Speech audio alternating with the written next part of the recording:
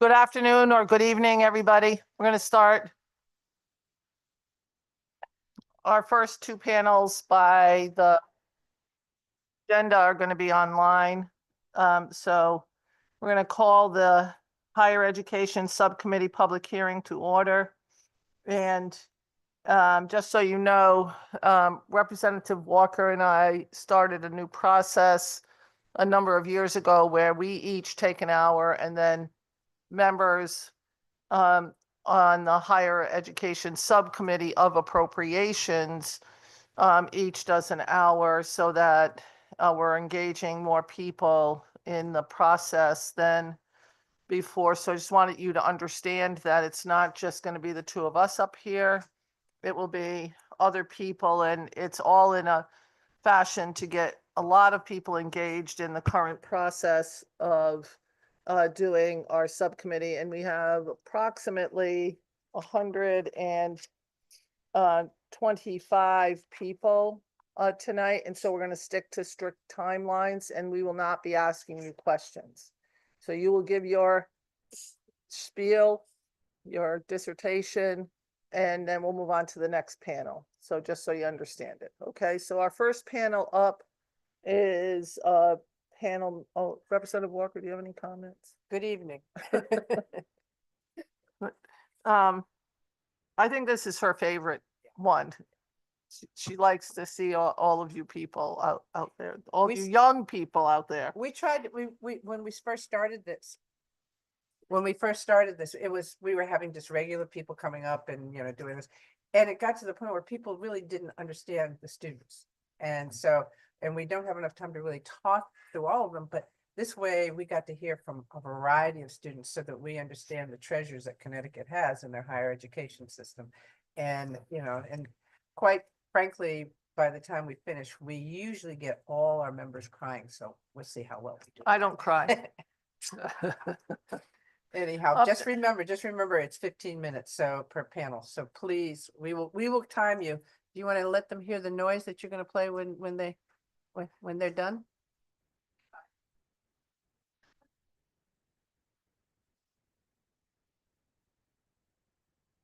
Queuing it up?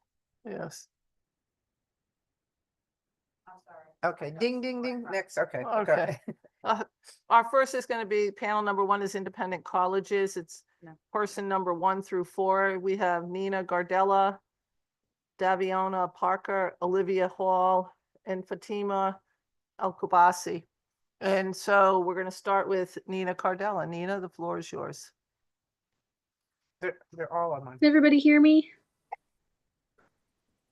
Go ahead. All right. Good evening, and thank you for the opportunity to speak tonight and to share my story. My name is Nina Gardella, and I'm from Lebanon, Connecticut. I'm currently a student at the University of St. Joseph in West Hartford, Connecticut. When touring campuses, I knew that I would not flourish at a larger institution, and I wanted to attend a smaller school, as smaller class sizes and getting to know my professors are what better suit my learning style. I chose to attend USJ because I recognize a welcoming campus with a tight-knit and resourceful community, and I have found that here. As a sophomore, my first 2 years at USJ have been exceedingly fulfilling. I've already completed a broad spectrum of coursework as a double major in nutrition and pre-medicine. I've competed in women's tennis at the NCAA Division III level, and I have been involved in numerous campus employment opportunities, as well as clubs and organizations that expand my knowledge and experience in the medical and nutrition fields. Being at a small institution where my professors are directly involved in my education has also opened many doors for me, including being granted the opportunity to join a research project working with our pharmacy department to test a new medication for type 2 diabetes. I grew up as one of 8 children, with my father's job as our only source of income. Therefore, financial aid such as the Roberta Willis Scholarship Grant has been a foundation to my college career thus far. I would not be able to attend a private Catholic institution like USJ without adequate financial aid. Upon graduation, I intend to further my degree in nutrition here at USJ's Didactic Internship and Master's Program in order to become a Connecticut certified registered dietitian.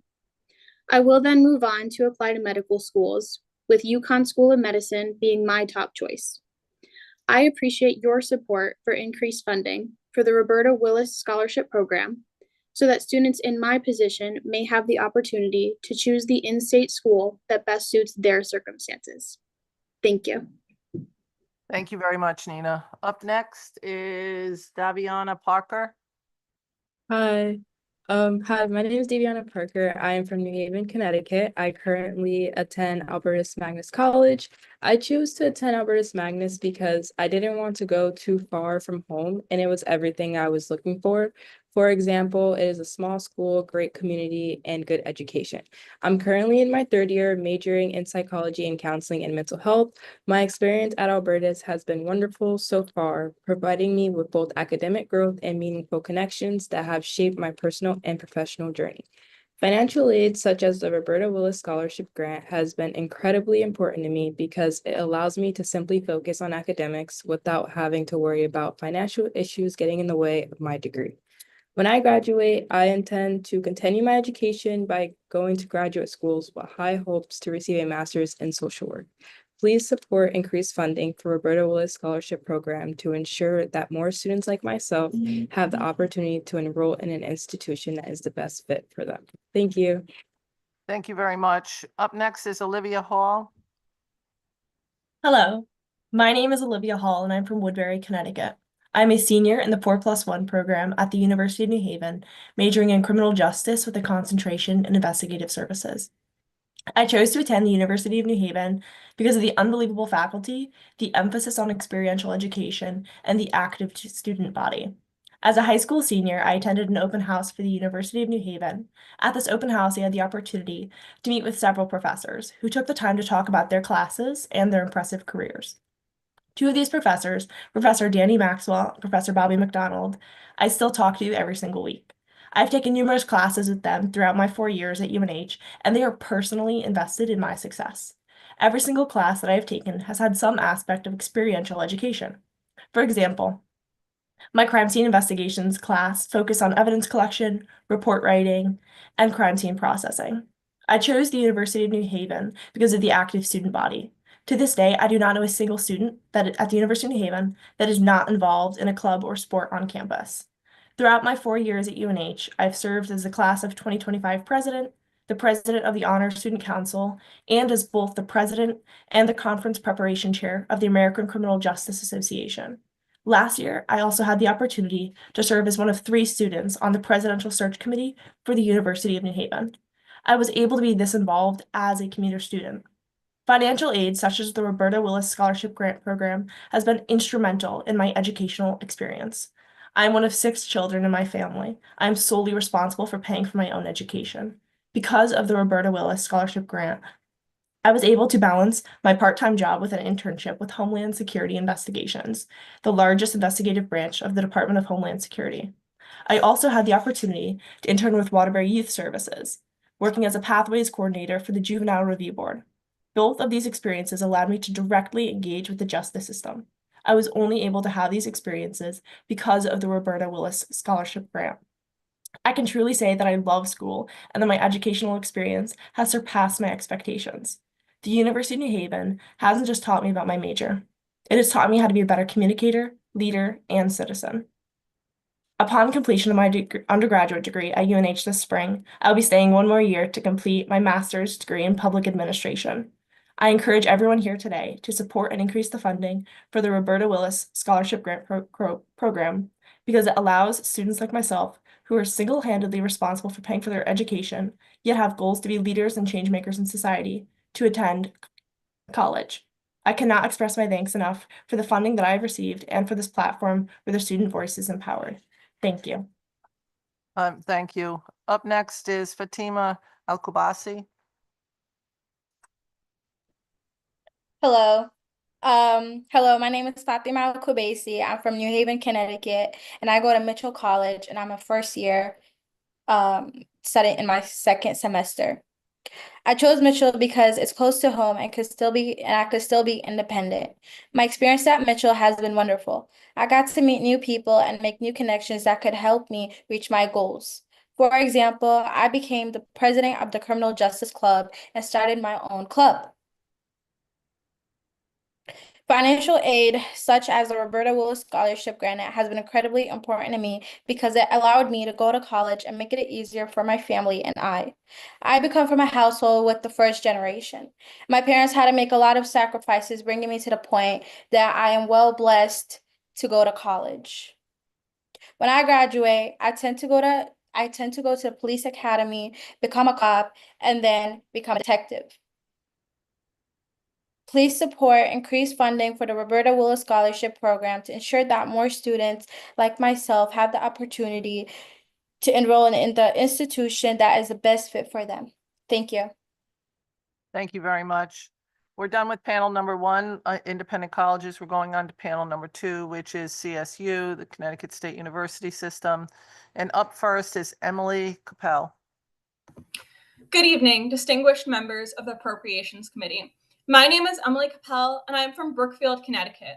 I am a senior at Western Connecticut State University, double majoring in managerial accounting and applied mathematics. Thank you for giving me the time to speak with you today, to share a little bit of my story and what Western has come to mean to me. To be completely honest, sometimes it's difficult for me to believe that I'm here before you today, soon to graduate. My journey started quite some time ago. I knew from a young age that if I wanted to attend college, it was on me. So I dedicated myself to my academics and I began working part-time to pay for the AP exams, SAT scores, and college applications. Despite graduating in the top 5% of my high school class with a track record of leadership and service, I wasn't accepted into the majority of colleges I applied to. And those that I couldn't afford. The one exception was Western. Friends and family, though well-intentioned, said, maybe you should just give up. You're poor. You can't really expect to be successful. At the time, I almost accepted their defeatist mindset.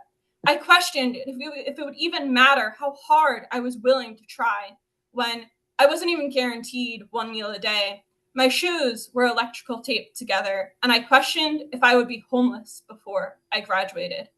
But then something happened. The owner of the fast food restaurant where I would work 10 a.m. to midnights overheard me saying to a colleague that I was just attending WestCon. She pulled me to the side and said, I don't ever want to hear you say that again. You're attending Western Connecticut State University, and you better be proud of yourself because most people in your circumstances wouldn't have made it this far. Her comment gave me pause for thought, but still, I wasn't quite convinced. It wasn't until I met my academic advisor, as I listened to him speak with excitement of a future filled with opportunities, a future that would be possible for me, that I decided I wanted to live a life of no regrets. I wanted to be more than just another statistic.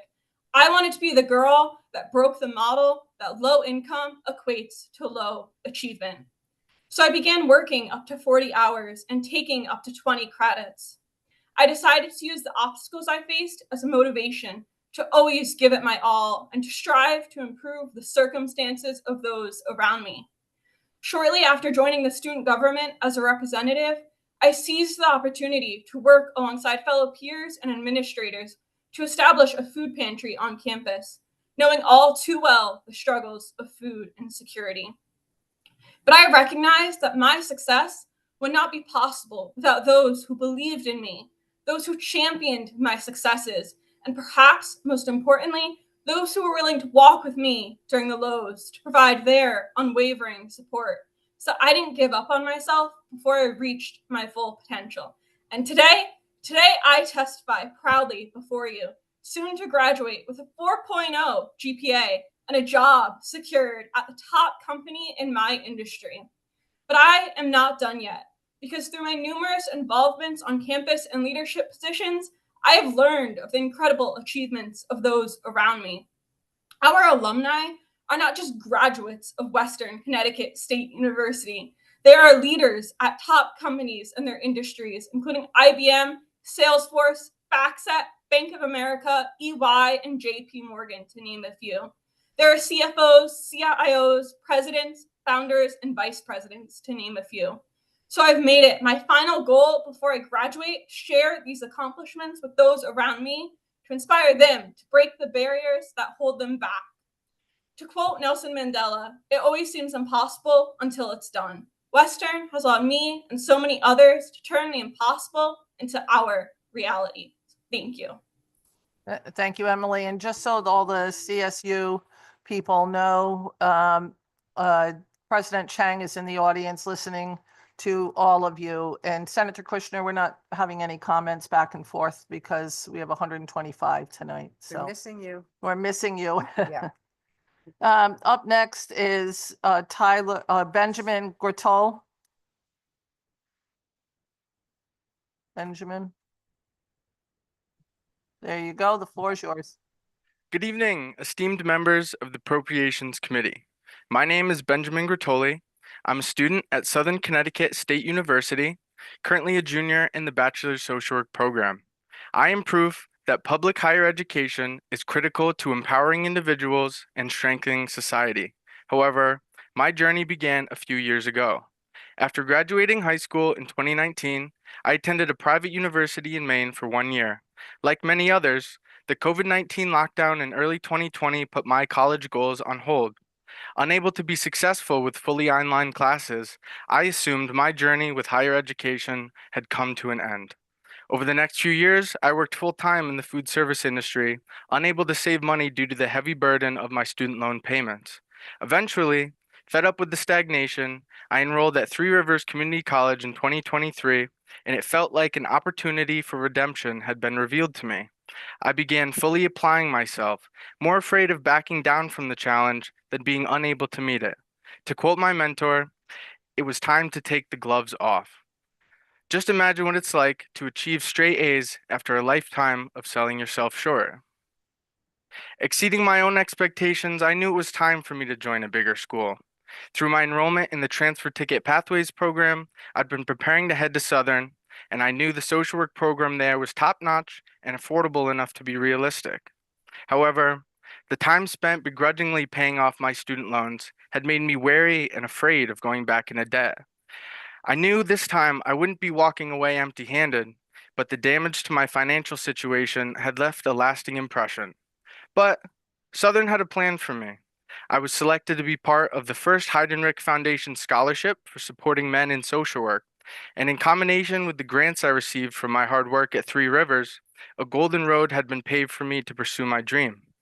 By investing in public higher education, society invested in my future. It invested in my right to education, allowing my talents and determination to be utilized, and imbuing me with the skills and knowledge needed for a meaningful career in social work. In August 2024, I packed up my belongings and moved into a, let's say, less than spacious apartment down the street from Southern. And the close proximity to the school enabled me to get involved in clubs, leading me to become vice president of student government my second semester there. Here's why my story is important. If Southern wasn't affordable, I'd have never been able to plan on going there. If Southern was never on my horizon, I'd have never gone to Three Rivers. And if I'd never gone to Three Rivers, I'd be just another kid seething with potential, living paycheck to paycheck, and watching the world pass me by. Thank you. Thank you. Up next is Tyler Yee. Tyler.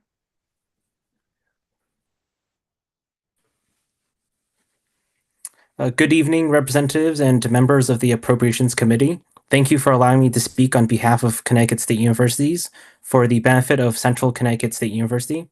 My name is Tyler Yee. I am a first-year student at Central Connecticut State University and a current resident of Cheshire, Connecticut, majoring in political science. I've been able to receive generous federal and state grants provided by both federal and state funding. From this financial aid, I've been able to attend Central without any worry of having to drop out or take a leave of absence because of a lack of funds. But as a senator of the CCSU Student Government Association, I have had many of my fellow students at Central express frustration due to the lack of funds for university, many of whom had to either drop out or take a leave of absence, therefore hindering their academic career. These financial difficulties, which threaten to undermine our educational institutions' goals of fostering the future workers of Connecticut, are the antithesis of what the Connecticut government stands for. It is upon the pillar of education that humanity may be lifted up and allow our people to forge lifelong careers, which should not be blocked by any socioeconomic or financial barriers of any kind. Central offers unparalleled educational opportunities that are foundational to the success and growth of its students. The financial assistance that I have personally received has granted me the freedom to focus on my education and thrive in my studies. However, it is disheartening to see so many of my peers struggle with financial burdens that disrupt their academic journeys. The CSU system is instrumental in providing accessible and equitable education to a diverse student body. By offering a range of programs and support services, the CSU system equips students with the knowledge, skills, and resources necessary to excel in their chosen fields. It plays a crucial role in fostering a well-educated workforce that contributes to the economic and social well-being of Connecticut. Investing in the CSU system is not just an investment in individual students, but an investment in the future of our state. By ensuring that every student can complete their education without the fear of financial hardship, we are empowering the next generation of leaders, innovators, and professionals. This support is essential for creating a more substantial and prosperous society, where everyone has the chance to succeed. The CSU system deserves dedicated funding to continually support the many financial challenges facing students on campus. Thank you for your time. It was an honor to speak to all of you. Thank you. Up next is Michael Hemmings. Michael? Hello, everyone. My name is Michael Hemmings. I am a sophomore from Bridgeport, Connecticut, majoring in communication, film, and theater at Eastern Connecticut State University. I am actively involved on campus in a few clubs, including the Campus Activity Board, serving as a student orientation counselor and competing with the Eastern Track and Field team. Growing up, I always dreamed of going to college, not just for myself, but to create a better future for my family.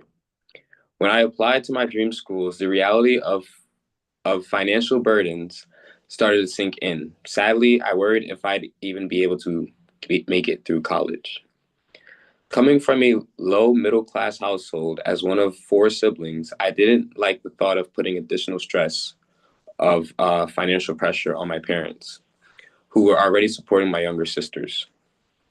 Starting college with a few friends from Bridgeport, we all shared the same concerns. How would we and our families handle the financial strain? Growing up in with this financial background, we were no strangers to hard work. We work not only to get ahead, but to prove that we belong and that we deserve to be here. Despite this, I began to doubt myself, questioning whether I truly belonged in college, whether I could even finish what I had started. The fear of financial strain caused me a great deal of anxiety. I felt as though I was going to fail the people that put their faith in me and my abilities. But thanks to the incredible faculty and support systems here at Eastern, people like Dean Dr. Wilmot, my head coach David Nicholson, Casey Kenzie, and Alyssa Duffy, my anxieties evaporated when realizing that there was a place that I was wanted and welcomed into. A sense of belonging warmed me with this realization. Following this feeling, I was introduced to the Roberta B. Willis Scholarship, a scholarship that didn't just ease my financial burdens, but also gave me the security in feeling that I wasn't alone in my journey. Thanks to this scholarship, I was able to focus on my academics and my drive to give back to the community. It has given me the opportunity to support others who, like me, don't always have the financial resources, but have the passion and determination to succeed. The Roberta B. Willis Scholarship has helped many students before me, and with your support, it can continue to do just as, if not more, impactful for future CSCU generations of students. Coming from a low middle-class family, what would have been an overwhelming financial burden was instead turned into an opportunity, one that I will always be forever grateful for. Thank you for this opportunity, and I hope all of you continue to support the CSCU students like me. Thank you. Thank you. Up next is Sydney Slepachuk, and I am sorry I said your last name wrong. No worries. Good evening. My name is Sydney Slapachik, and I'm honored to be here today to share my journey as a student at Western Connecticut State University. I come from New Milford, Connecticut, and in the fall of 2022, I embarked on my college journey at WestCon. I'm extremely fortunate to be a part of the university's volleyball team, an opportunity that has taught me many life lessons in teamwork, perseverance, and dedication. Originally, I pursued public health as my major, but after much reflection, I made the decision to switch to health education with a minor in psychology. This decision has been life-changing, and I can confidently say it was the best choice for me. My journey has not been without its challenges, though. My father passed away when I was 4 years old, and I was raised by an incredible single mother who instilled some life lessons of individuality, confidence, and perseverance. Growing up in a tight-knit family, I knew that choosing a college, I couldn't be far from home. I needed that independence, yet the ability to return home when I needed. And Western Connecticut was the perfect choice. It was affordable, but allowed me to explore my career choices while staying connected to my family. When I arrived at Western, I quickly realized that I made the right decision. The staff is extremely supportive, welcoming, and genuinely invested in the students' success. Western Connecticut is known for its local students, many that come from Danbury, and a lower income area where working to support your education is a necessity. And like many of my peers, I work at a local restaurant 3 to 4 days a week to help my mom pay for my schooling. And financial support for students like us is crucial, and we're deeply grateful for every opportunity that allows us to continue our education. Throughout my time at Western, I've gained invaluable experience in the field through my student observations across all school levels, and these experiences have solidified my passion for teaching and prepared me for my next milestone, completing my student teaching next year. Academically, my journey has been one of steady growth. The last fall, I achieved, being on the dean's list. Beyond academics, I am an active member of the Student Athlete Advisory Council, where I advocate for my fellow students and their athletics. I urge you to continue supporting institutions like Western, ensuring that students like me have access to quality education, resources, and opportunities to succeed. The impact of your decision reaches far beyond legislation, and it shows and shapes the lives of students who aspire to contribute meaningfully in our communities. With your continued support, WestCon can do the same, if not more, for its future students. Thank you. Thank you. Up next is Victoria Farrington. Victoria? Good evening, everyone. Can everybody hear me? Yep, we can hear you. Okay. Dear members of the Connecticut Legislature, my name is Victoria Farrington. I'm from Bloomfield, Connecticut, and I'm speaking to you today as a current student of the Central Connecticut State University, majoring in strategic communication, and as someone who has struggled immensely to balance the demands of work and an education. Though there have been many great experiences throughout my college career, my experience has also been one of worry, exhaustion, and stress. I've had to take a leave of absence, and I'm not alone. Across the state, students like me are facing the harsh reality that the cost of education can sometimes outweigh the resources that we have to achieve our goals. I'm fighting for my future while constantly feeling like I'm sinking under financial burdens that should not exist for those of us committed to a higher education. For me, the path to college was never straightforward. I come from a family that has struggled financially. I have always known that I would need to work to help pay for my education. With little outside financial support, I took on a full-time job while enrolling in a full-time course load. And I've been doing everything in my power to ensure that I can cover tuition, books, transportation, and basic living expenses. But sometimes, no matter how hard I work, it feels like I'm falling short. This situation is not sustainable. We, the students of Connecticut, are working hard to invest in our futures, and we deserve more than to live in constant anxiety about whether we'll be able to afford our education, lives, and basic needs. We are the future workforce, the future leaders of the state, yet we are left to fend for ourselves while dealing with crushing financial burdens. Our state colleges should be places where students can thrive and not merely survive. I will finally be graduating this May and plan to further my education with a master's degree. I'm asking you today to increase our funding for our state colleges to ensure that tuition is affordable, that support services are accessible, and that no student has to choose between working themselves to exhaustion and pursuing their dreams. Without increased investment in our colleges, students like me will continue to face impossible odds, struggling to balance the weight of full-time jobs with a full-time course load.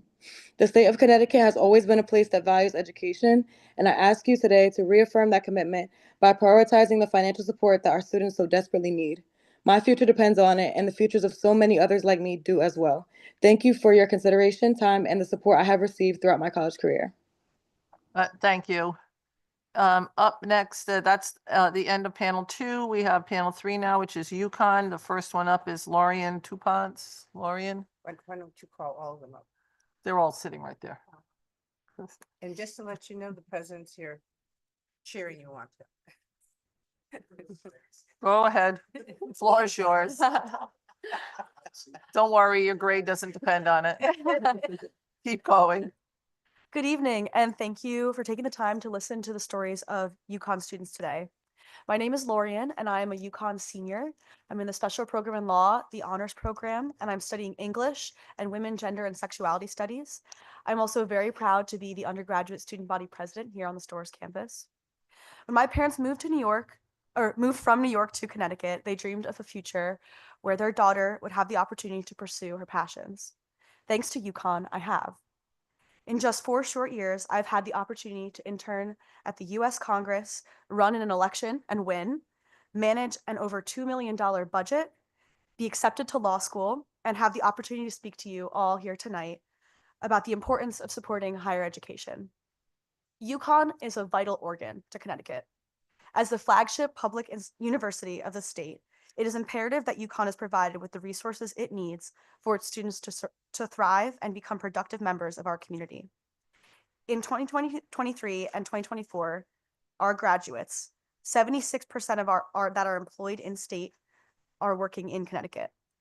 Students come to UConn and stay in Connecticut for the experiences, the friends, and the communities they find here, and the jobs. UConn bolsters our economy. According to the most recent UConn Economic Impact Study, UConn contributes $8.5 billion to the state's economy. Every dollar invested in UConn by the state generates a $1.76 in total economic output. We have received more than 61,000 applications for fall of 2025, which is a record for UConn. As demand for this university rises, both from the students and from the state, UConn needs to be provided with the funding and resources to ensure that its students have a fulfilling experience in education here. When state funding for UConn is cut, the students lose out on important resources and opportunities. And in turn, the state suffers because UConn and Connecticut go hand in hand. Lastly, I would like to implore you all to consider the implications of Connecticut cutting funding for UConn during a time of national tax on higher education. Higher education provides Connecticut citizens with social and economic mobility. It is a gateway to a better and more secure future. Connecticut, as a leader of our democratic society, must show its unequivocal commitment to both education and higher education. Thank you for your time. Go Huskies. Thank you. Up next is Justin Guinta. Good evening. My name is Justin Ginta, and I'm an undergraduate senior at UConn. In 81 days, I'll be graduating as a first-generation. Sorry about that. Turn off your mic. Oh, don't worry, keep going. In 81 days, I'll be graduating as a first-generation student with honors in 3 bachelor's degrees and 2 minors, but I've made the most of my experience by getting involved beyond classroom walls. I compete on the men's volleyball team, have held positions on the executive boards of 3 student organizations, worked in 5 university offices with 11 different titles, and conduct research in 3 labs spanning across 3 academic departments. I also dedicate my time to civil service, connecting with my local community as a volunteer varsity volleyball coach, assisting my state as a researcher for the Institute for Municipal and Regional Policy, and protecting my country through an internship with the Federal Law Enforcement Agency. Needless to say, I have a deep understanding of how UConn can impact its students to promote positive change in those around us. Despite much success, my story comes with many struggles. At age 16, my father was arrested, and by age 18, I faced housing insecurity heading into my first semester at UConn. Just as I had regained my footing, my father suddenly passed when I was 20 years old, leaving me with more financial instability than ever. If it was not already clear, I quickly learned that my pursuit of higher education was one of triumph and tribulation, but it is my education that gives me a fighting chance against the struggle to survive. UConn was gracious enough to offer me housing accommodations for the full calendar year. In fact, my driver's license now has Connecticut Hall listed as my official residence. You can truly say it's become a home. UConn provided me with the opportunities for employment so that I can fight challenges that most students are fortunate enough to not face. UConn gave me the ability to work countless hours and apply for nearly 300 scholarships, and as a result, I'll be graduating in May, debt-free, and will be continuing my pursuit of my Master's of Public Administration in the fall. In contrast, I often think the story of my best friend. We came from incredibly similar backgrounds and our lives paralleled in many ways. Both of us graduated with honors from a Connecticut public high school. Both of us were involved in our communities. Both of us scored in the top percentile on our standardized test scores. Both of us lost our fathers at a relatively young age. And both of us aspired to working in the federal government for the better of society. But after not being able to secure housing for his junior year, he was forced to stop his education and move home to support himself and his mom financially, as he couldn't afford to pay for both off-campus housing and also the mortgage he had to pay at home. Despite being a Connecticut resident, he accumulated nearly $40,000 worth of debt for the 2 years he lived at UConn. An honor student from Connecticut had to stop pursuing his dreams of being a NASA scientist due to a lack of financial support from the state. The bottom line is that with the proper support, UConn creates the leaders that you will see changing the world. The only way for you to continue seeing dedicated and ambitious students like me and all the students behind me working alongside you is to fund our futures. If you aspire to have the nation's best leading the state, start by supporting the pioneers of my generation. The return of the investment on our leaders today is a stronger tomorrow. Thank you. Thank you. Up next is Zara Nasir. Zara?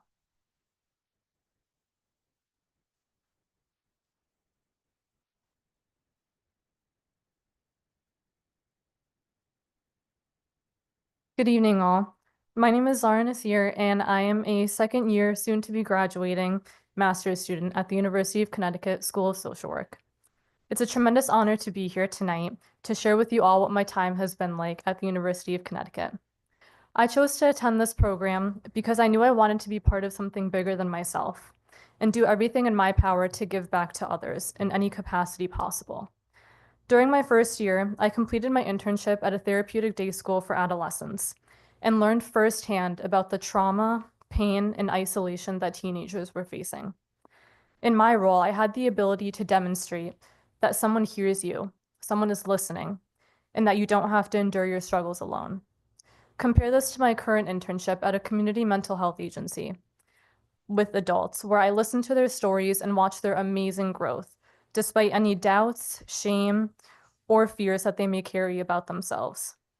Throughout my time in both internships, I have been able to advocate for my clients' needs, provide them with the tools to manage mental health conditions and the adversities that come with daily life, connect with many amazing social workers, and refine my clinical skills and social work practice to be an even stronger support for my future clients. In a day and age where everyone desires genuine human connection, the common thread that I noticed amongst teenagers and adults was that they wanted someone who would hear them out, listen to their stories, and believe in their futures. Without this program, I never would have had these opportunities to touch countless lives, empower fellow human beings, and learn the necessary skills to serve my clients. Before starting this program, I never imagined that I would get to where I am right now, speaking in front of all of you. When I first began in fall 2023, I thought I would simply attend my classes and my internships, and that was it. Never did I consider the experiences that I would have in between, such as being in the graduate student organization and being a source of support for my other School of Social Work students, and connecting with numerous faculty who have tirelessly inspired me to venture outside of my comfort zone and never stop learning. Throughout my time here, I've been learning with the adequate resources and support that I can achieve anything and that my abilities are boundless. All of my successes leading up to today would have never been possible without the backing from my knowledgeable faculty, my colleagues at my internships, and of course my fellow classmates. And all of this would have never been possible have I not had the School of Social Work as a support for me. If the university does experience a budget reduction, this would significantly impact countless aspiring social workers by limiting their opportunities, hindering them from reaching their highest potential, and preventing them from spreading an unimaginable positive effect on numerous people. In summary, the UConn School of Social Work has been an invaluable institution of learning, growth, and opportunity for me. I have no doubt that it will continue to strengthen and inspire future social work students, to effect lasting change throughout the state of Connecticut to individuals, families, and communities through providing mental health care, advocating for clients at the government level, and much more. This will only be possible if the university continues to receive the necessary funding and support. Thank you for your time. Thank you. Up next is Mayhem I'm not gonna try to say your name. Oh, That's not. who you are? Okay, I had some Mayhem Leaquette before you, no? No, okay, so, Young Nam, I can do that one. That I got that down. Okay, that's not what they put down. I'm flexible. The floor is yours. Thank you. Go, David. To the Appropriations Committee, thank you for your time in allowing us students the chance to share our experiences and hopes for the future of UConn's funding. My name is David, and I'm currently a senior in computer science. I also just finished paying my taxes. I won't lie, when I saw the number, it was a little, I kind of shed a couple tears. But for me, it was a very personal reason as to why. Because like 3 years ago, I could not have imagined being in this situation. At that time, I suffered a really horrific head injury, and I did not think I could ever come back to college. I currently suffer from sleep apnea, chronic migraines, anxiety, and I have a few gigabytes of like medical documentation from my neurologist that explains my literal brain damage. And I won't blame people for thinking that I could not have made it this far because I doubted myself. But UConn was able to offer so much help through departments like the Center for Students with Disabilities that help people like me that just need the help and the resources to succeed. I was also lucky to have such amazing directors in key departments like the Center for Students for Career Development that helped me find on-campus opportunities to work as data analyst for the Dean's office at UConn. Through this job, I learned so much, not only from my supervisor, but from professionals in the workforce and other students and professors from different fields. And it was only possible because of the resources that UConn is able to provide. When budgets for education are reduced, I worry that these are the areas that are in jeopardy. Departments that help bright students that just need a little bit of help to succeed. Networking opportunities given to driven students the chance to forge connections with academia and employers. And avenues for employment that give students valuable experience, making them appealing to jobs right out of college. By sitting here today and appealing to this committee, I hope you reconsider the budget cuts to UConn. And maybe in 4 years from now, there could be another student like me. They might have an even longer list of medical problems, but I hope that they would have double the list of references, of resumes, of skills sets. And just like me, I hope that we could be proof of like possible success, and that it's only possible because of funding that you would approve. They might also complain about their taxes. I can't tell, but I can guarantee you that we're happy to pay them because they set the future for students that are going to come after me, and they'll also help all the citizens of Connecticut. Thank you so much for your time. Thank you. And I just want to double check, is Maham Liaquat, Liaqat? Not here. Okay. UConn's done. You are David. You are all set. Thank you. Everybody will complain about paying more taxes. Yeah. Up next is Connecticut CT State. And the first up online is Sam Chandler.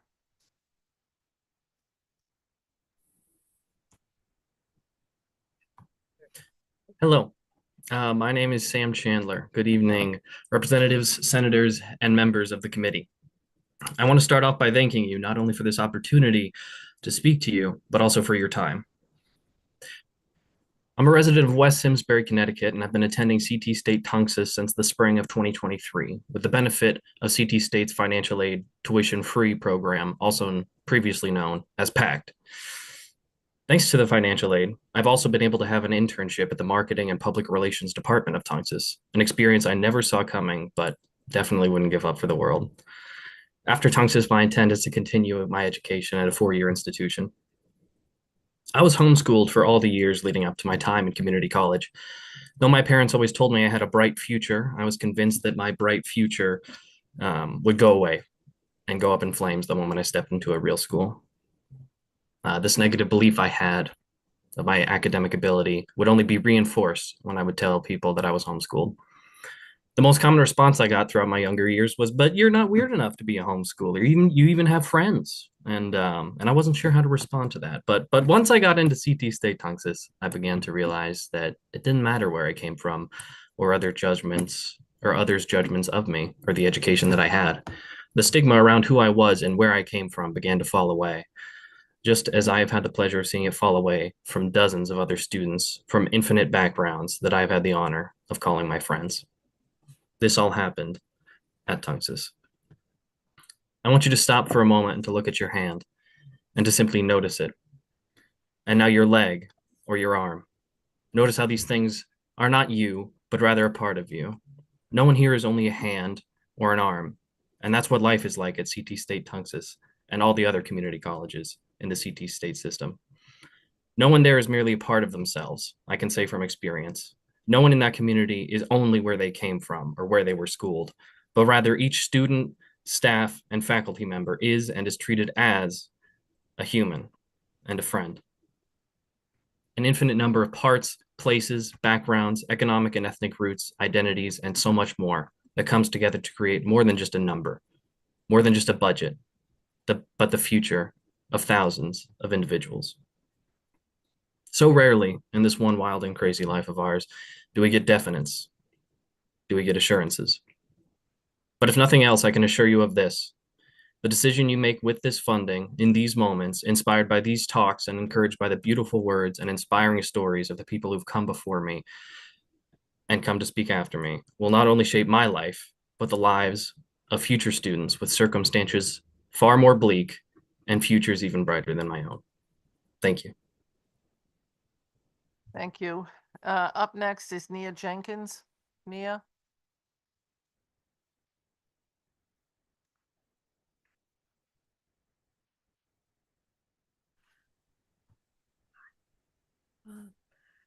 Good evening, esteemed. There you go. Now we I'm can. good? Okay, sorry. So, good evening, esteemed members of the Appropriations Committee. My name is Nia Jenkins, and I am proud to say that I will be graduating from CT State Naugatuck Valley in May 2025. It is truly an honor to take a step back tonight and express my gratitude for all this institution has done for me by sharing my story. In January 2023, I began my journey into accountancy with a simple plan: keep my head down, good grades, earn my degree, and move on. That was it. But that semester, I met my first mentor, Professor Donna Mariani, who later emailed me an application to be sponsored to attend Deloitte's 2-year Bridge Symposium. At the time, I had no idea what Deloitte was or even what the word symposium meant. A quick Google search revealed that Deloitte is not only one of the big four, but the largest public accounting firm in the world. Despite my initial lack of knowledge, I was selected for the opportunity, and I am beyond grateful because it changed my perspective. I realized that future employers weren't just looking for good grades on an application. They wanted to see that I applied myself. So I did. I became intentional about building a foundation where my values of independence, security, community, social interaction, and competition could shine through. Thankfully, CT State provided me with the tools to do just that. I've had the privilege of participating in numerous leadership programs, including the Oxford Consortium for Human Rights, where I explore the intersection of technology and human rights, engage with thought leaders, and contribute to global discussions. I have also taken on leadership roles, such as serving as the SAC representative for Naugatuck Valley, where we are working to strengthen connections between campuses and enact meaningful change, and as treasurer of the Pride Alliance, where we are excited to host our second Pride Prom on May 2nd. Additionally, the flexibility of CT State's class offerings has allowed me to maintain my position at the Welcome Center of the Naugatuck YMCA, further developing my professional skills. How I present myself today, hopefully clearly and with steady eye contact, as I'm still getting used to video conference, is thanks to my experience at Naugatuck Valley. This institution has reinforced and refined skills I had long overlooked, like professional communication, which has proven invaluable as I apply for internships. Now, if you're interested in contacting me after this ceremony, please just call me. Just kidding. But thanks to CT State, I can now send a great email. CT State is essential. Naugatuck Valley is essential. CSCU is essential. Attending community college has given me the space to grow, explore opportunities I never imagined, and prepare for my future. 2 years ago, I had no idea what a CPA was. Now, today, thanks to the exposure and resources provided by CT State, I know that while my education is not yet complete, I am ready for what's ahead. Thank you. Thank you. Up next is Alyssa Torres Baez. Oh my God. Hello.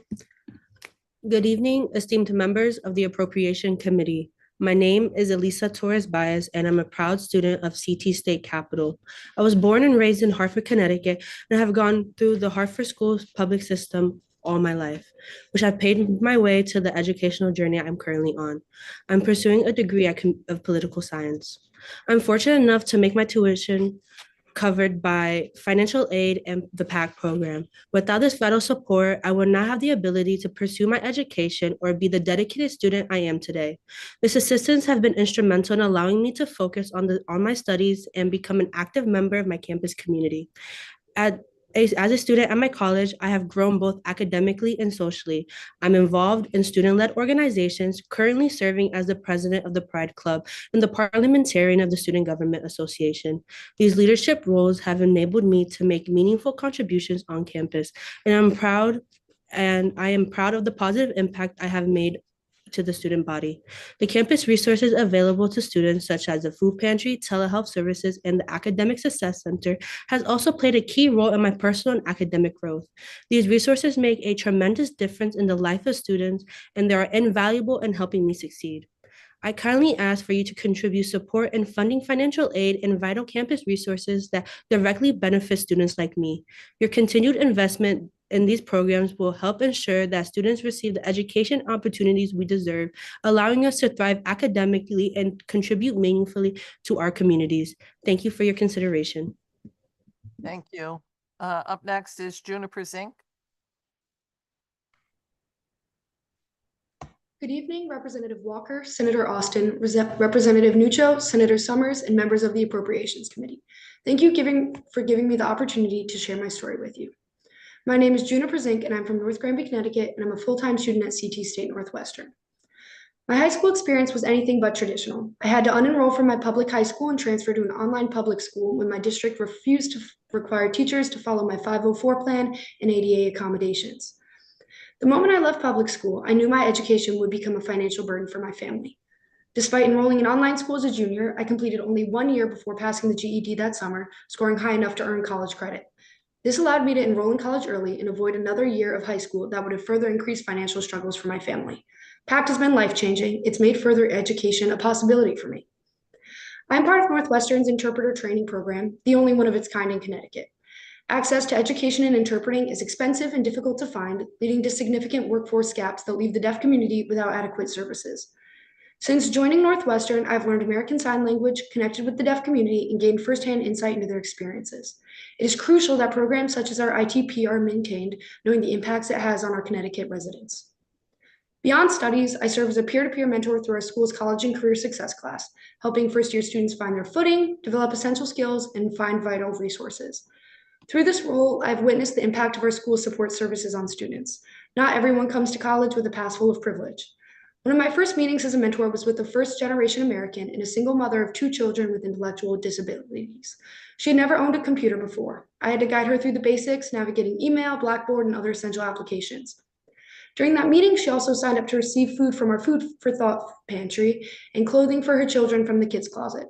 At our final meeting, she thanked me for everything, reminding me of the profound change that can come from fostering a caring and supportive environment. Northwestern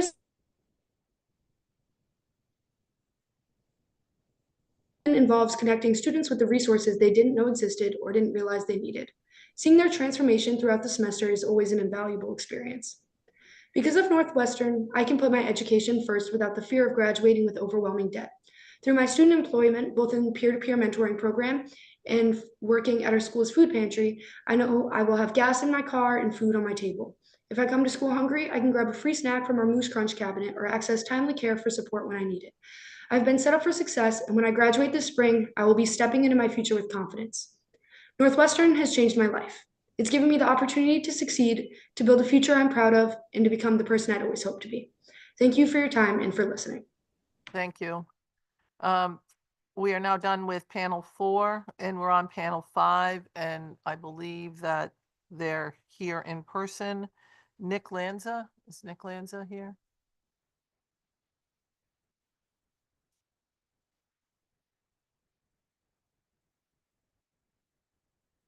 Members of the Appropriations Committee, good evening. My name is Nick Lanza, and I'm from Mansfield, Connecticut. I'm a senior political science major and public policy minor at UConn. I grew up in Mansfield, attended local public schools, and graduated from E.O. Smith High School. Now I serve as an elected member on the Region 19 Board of Education. So albeit on a much smaller scale, I understand the complexities of budgeting, and I really, truly, deeply appreciate all the work that you do. Today, I speak as External Affairs Director from the Undergraduate Student Government at UConn, representing students on off-campus issues that impact their success. On behalf of all students, I want to stress that now more than ever, it is imperative that we invest in public education. 5 years ago, the COVID pandemic disrupted students' academic, social, and emotional development. But Connecticut stepped up. All of you stepped up by expanding services and funding online learning to keep us safe. While emergency funding has faded, the lasting effects of COVID remain, especially for young residents like all of us who missed out on crucial formative experiences. So what are we asking for? It's very simple. Invest in us. Invest in UConn, in Eastern, Central, Western, and Connecticut State. An investment in education is an investment in our state's economy and future. Even if this were only about dollars and cents, which I refuse to believe any of us think is true. Know that for every dollar invested, by Connecticut, UConn returns $1.76 back to the state economy. I don't know of any bank out there that offers that kind of return on investment. And if you do, please let me know. So to be clear, we are not asking for a handout. We are asking for the resources necessary to succeed so that we can give back to our communities, to Connecticut, to the future we all envision. You have heard and you will continue to hear the incredible stories of students here tonight. But this is only a glimpse of the talent we have across our state. As you make tough budget decisions focused on delivering for your constituents, I urge you to also keep an eye on the future, on what Connecticut can and must be. Investing in students means investing in transformative change that will strengthen our communities and our economy for years to come. Thank you for your commitment to our state. We look forward to continuing this conversation and ensuring that all students across Connecticut have a voice here in Hartford. Thank you. Thank you. Up next is Allison Nevis. My name is Allison Neves, and I am a fourth-year mechanical engineering student at the University of Connecticut, set to graduate in spring 2025. Alongside my rigorous academic coursework, I have had the privilege of serving as a senior Air Force ROTC cadet and was recently selected for one of the Air Force's remotely piloted aircraft, RPA, or drone pilot career field. The selection process for this career field is rigorous, demanding excellence in academics, leadership, and physical fitness, as well as passing the test of basic aviation skills while meeting strict medical qualifications. Since I was a child, I have dreamed of flying drones, a passion sparked in my high school junior ROTC unit, but dreams alone are not enough. ROTC provided me with the resources, mentorship, and preparation I needed to succeed. From study materials and flight aptitude training to support in navigating the complex medical clearance process, ROTC ensured I was fully prepared to compete for and earn my position. For the past 3 years, UConn Air Force ROTC has had a 100% selection rate for all cadets striving for the same goal, to become aircrew officers, ready to serve and defend our nation. This is not a coincidence. It is the result of a program that fosters excellence, discipline, and leadership. I am the first person in my family to graduate high school and will soon be the first to earn a bachelor's degree. Choosing to move 1,500 miles away from home was one of the hardest decisions I've ever had to make, a decision that brought immense mental distress and anxiety, but fear was soon alleviated by the welcoming, supportive environment of UConn Air Force ROTC. In this program, I found more than just training and education. I found a home away from home. It was always just me and my mom fighting to turn my dreams into reality, dreams that at times felt out of reach. But the opportunities and resources provided by UConn's ROTC program turn those dreams into a future. But the opportunities and resources, because of the foundation this program has given me, I've been submitted for Distinguished Graduate, competing against students from 145 universities across the country. This achievement is not just a reflection of my hard work, but the opportunities ROTC has provided me, the mentorship, the training, and the relentless pursuit of excellence that this program fosters. This is not just my story. It is the story of countless cadets who have walked this path before me and those who will follow. Without the UConn funding supporting and augmenting the ROTC experience, many of us would have never had the chance to pursue careers of service and leadership. I know that I certainly would not have. ROTC gave me a purpose, and with your continued state support, it can do the same for many more. UConn plays a vital role in shaping the experience and opportunities available to ROTC cadets through its budget allocations, directly impacting our ability to develop into capable leaders and future military officers. The university's military-affiliated programs, veteran military programs, VAMP, Army ROTC, and Air Force ROTC, all share a common mission to assist cadets, students, and service members, both current and prior, in their personal and professional development. These programs don't just prepare us for military service, they are ensured we are equipped to succeed as leaders in both military and civilian worlds. UConn's funding for special events such as leadership development exercises, formal military ceremonies, and recruitment initiatives provide cadets with additional hands-on leadership experiences while fostering a deep understanding of military customs and tradition. Financial support for essential cadet needs, including training equipment and the travel required for exercises, directly enhances our ability to train effectively. These investments are not just about sustaining programs, they're about building the next generation of leaders, instilling discipline, skills, and a commitment to service that extends beyond the uniform and into our communities. Supporting military-affiliated programs at UConn is not just an investment into cadets like me, it's an investment in the future of our military, our workforce, and our nation's security. The skills and values cultivated through these programs benefit not only those who have served, but also the communities where we live and work. I urge you to continue supporting and expanding these funds, spending funding for these vital programs. Your commitment to military education and leadership development has a lasting impact, ensuring that students, cadets, and service members have the resources they need to thrive. Thank you. Thank you. Thank you very much. And just in case you see a lot of us looking down, we're all looking at our monitors because sometimes it's a lot easier. So we're not just playing on the computer or anything like that. Promise. We promise. Next, we have Honore Munyanze. Okay. I'm sorry. Your name, sir? And he's gonna come up next. He's Oh, gonna be the okay. next person. They got a plan here. You know. It's a long day. Go ahead. Mhm.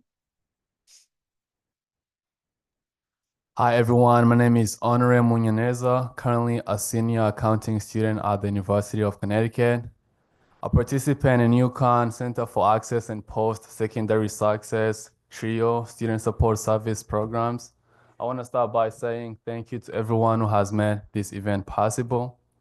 I wouldn't be where I am today without the support of my CAPS community. I was born in Rwanda, later moved to America with my family. When I arrived to this country, I saw nothing but opportunity to make my dream of having a successful career a reality.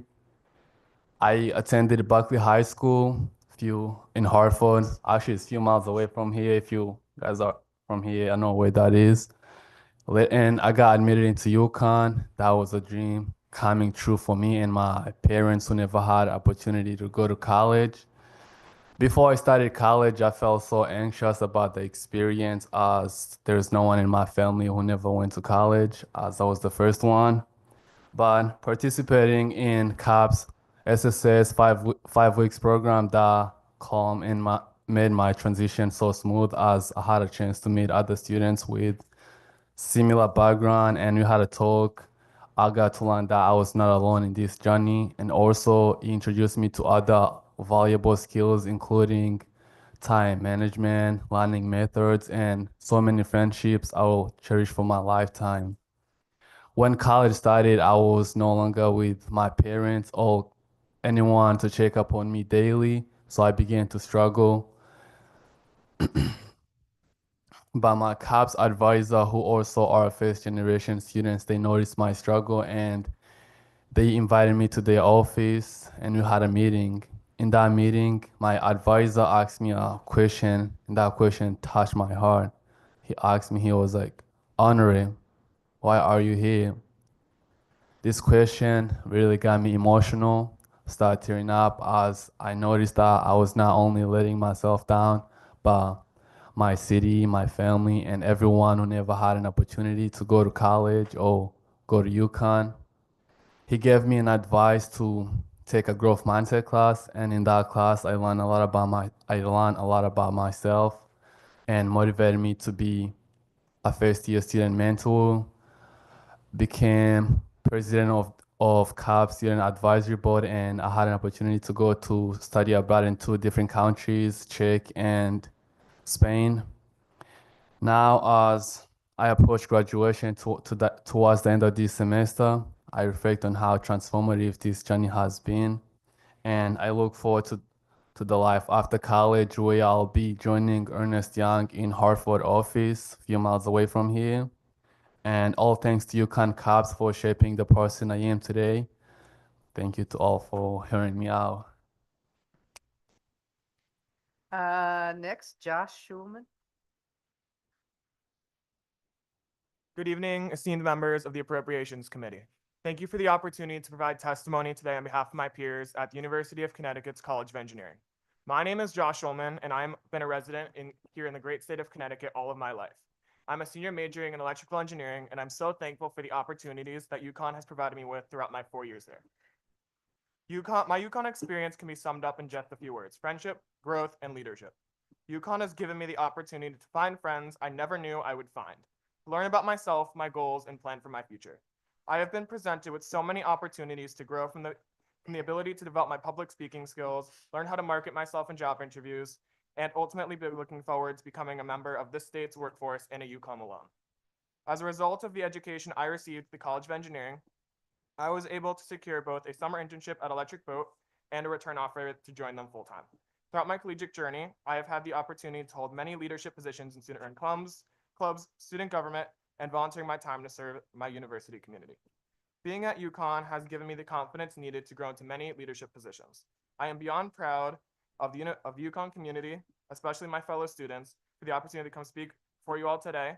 And thank you all for your sincere consideration and support for our students and in our institution. Thank you. Thank you, and thank you for joining us also. Next, Tyler Sowers.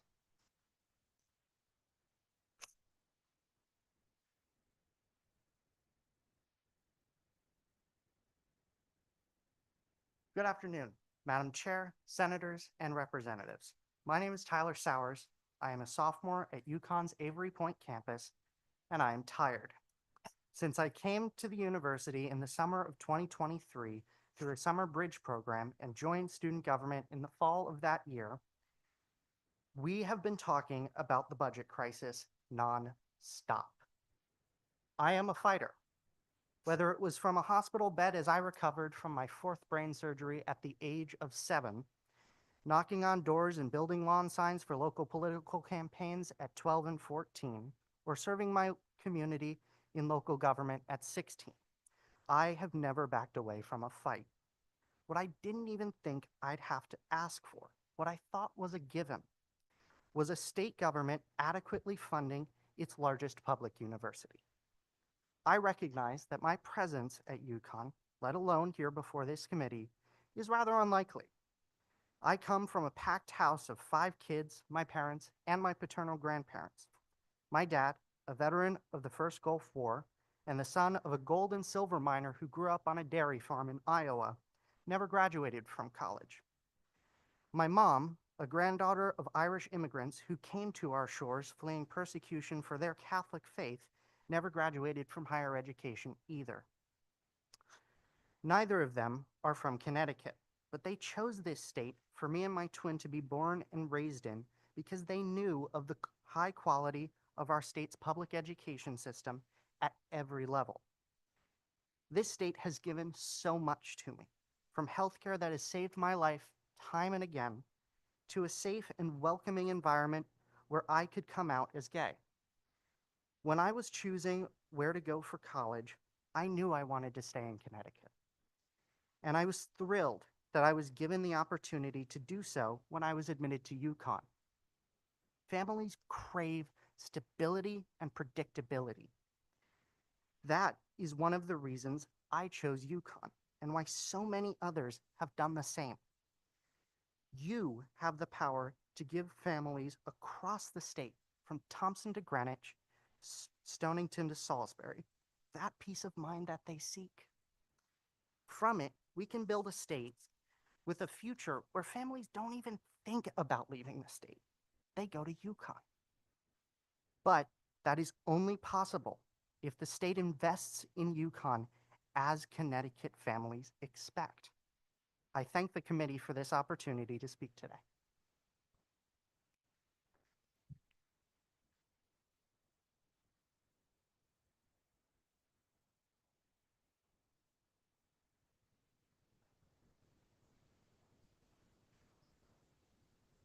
Can y'all hear me?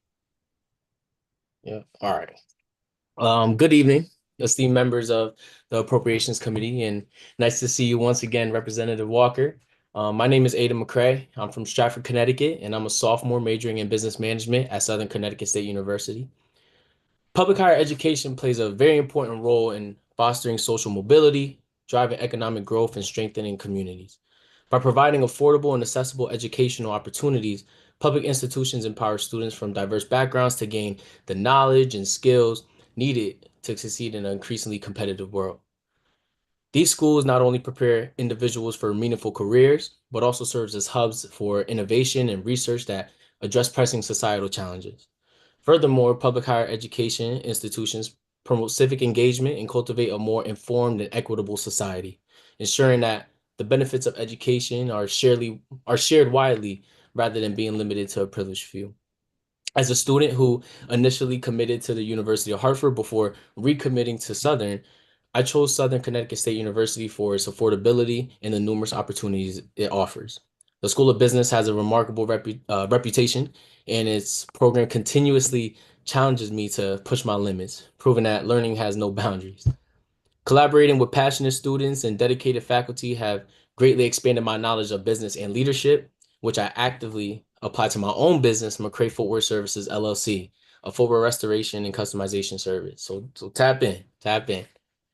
While at Southern, I witnessed firsthand the impact Southern students have on the local community as Southern offers opportunities to connect and give back to the surrounding community.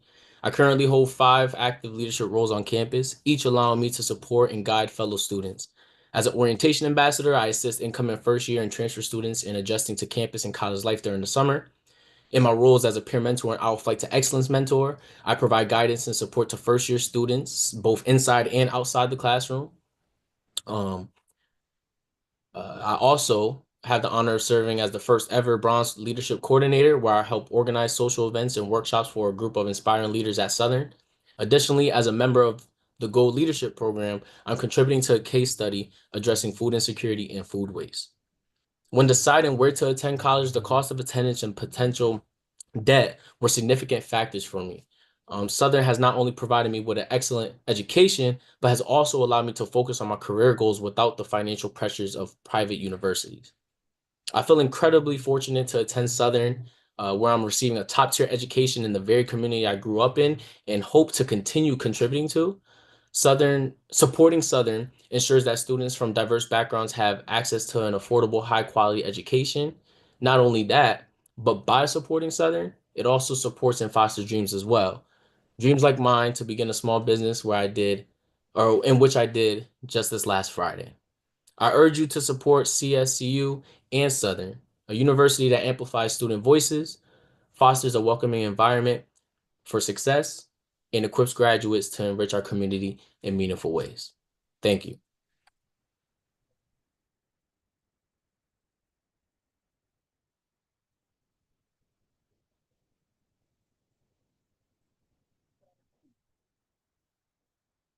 I can't. Okay, long day. James Finley. Hello. Good evening, esteemed members of the Appropriations Committee. My name is James Finley, and I'm currently a sophomore studying sociology and political science at Central Connecticut State University. I appreciate the time to speak with you all today. In 1976, the cost of a full year's tuition at Central was $601. Today it costs $13,050. In 1976, earning the federal minimum wage of $2.20, it would take 273 hours to afford tuition at CCSU. Today, working for the Connecticut minimum wage of $16.35, it would require 800 hours of work to afford going to Central. I know firsthand how financial barriers impact students. This past summer, I worked between 60 and 70 hours, working both as a public works in the Windsor Department of Public Works and on a lobster food truck. Several times a week, I would wake up at 6 a.m. and not return home until 9:30 p.m. Despite this, my total earnings were roughly $10,000, which was not enough for 2 full semesters. In an ironic way, I'm so broke because of this, and I'm so broke. Because of this, I receive maximum financial aid, and I'm only left with a housing bill. Between room and board charges, they were about $7,800 a semester, and I did not have enough to cover a full year's tuition, despite my hard work. Currently, the only way I can afford to attend school is because of my job as a resident assistant, and I receive this semester, which covers my room and board costs. I don't say this so you can feel sorry for me. I say this to discredit the idea that students are looking for handouts. Additionally, the notion that Central, Southern, Eastern, and Western are just state schools is fundamentally mistaken. Though we may have a smaller student population and we win conference championships rather than national ones, our schools are filled with overachievers. 53% of Central's undergraduate population is first generation. These are students who are breaking the cycle and going above what is expected of them. Again, I say this not because we are asking for handouts. Students in the CSCU system are simply asking for the opportunity to try. Because when you deny a person their chance to fully realize their potential, you deny them their constitutional right to a pursuit of happiness. By placing economic barriers on who can achieve higher education, we are purposefully restricting low-income people's ability for class ascension. The support of this committee is imperative to the future of the CSU system. By investing in our schools, you will invest in the future of this state and nation. Thank you for your time, and I hope that my testimony will be taken into consideration for a better Connecticut. Thank you very much.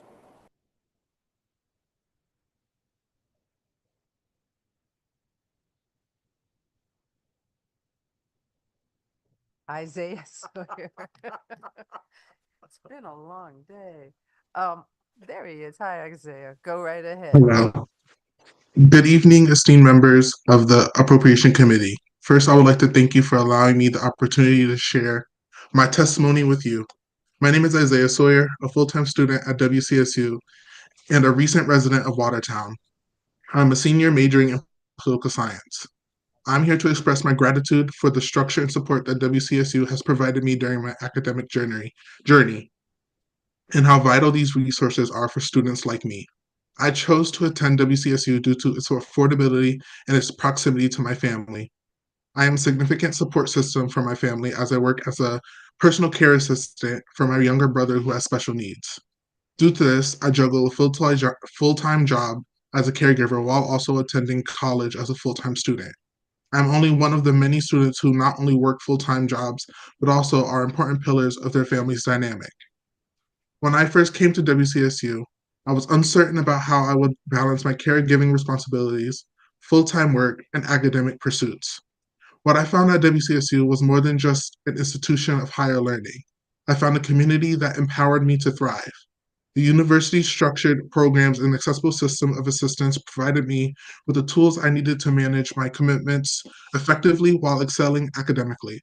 From clear communication about degree requirements to faculty members who genuinely cared about my success, WCSU has curated a foundation of support that I rely on daily. WCSU also opened doors to opportunities I never thought possible. I was honored to be invited to join prestigious honor societies such as Pi Sigma Alpha and the National Society for Leadership and Success. These experiences allowed me to connect with like-minded peers, grow as a leader, and gain valuable insights that have enriched both my academic and personal life. My story is just one of many, but it underscores the vital role that Connecticut State's colleges play in supporting students from diverse backgrounds and life circumstances.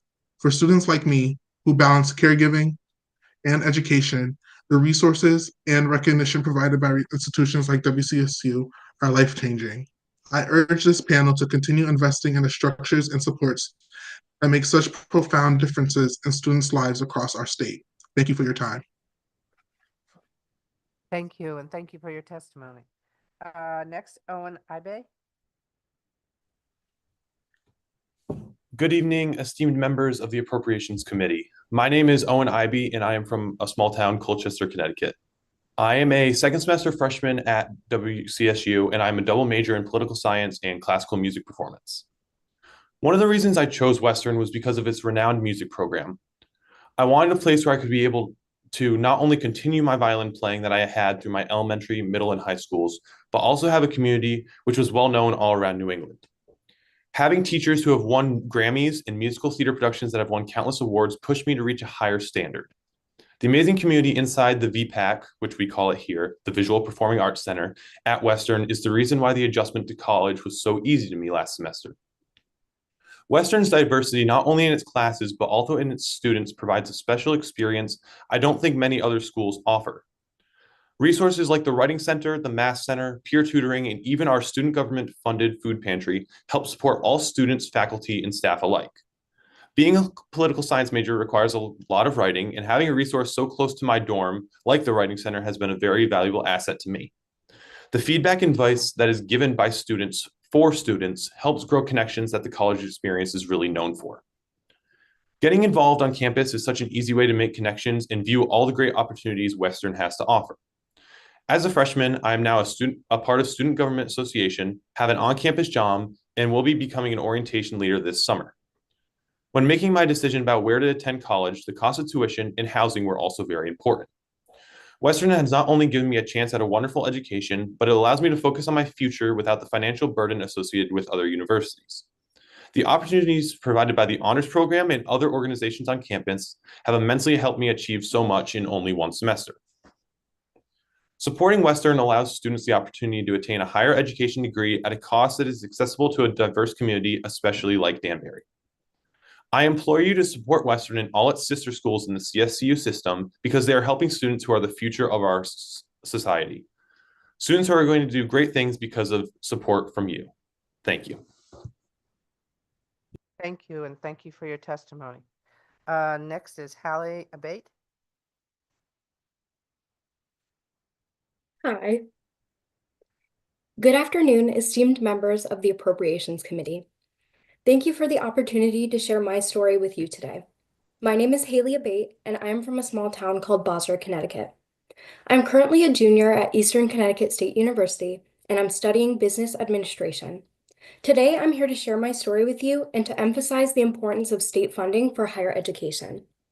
My journey into higher education started at Three Rivers Community College in 2022. While I had originally planned to attend Eastern out of high school, financial constraints pushed me towards Three Rivers. There, I earned my associate's degree for free through the state's free tuition program. This opportunity was life-changing, and I wouldn't be who or where I am today without it. It inspired me to keep going even further. With my associate's degree completed, I returned to my original dream and chose to further my education at Eastern. Starting at Eastern felt surreal. Even though I was a transfer student, I immediately felt welcomed. The campus community felt alive. Even the professors have a passion that is unmatched to anything that I've seen before. As a commuter, I was nervous, but Eastern's community welcomed me with open arms. From attending welcome events to studying in the Student Center Cafe, Eastern began to feel like my own. With each semester, it feels like I'm falling in love with learning all over again. In addition to a high-quality education, Eastern has also provided me the tools and opportunities to grow. This is exactly what the Connecticut State colleges and universities strive for, as stated in their mission to, quote, contribute to the creation of knowledge and the economic growth of the state of Connecticut by providing affordable, innovative, and rigorous programs. For me and many college students, it is this mission that paves the way for students to succeed in an ever-changing and often difficult landscape. CSCU's mission continues to say that their learning environments, quote, transform students and facilitate an ever-increasing number of individuals to achieve their personal and career goals. I am lucky to be one of those students. The funding that supports institutions like Eastern is what makes these achievements possible. Students like me, we're not just taking classes, we're preparing to become the leaders of tomorrow. The opportunities I've had at Three Rivers and Eastern have given me more than I ever could have imagined. They have given me a sense of belonging, an excitement for my future, and a chance to give back to my community. Without the state's continued support for institutions like Eastern, many students like me wouldn't have access to these opportunities that are changing our lives for the better. I encourage you to continue investing in our higher education so that students from all backgrounds can thrive and contribute to the future of our state, just as I have. Thank you so much for your time and consideration. Thank you. Thank you very much. Thank you for your testimony. Next is Elizabeth Lucas Moran from UConn.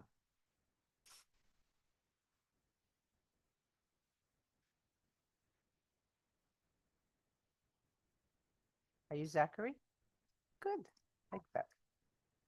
Good evening. My name is Elizabeth Lucas Moran. I live in Hartford, Connecticut, and I'm a fourth-year student studying allied health sciences at the University of Connecticut. I want to firstly thank all the committee members for holding this hearing today and allowing me the opportunity to speak, and I'd also like to thank the General Assembly for their past support. As a first-generation college student, a daughter of an immigrant single mother who worked multiple jobs to support her family, I viewed education as my pathway to success. For participating in the Center for Access and Post-Secondary Success Summer Bridge program, prior to beginning my first year of college, affirmed that UConn offered the supportive environment I needed to thrive academically and achieve my goals. My first year at UConn was far from typical. In addition to juggling coursework, I was working nearly 30 hours a week to help financially support my mother, who was unable to work because her eyesight was failing due to untreated diabetes. I learned that she hadn't felt well for years, but neglected to seek medical care while we lived in North Carolina out of fear of her citizenship status. Balancing these various roles was very overwhelming, but I found great comfort in the guidance and support of my mentors in CAPS SSS. My mother's challenges inspired me to address the inequities that leave many marginalized communities without the proper resources or support they need to prevent or manage chronic illnesses. In summer 2023, I participated in the CAPS Research Scholar Summer Program, where I conducted a project that focused on diet and nutritional quality in the North Windham and Willimantic areas, and this experience motivated me to continue pursuing research as a UConn McNair Scholar. This allowed me to contribute to a digital food and nutrition literacy program that was meant for underserved community members. CAPS also gave me the opportunity to travel abroad to the Czech Republic, where I studied urban semiotics at Charles University. This experience allowed me to gain a deeper understanding of how culture, language, and structure influence urban spaces, and also allowed me to expand my global awareness while helping me grow into a more well-rounded global citizen. We were also given the opportunity to visit Washington, D.C., and during our visit, we explored various museums and graduate schools. We received a tour of the Capitol arranged by Congressman Joe Courtney's office and met with McNair Scholar alumni who had shared their past program experience in pursuing a PhD. These experiences have motivated me to continue research with the hopes of one day being able to impact policy change. Without the community support of UConn CAPS' various programs, as well as the Lewis Stokes Alliance for Minority Participation, I would not have the opportunity to explore my passion for community health and gain the necessary skills to make a meaningful impact through my work. Continuing to fund these programs at UConn is so critical so that students can thrive and benefit from the individualized support and mentorship offered. Provide funding for experiential training and opportunities to travel to other parts of the country and world not only enhance our professional, social, cultural, and financial literacy skills, but they help to elevate UConn's standing nationally and internationally. Students are better prepared to become career ready and contribute as innovative professionals that will strengthen Connecticut's workforce and their economy, as well as grow as well-rounded citizens. Thank you again for your time. Thank you. Thank you. Zachary? Press the button in front of you. There you go. Now you can hear me? Yeah. All right. Members of the Appropriations Committee, my name is Zachary Buddha. I'm a senior English major at the University of Connecticut. Thank you for allowing us all to come here and share our perspectives on the importance of higher education in this incredible state. I'm a graduating senior, and this is the third time I've been in this room hoping that you folks can help us out. I'm a first-generation student from a low-income family. I have commuted to and from campus every single day for the last 4 years, experiencing all sorts of financial constraints. I think we can all agree that gas and grocery prices aren't the best these days. I have worked multiple jobs. I volunteer over 20 hours a week doing this, advocating on behalf of my peers, and I still get good grades. I still have a 4.0. And I give everything I have to my education at the University of Connecticut, and I'm hoping that you folks can return the favor.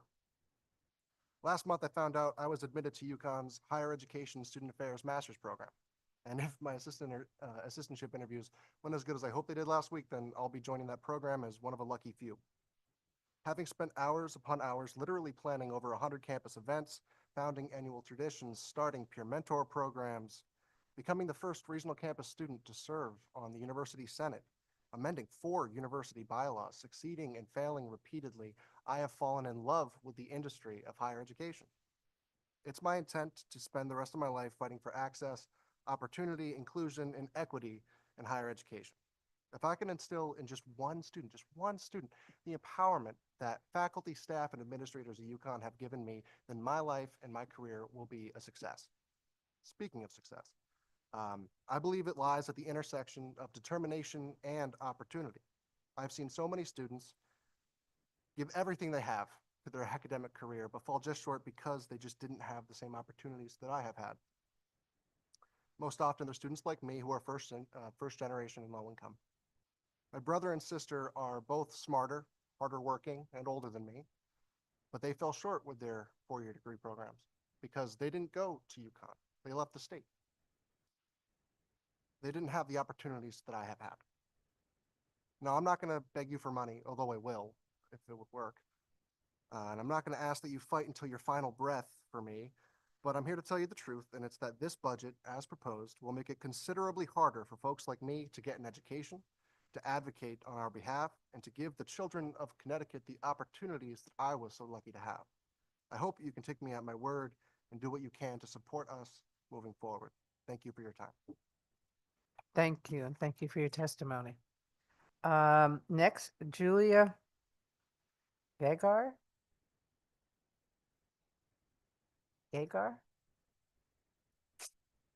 And Sean Flattery. Hello there. My name is Julia Gagare. I'm a junior marketing student at UConn. As an in-state first-generation college student, a campus leader, and aspiring business professional, I've benefited from the opportunities UConn provides. A reduction in its budget would directly impact the quality of education, extracurriculars, and postgraduate opportunities that shape our futures. As a resident of South Windsor, Connecticut, I chose UConn for its affordability, relying on in-state tuition and scholarships to make college possible for my immigrant family. UConn currently provides over $580 million in financial aid annually, supporting low-income and first-generation students. Given the looming instability of federal financial aid, maintaining UConn's budget is crucial. Cuts could mean an increase in tuition costs or fewer scholarships, making college less accessible for Connecticut families like mine. As Vice President of External Relations for UConn Women in Business, I meet with hundreds of young women preparing for careers through UConn's resources. Through upskilling these women to present themselves at UConn recruiting events, they find placements with Connecticut companies. For 2023 to 24 graduates, 76% of employed in-state graduates are working in Connecticut, with top employers including Pratt & Whitney, Travelers, CVS, Health and Aetna, Hartford Healthcare, Cigna, and Amazon. If students are willing to invest their time, effort, and education in a career built in Connecticut, it is only fair to invest in their university and the career opportunities provided to them. Lastly, as a Worth innovator in the Worth Institute, I've seen firsthand the impact of UConn's entrepreneurship and innovation programs. The Worth Institute supports over 2,000 students annually and provides over $1.5 million in student startup funding. Programs like Get Seated, Summer Fellowship Program, and Wolf New Venture Competition have fueled success stories like Haley Seeger, class of 2017, who recently secured a $200,000 deal on Shark Tank for her UConn-supported brand, One With Swimwear. This is the kind of innovation UConn fosters, an investment that delivers real returns. UConn is a vital investment in Connecticut's future. Its resources, financial aid, and programs directly shape student success. Budget cuts would limit access to education for in-state students and weaken the state's workforce and innovation pipeline. To drive economic growth and keep Connecticut competitive, we must sustain UConn's funding. Investing in UConn is investing in the future leaders of our state. Thank you.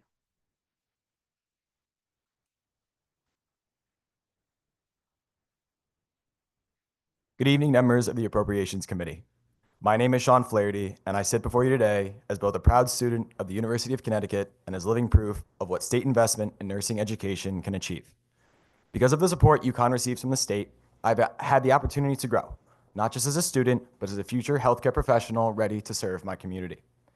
As all of you know, we are facing a severe nursing shortage, with hospitals and clinics across the state struggling to fill critical positions.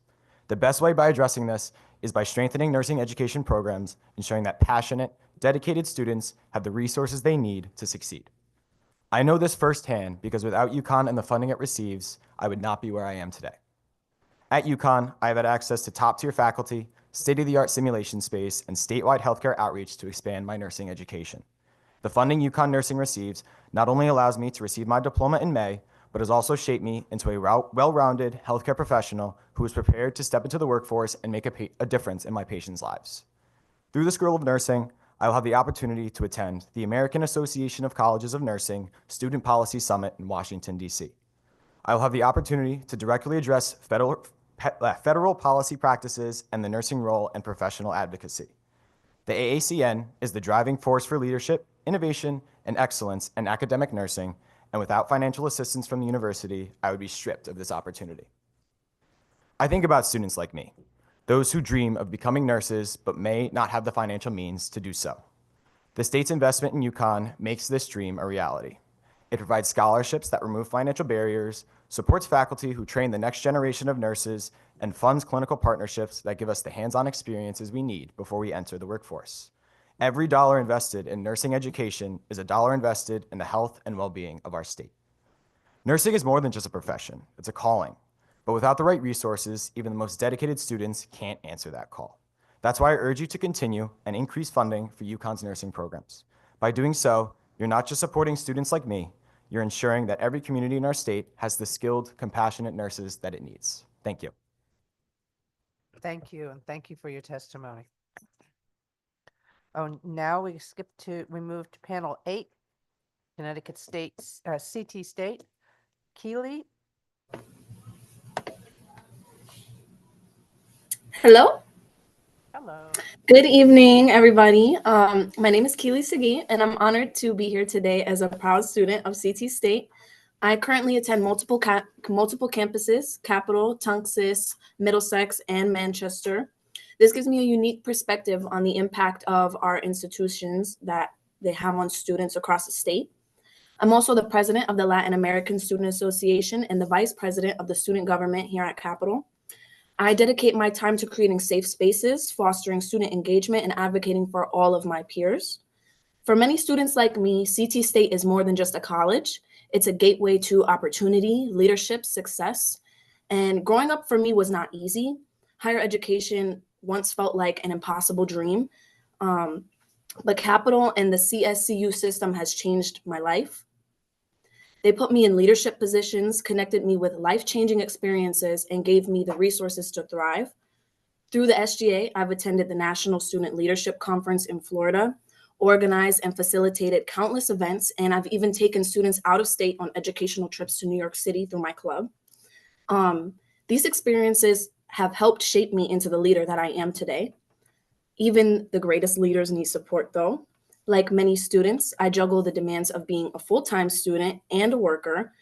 I rely on a lot of essential services provided by CT State, like the food pantry to keep my fridge full, mental health resources like timely care therapy, and on-campus tutoring to stay on top of my classes.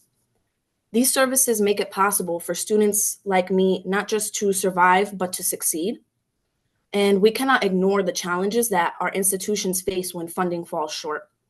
I've seen firsthand how stretched thin resources impact students, how academic support services, student programming, and even basic campus operations struggle without adequate investments. Without proper funding, we risk losing the very programs that uplift and empower our students and our community. By investing in the CSCU system, you're investing in the future of Connecticut, the future of your children, your grandchildren, your great-grandchildren. You're ensuring that students, no matter their background, have access to affordable, high-quality education and the support systems that they need to survive. I urge you to prioritize funding for CT State and the CSCU system so that we can continue to create success stories like mine. I'm a soon to be graduate with 2 degrees, double major. But yeah, thank you for your time and your commitment. I know it's been really long, and I'm happy to answer any questions. Thank you Thank for your you. testimony. I just want to ask, did you say 4 colleges that you're going to? I attend multiple campuses, yes. I'm very active on the Capitol campus, but I've taken classes in person at MCC, Tunxus, and currently Middlesex as well. God bless you. Have a good evening. Thank you, I know. Next, we have Nicholas Andujar. Nicholas?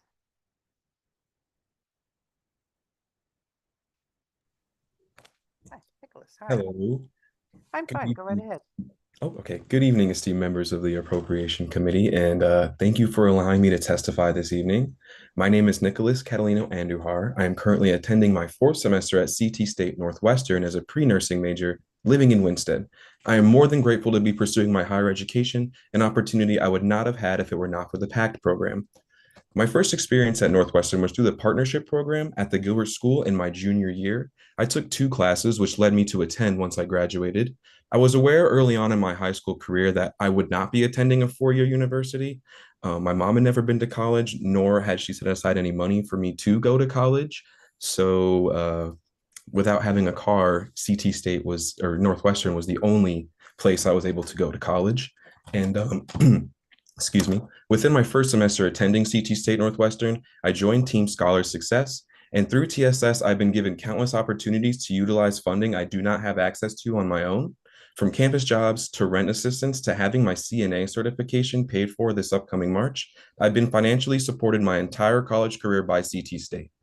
I was also nominated to attend the Oxford Human Rights Consortium at Sonoma University last semester, and TSS paid for every expense I had.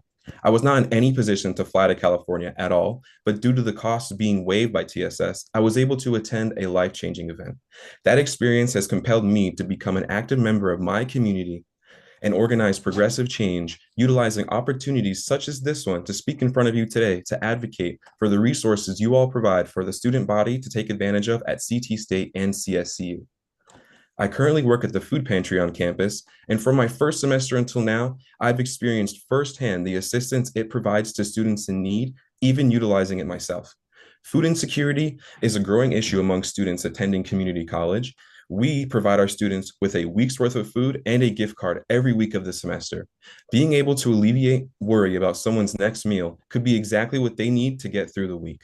I also work at the simulation lab for nursing students, which had just moved to the Joyner Lucas building. The transition to the new building, coupled with the updated equipment, bigger rooms, and increased storage space, has led to major improvements to how the courses run, giving better, more thorough education to our future nurses. Being the only community college campus in the Northwest area of Connecticut, it is imperative that we continue to provide the utmost support for our students who are struggling outside of college or may not be able to attend college without the support of the CSCU system.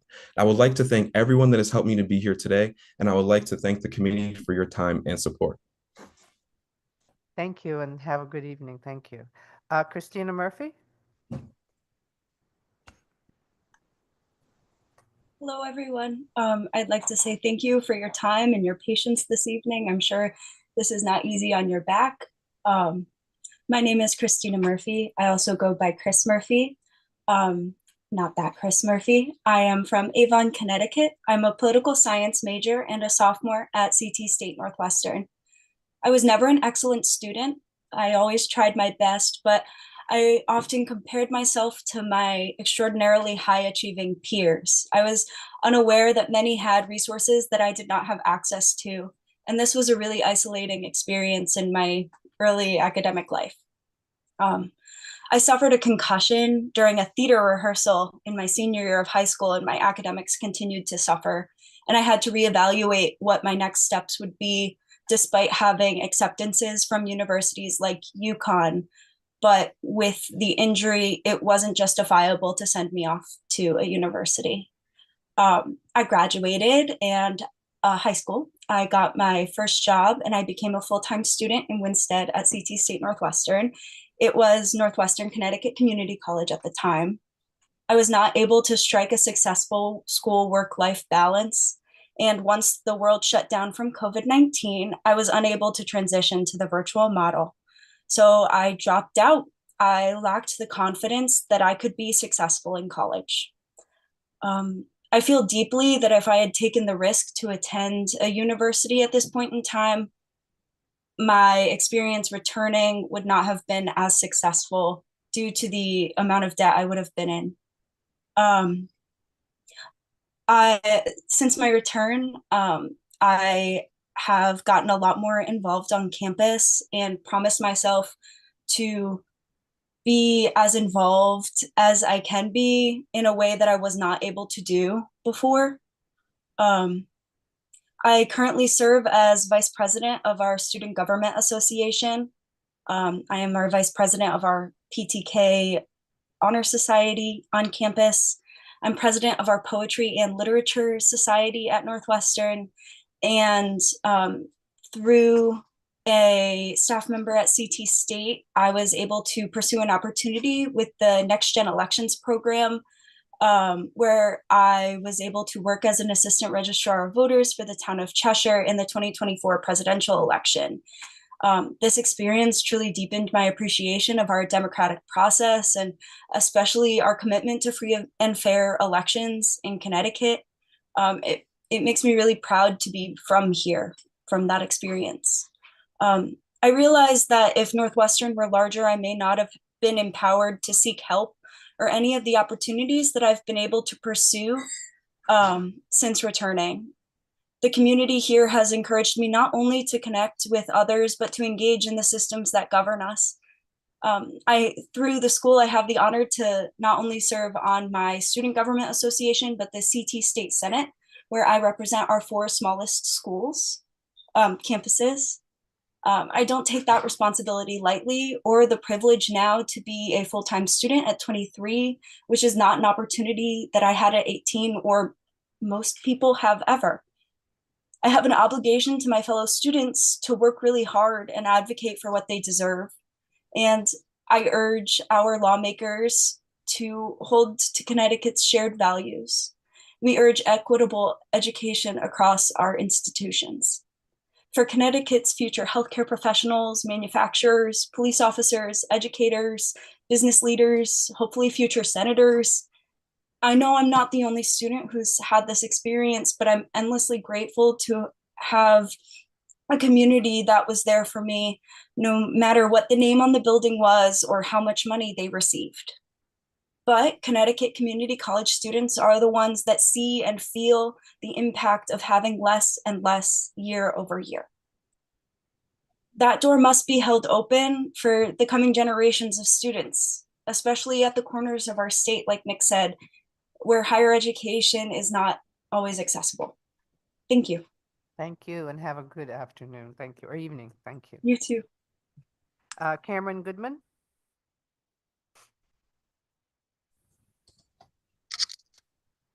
Hello, everyone. Hi, Cameron. Go right ahead. Good evening, esteemed chairs and ranking members of the Appropriations Committee. My name is Cameron Goodman, and I am a proud student at CT State Tunxus, where I serve as treasurer of the student government, and I am attending as an education major. I'm here today to express my strong support for continued PAC funding, as this program has been life-changing for me and many others. Thanks to PACT, I've been able to pursue my associate's degree in education without the financial burden of tuition. As someone who aspires to become a history teacher, this opportunity has allowed me to focus on my studies, gain valuable experience, and prepare for my future career without the stress of student debt. As of this upcoming May, I am going to graduate, and I plan on attending Central Connecticut State University to pursue my bachelor's. At this, my time at Tunxus has been very transformative. I have grown academically and personally, gaining leadership skills through student government and forming connections with fellow students and teachers who have shaped my journey. Without PACT, I might not have had the chance to achieve these milestones. I am not the same person I was from 2 years ago, and I'm proud of that. Through Tunxus, I'm able to be more involved in my community as I am given the opportunity to help create change on this campus and for other students that will come after me, which is why I'm here today. The PAC program is not just an investment in students, it is an investment in Connecticut's future workforce and communities. By keeping the funding in place, you are giving students like me a chance to succeed, continue, and give back to our state. Thank you for your time and for supporting the future Connecticut students. Thank you so much. Thank you, Cameron. Thank you for your testimony. Have a good evening. Now, panel You as 9, well. Health. Thanks, Cameron. Juan Mitchell, Karina Patel, and Tobeki. Yeah.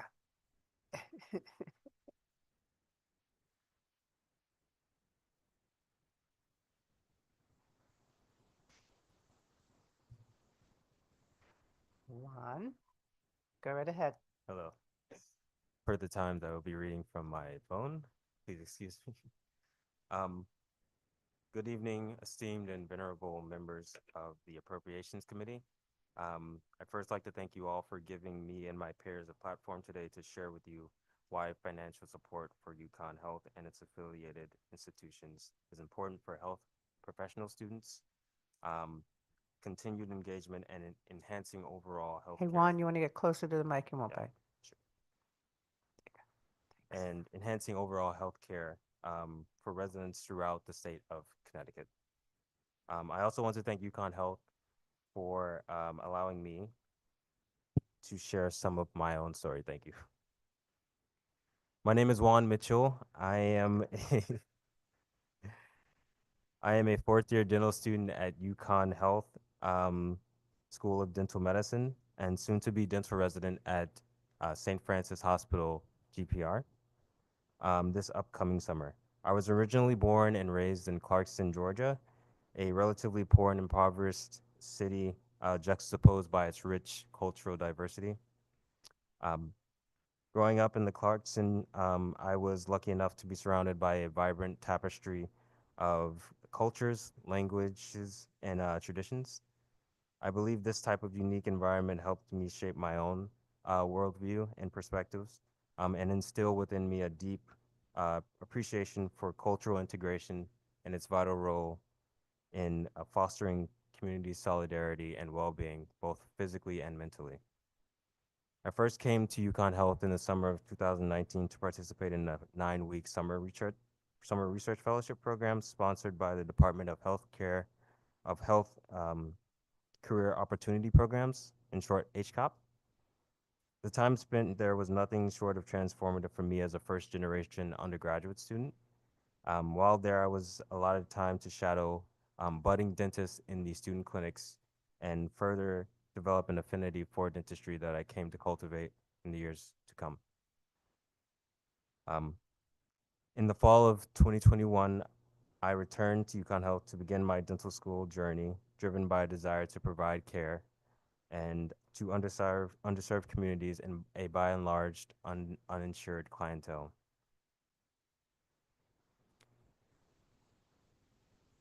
In my student journey, UConn has indeed illustrated the commitment it has to invest, train, and sustain an equitable future of health and economic well-being for everyone. Connecticut has many health professional shortage areas, abbreviated as HPSAs, where the need for dental services is more than evident. UConn Health has provided me with invaluable opportunities to work alongside faculty members treating a diverse range and population of patients throughout the state of Connecticut, with all different unique health challenges that we are very lucky to have experienced as students.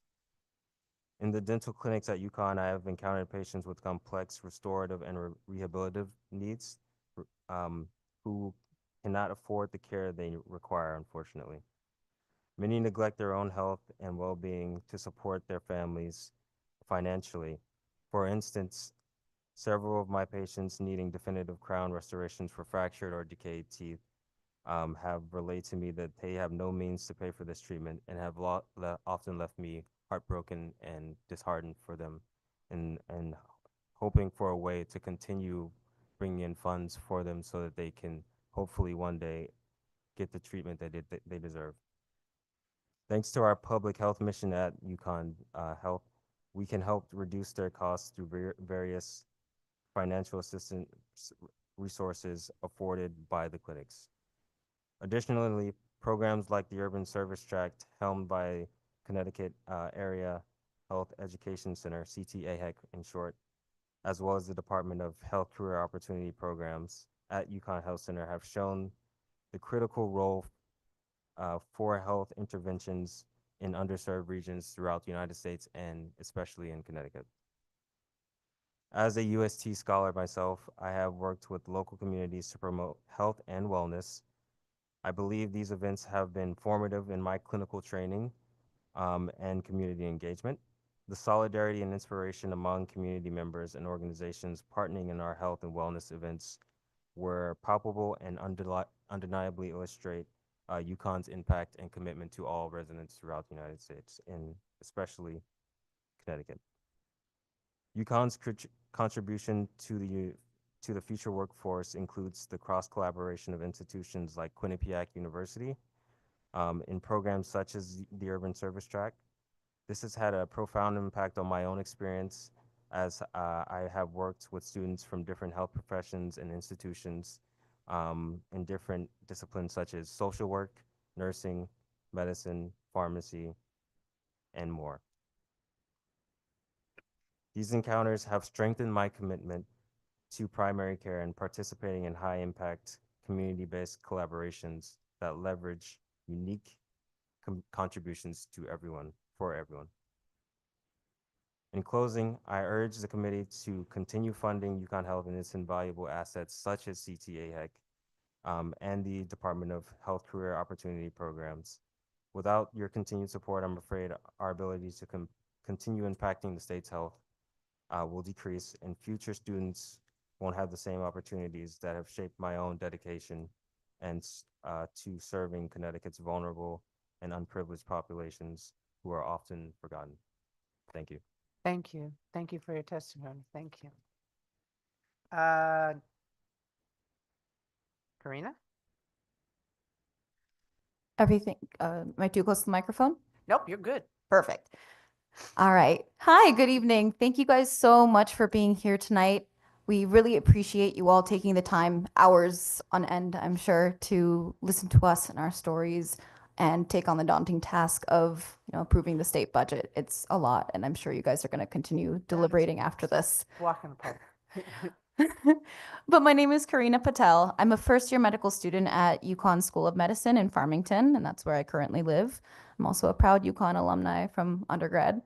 And I'm here today not just to thank you all for your ongoing support of UConn, but also to ask for your continued support and increased investment in UConn and UConn Health.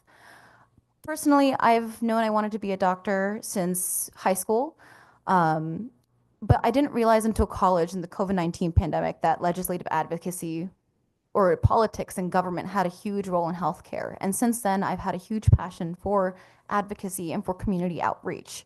And that's because I believe that that's the core of being a physician, helping my patients not just within the clinic, but also working and fighting outside of the clinic to help them on the problems that they don't necessarily have control over, or that I as a single person don't have control over. And UConn shares that value. UConn exemplifies that value in multiple different ways. As a hospital, as a public academic institution, UConn treats a lot of the people who are uninsured, who get overlooked by the healthcare system. I can't count the amount of patients I've seen at UConn so far in just the 6 months here that have been on Medicare and have told me that they wouldn't get healthcare anywhere else. Not just as a hospital, but in terms of programs, UConn also hosts the Urban Service Tract, as Juan mentioned, which has given me and a lot of my colleagues a lot of exposure to underserved populations that we wouldn't have had exposure to otherwise. Again, in these 6 months, I've learned about the homeless populations within Connecticut, how to treat aging populations, and I've even had opportunities to join a healthcare policy interest group as part of the program to talk about incarcerated populations and prominent healthcare policy that affects them. So not just even in terms of the programs that UConn has, UConn takes the same value of community outreach and implements it into its curriculum. all of my classmates and I take a health system science class where we learn about how healthcare works, the important populations that we need to treat. And as one example out of many, last month we were asked as part of the class to visit the North Hartford Promise Zone, where a lot of citizens, states of Connecticut, suffer and live in quite appalling living conditions. I remember being very frustrated that day. I listened to a panel of community members talking about living with sewage flooding their basement, living without any access to full service grocery stores, not being able to have their small businesses thrive. And I remember being very frustrated. But even more than being frustrated myself, I remember seeing many of my classmates also shocked and frustrated. And it made me aware that UConn is exposing all of us to these injustices and making sure that we have access to opportunities to fight for our patients outside of the clinic as well. These are the providers that UConn is training, and these are the providers that will go on to treat Connecticut as a whole, which I consider to be very important, and I'm sure you all do too. So I ask of you, please invest in UConn and UConn Health. When you invest in us, you not just invest in the hospital, which goes to improve our facilities, improve our treatments of the patients that, again, often goes overlooked. You improve our curriculum to help us put out doctors and physicians and dentists who are qualified, pass all our exams, go through residency with success. But you also are rewarding a curriculum and an institution that holds that central value of caring for Connecticut as a whole, the communities that go overlooked who make Connecticut, Connecticut. And I hope that you recognize that by investing in UConn, you are investing in the state's future in healthcare. Thank you. Thank you. I just want to know how many people are watching themselves when they talk. Kind of weird, isn't it? Yeah. I think that would have thrown me off. Okay. Next to Becky and Emma.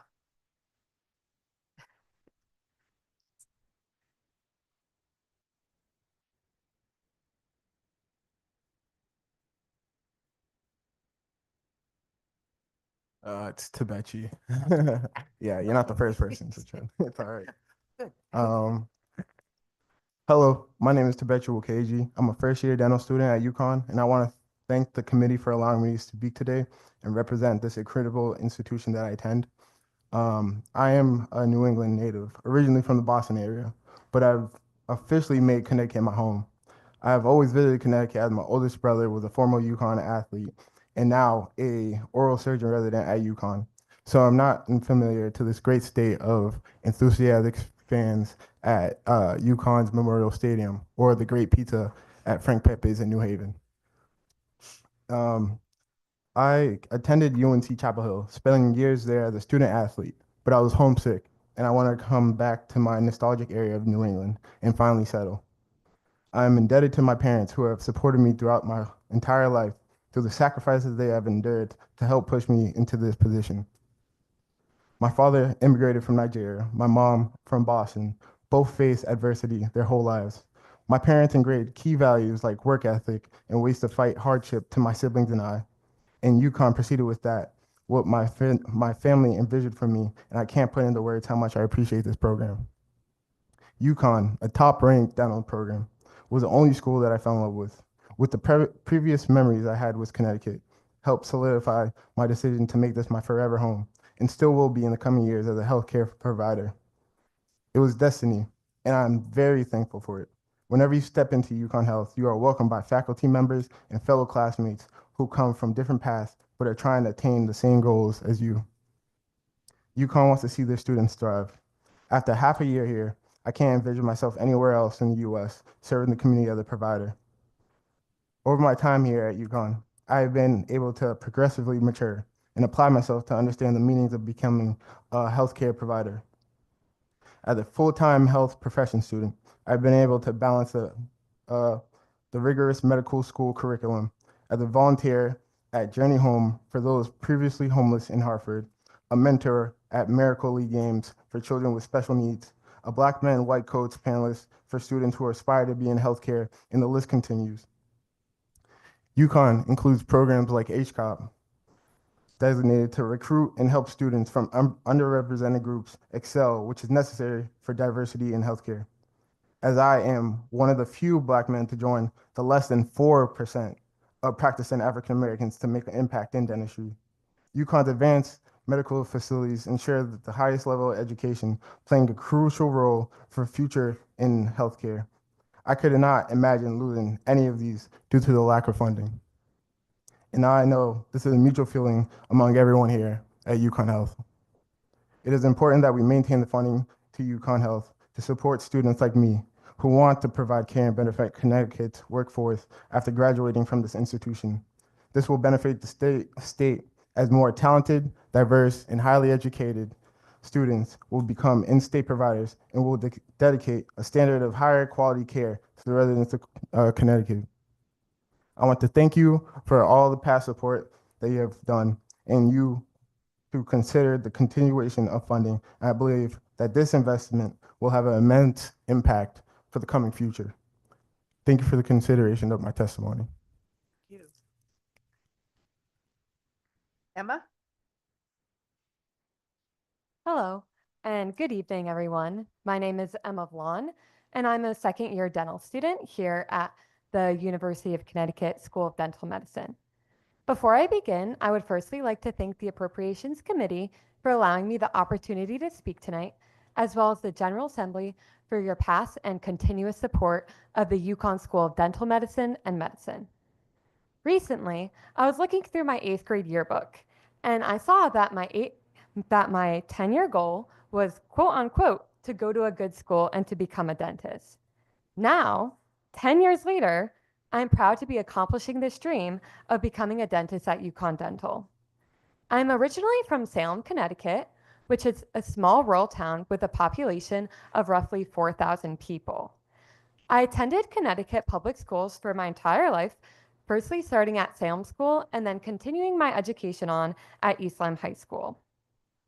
Due to my early interest in dentistry, I was able to apply to the UConn Special Program in Dental Medicine, which offered me a conditional acceptance to dental school as early as my senior year of high school. I was drawn to UConn Dental because of the integrated curriculum with the medical students and the team-based learning framework. I was also really impressed by the state-of-the-art clinics and the 3D virtual dentistry simulators known as the MOOCs. I recognized early on that I would thrive at UConn Dental, so I then committed to 8 years of schooling at UConn, first getting my bachelor's degree at UConn Stores in molecular and cell biology, and now I'm working towards my doctorate. UConn presented me with an opportunity to attain my lifelong goal of being a dentist.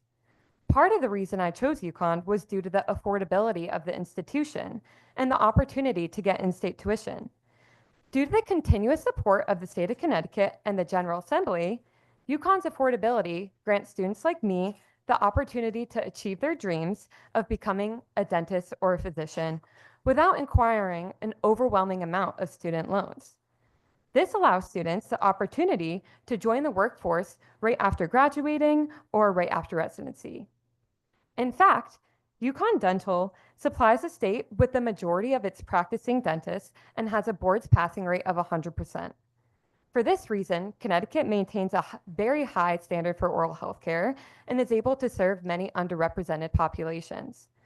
In contrast, many other states in New England, such as Vermont, Maine, and New Hampshire, have a shortage of general dentists and trained dental specialists, which has negatively impacted the availability of oral health care in these communities. I am only one example of many dental students at UConn Dental who grew up in Connecticut and plan to stay here and serve their local communities as dentists in the future. I plan to open up a general dentistry practice in the town of Salem with my sister, who precedes me in dental school by 2 years. This would not only be the fulfillment of a lifelong dream for my sister and I, but it would also provide the town of Salem with one of its very first dental practices. For this reason, I urge you to consider the UConn students at the School of Dental Medicine and Medicine as you deliberate on the budget for 2025. Your considerations are greatly appreciated and will go a very long way to improve the health and the economy of Connecticut in the future. Thank you for your time and attention.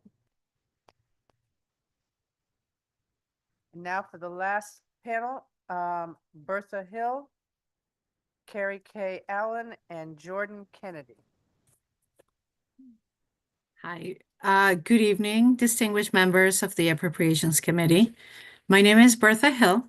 I'm here today to share my journey with Charter Oak State College and emphasize why it is crucial for CSEU institutions to continue receiving your support and funding. As a full-time working mother of 3 teenagers, my life is a constant juggling act. Balancing work, family, and personal growth has always been a challenge. But despite the demands of my daily responsibilities, I was ready for more. I knew it was time to further my education and expand my knowledge. However, I needed to find a path that would allow me to achieve my goals without compromising my duties as a parent and a professional. After a year of thorough research on enrollment fees and other financial considerations, I discovered Charter Oak State College. This institution stood out as the perfect fit for my needs. The flexibility of their online programs allowed me to continue working full-time as a special needs paraprofessional while pursuing my education. The fact that Charter Oak is semi-local and offers occasional in-person events through the Student Association was a bonus, providing a sense of community and accountability. Enrolling at Charter Oak State College has been a life-changing decision. The college has facilitated my growth as a parent, educator, and as a woman who realizes her potential. Through engaging with my academic counselor and my professors and participating in the Student Association, I have strengthened my foundation of knowledge and developed a deeper sense of accountability. This support system has kept me motivated and on track, ensuring I can successfully balance my work, family, and college life. Charter Oak State College has become an integral part of my family and my life. The journey has not been easy. It has required careful planning, dedication, and a strong commitment to my goals. But the rewards have been immeasurable. I have gained new skills, broadened my horizons, and unlocked opportunities I never thought possible. Funding for Charter Oak State College and CSEU is an investment in individuals like me who strive to better themselves and their communities. The system's unique approach to education, with its emphasis on flexibility and accessibility, empowers students from all walks of life to achieve their dreams. So I stand here before you today as a testament to Charter Oak State College transformative power. Your continued support and funding are essential to ensure that this institution can continue to provide opportunities for growth, learning, and success to countless individuals. By investing in CSEU, you are investing in a brighter future for us all. Thank you for your time and consideration. Thank you, and have a good day. You too, thank you. Next, Carrie K. Okay. Good evening. Can you hear me? Go right ahead. Good evening, esteemed members of the Appropriations Committee, all college representatives, and students. My name is Carrie K. Allen, and I'm honored to represent Charter Oak State College at this significant legislative hearing. Charter Oak State College is more than an institution. It's a beacon of opportunity and a vital economic driver for Connecticut. Students at Charter Oak are the future nurses, teachers, manufacturers, and business leaders who will propel our state forward. I began my journey at Charter Oak State College in the fall of 2020 after being introduced to the college through Capital Community College, where I graduated in the spring of 2020 with a degree in communications. The partnership between Capital and Charter Oak provided me with a seamless pathway to continue my education, allowing me to build on my previous studies while balancing my responsibilities as a mother of 4.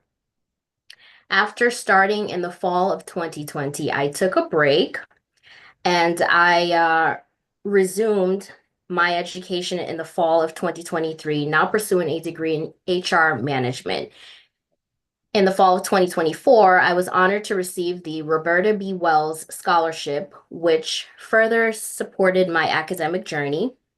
I am now on track to graduate in the spring of 2025, and I am incredibly grateful for the opportunities Charter Oak has provided me with. Education is truly a family value for me. My oldest child is a 2024 graduate of SCSU, and my second oldest is a sophomore at CCSU. Seeing them succeed has strengthened my commitment to completing my own degree and reinforcing the importance of lifelong learning. Looking ahead, my career will provide me with the opportunity to work closely with individuals in the child care field, many of whom are eager to further their own education. As they seek my advice on the right school to accommodate their personal and work schedules, Charter Oak will be at the top of my recommendations. The college's flexible online classes allow working professionals to maintain their jobs, care for their families, and still achieve their educational goals, whether that's earning a certification or a degree to advance their careers. Throughout my journey, my advisor has been an incredible source of support. Their accessibility, guidance, and encouragement has played a key role in helping me navigate my academic path. And knowing that I can find someone to turn to for advice and assistance made all the difference in my success at Charter Oak. This level of personalized support is what sets Charter Oak apart and makes it an invaluable resource for students balancing education with work and family responsibilities. Charter Oak stands as a shining example of how higher education can evolve to meet the needs of today's workforce by providing accessible, flexible, and career-focused education. Charter Oak is setting the standard for how institutions can bridge the gap between education and employment, ensuring that individuals are equipped with the skills needed to thrive in an ever-changing job market. So to conclude, my experience at Charter Oak State College has shown me firsthand the transformative power of education and the critical role our college plays in the lives of students like me. Charter Oak State College is more than just a college. It is a lifeline for working adults, caregivers, and career changers who are striving to build a better future for themselves and their families. By investing in Charter Oak, we are investing in Connecticut's workforce, economy, and long-term prosperity. The time to act is now. Let's support the institutions that are shaping the future of our state. Thank you, everyone. Thank you and have a good evening. You as well. And last for the student speakers, Jordan Kennedy. Jordan? Hello, everyone. My name is Jordan Kennedy, and can everybody hear me? Yep, we can. Go right ahead. Okay, thank you. I'd like to begin just by thanking you for the opportunity to speak here. It's an honor for me personally to represent Charter Oak and to address members of the Appropriations Committee. My story actually starts a bit further back. I grew up in Jamaica, very much in a very poor third world living situation. And at the time I was growing up, no one in my family expected to have any sort of involvement with higher education. A lot of the kids around me didn't even finish high school. I was able to move to America, thankfully, to live with my father's family at the age of 5. And from there, the goal was always set for me to go to college. Unfortunately, my living situation just continued to evolve and things were very up and down. I phased out of foster care at 18 years old and I started college at CCSU in 2016. I was a very good high school student, but I found out very quickly that college was a different environment and I just wasn't. And I eventually ended up phasing out of college. I did a lot of hard work in searching for my first internship with the engineering program. I found an engineering manager who was willing to sort of take me under his wing. And from there, I started working full time and I wasn't able to continue school for a while. My daughter was born in 2018. And since then, I've just struggled to continue to. I kept telling myself I'd go back to school and finish my degree. At the time, things were going okay, and so I figured I would just continue working, see what I could save up. The pandemic hit, and the job force just became very tumultuous. I was in and out of work constantly over the next 2 to 3 years. And when I found myself completely at the mercy of the economy and how things were just going up and down, I realized I needed to go back to school and I needed to finish my degree. But unfortunately, at the time, I was so dependent on the amount of work that I was doing that I wasn't able to comprehend a situation where I'd be able to even afford school. Um, Finally, the past year, again, as my job situation just continued to evolve, I realized I need some level of independence and I needed to finish my degree. I came across Charter Oak, and for the first time, realized in about 5 years, I felt hopeful for the future. I got in contact with school right away. I was enrolled within a couple of weeks, and I started the summer semester of 2024. I was, even at the time, worried about how I would be able to afford school, but I was at least hopeful with the fact that I was able to attend online, and it was an accredited institution, and I could rely on the classes to teach me everything I needed to actually finish my degree and be able to use it in the real world. Um, in continuing to talk with my advisor and getting to know other members of the staff at Charter Oak, I learned more about grants and scholarships that they had, that they were offering, and I applied for everything that I could. I was fortunate enough to receive the I don't know why I'm blanking. I'm sorry.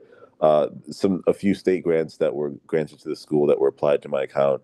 And just with every grant and every scholarship that I was able to pull in, I felt more and more relieved and reassured that I would be able to actually focus on school and not be so stressed about working more hours to cover the cost of going to school.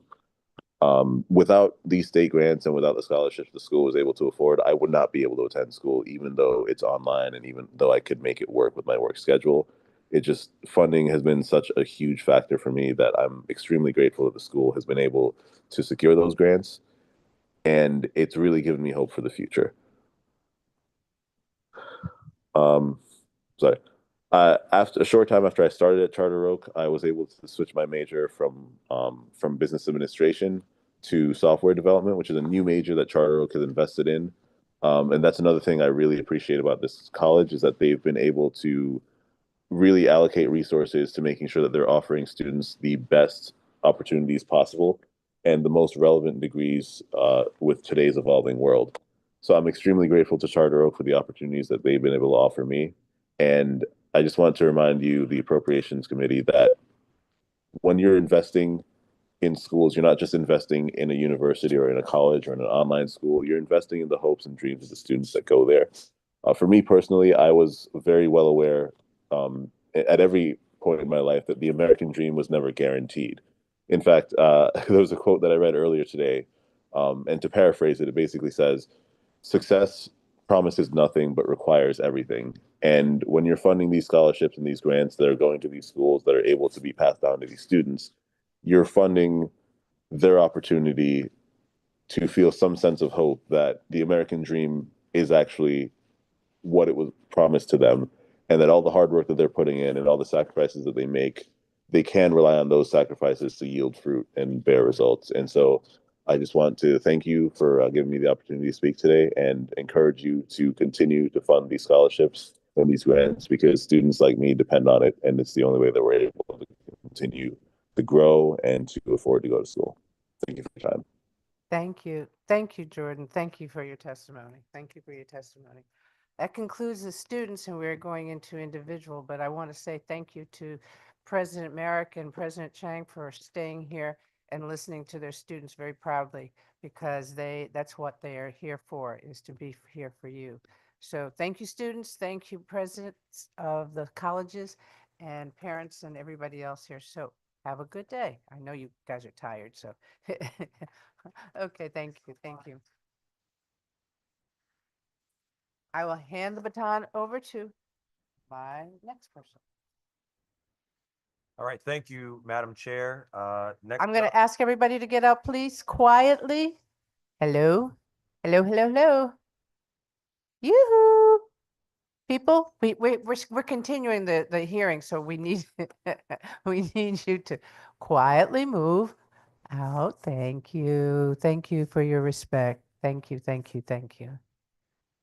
Thank you, Madam Chair. Next up, we have Haiti Ayers, and she will also be bringing with her the Waterbury Promise Scholars.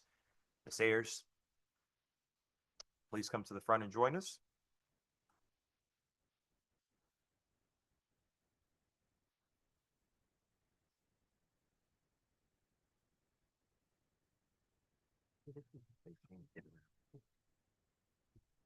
She sent out email. I'm happy to give it to you. No, I just want to welcome Miss Ayers, and I think a lot of us in here know who her partner is, Mr. Ayers. Everybody knows that, okay? Thank you for coming. Thank you so much for the opportunity. Can you hear me okay? And yes, he is my better half. Good evening. Senator Austin, Representative Walker, Senator Summers, Representative Nuccio, and the members of the Appropriations Committee. My name is Hetty Ayers, and I have the honor and privilege of serving as the Director of Development and Community Engagement for Waterbury Promise, a nonprofit dedicated to building a generation of college graduates in Waterbury. I'm here today along with some of our scholars and staff, and I'll ask them to briefly stand.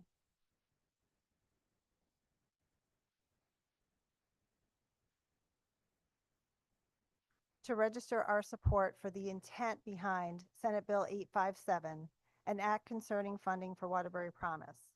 We are profoundly grateful to the members of our legislative delegation who co-sponsored this bill and are advocating for state funding of $1.5 million in FY26 and FY27 to support our fast-growing program that is frankly a game changer for our city and our state.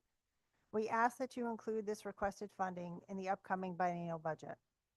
While I've submitted detailed written testimony explaining the program's scope of services, our exponential growth, our impact, and why state support is both a wise investment and is critical at this time, I wanted to be here in person to share some key highlights. First, Waterbury Promise is a comprehensive college access and success program that is helping underserved Waterbury students get to college, thrive there, persist through graduation, and be career ready to fuel a robust and diverse talent pipeline for the Connecticut economy.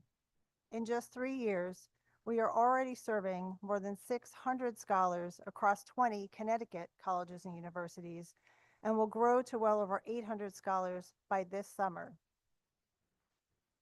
Second, the program includes a generous last dollar scholarship, up to $5,000 per scholar per year of college for all 4 years, and has awarded more than $1.1 million in scholarships to increase college affordability at Connecticut institutions and reduce crushing student debt burden.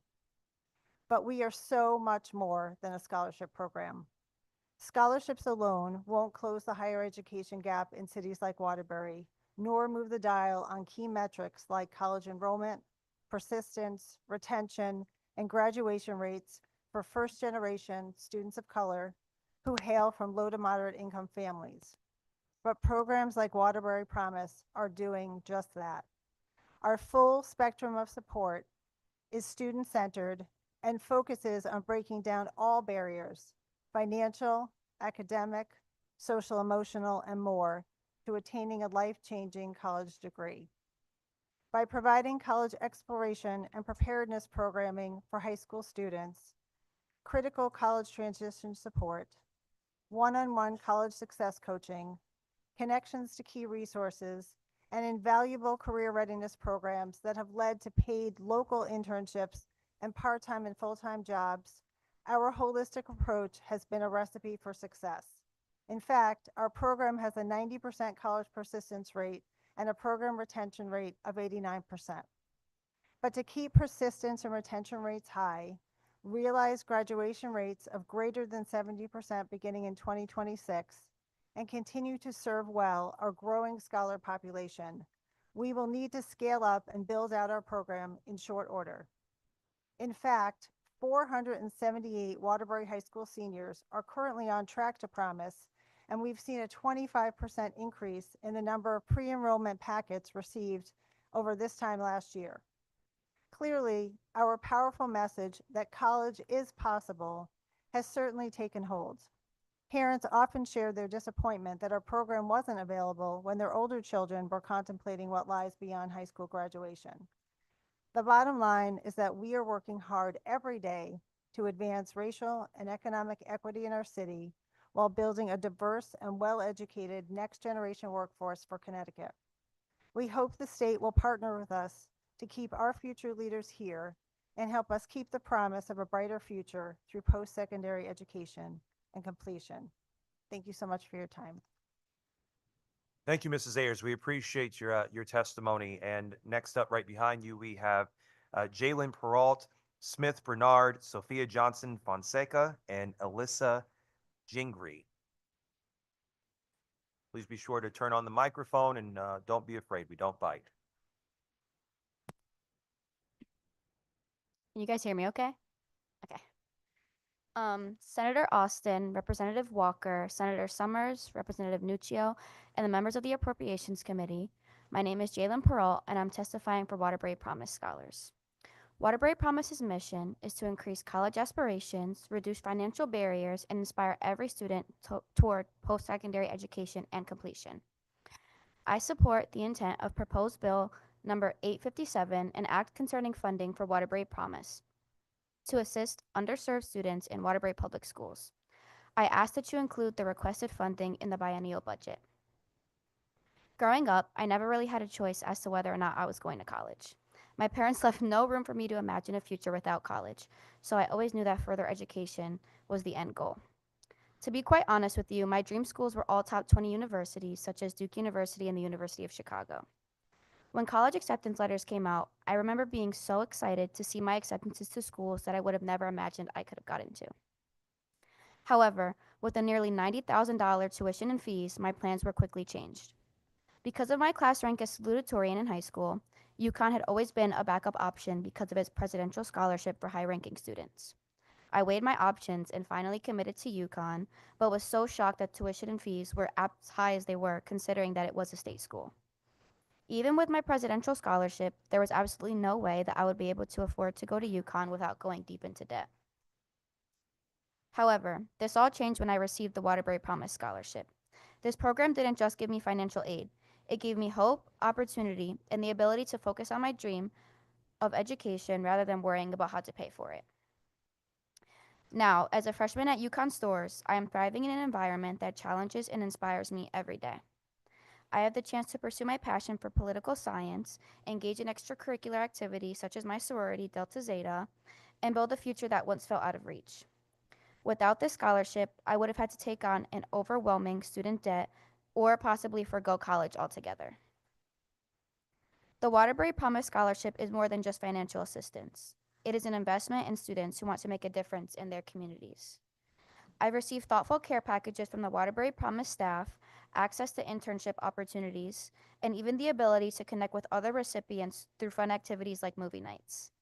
By increasing funding, you will ensure that more students have access to higher education, empowering them to break financial barriers and make meaningful contributions to society. Please help expand this crucial program. For students like me, it is truly life-changing. Thank you for your time and believing in the power of education. Thank you so very much. Smith? We have to snap our fingers. Senator Olston, Representative Walker, Senator Summers, Representative Nuccio, Senator Hartley, and members of the Appropriation Committee. My name is Smith Bernard, and I'm providing testimony for Waterbury Promise Scholars. And I have to preface that I know we had a lot of talk about higher education. I did not take a public speaking course, so please bear with me. I support the intent of proposed bill number 857, an act concerning funding for Waterbury Promise to assist underserved students in Waterbury Public Schools. I ask you to include the requested funding in the biannual budget. I'm a proud graduate of Connecticut State Community College. While I was a student at CT State, Naugatuck Valley, my tuition was fully covered by the Mary Ann Handley Award, formerly known as the PAC program. But Waterbury Promise was able to continuously support me in other ways, whether through showing up at Naugatuck Valley campus with gifts and check-ins or invitations to community events. Through the Waterbury Promise, I was able to achieve my first accounting-related internship at Thompson Savings Bank, a community partner of Waterbury Promise, after my first year in college. Thanks to Waterbury Promise, I received valuable work experience in the field I was studying after my freshman year. I have also had the opportunity to be an ambassador for Waterbury Promise, where I've grown in my ability to communicate with others and speak in front of a crowd. Now, as a student at the University of Connecticut Stores, I'm grateful to, in addition to everything, be receiving financial assistance in pursuing my bachelor's degree in economics. Waterbury Promise has been there since my senior year of high school to my CT State graduation. The Waterbury Promise is like a family that has helped me go through everything, through my academics, celebrating my achievements, showing up to my graduation, even earlier than my parents. The skills I've learned as an ambassador for Waterbury Promise have shaped my confidence, leadership skills, and readiness for life beyond college. And again, on the note of family, I have a little sister who is a sophomore in Waterbury Public Schools. Receiving the Waterbury Promise serves as another reason why she should strive for a good GPA and maintain good attendance. It is also her 16th birthday, so I'm going to look in the camera and say, Happy 16th birthday, Gabby. Investing in the Waterbury Promise means investing in students like me, like my sister, students who aspire to break barriers, earn their degrees, and contribute meaningfully to their communities. I urge you to support proposed bill number 857 so that more students in Waterbury can benefit from the life-changing opportunities that this program provides. Thank you and have a good evening. Thank you so very much. Sophia and Alyssa, you join us, please. Thank you. Kind of neat to see your face up there. Or nerve-wracking.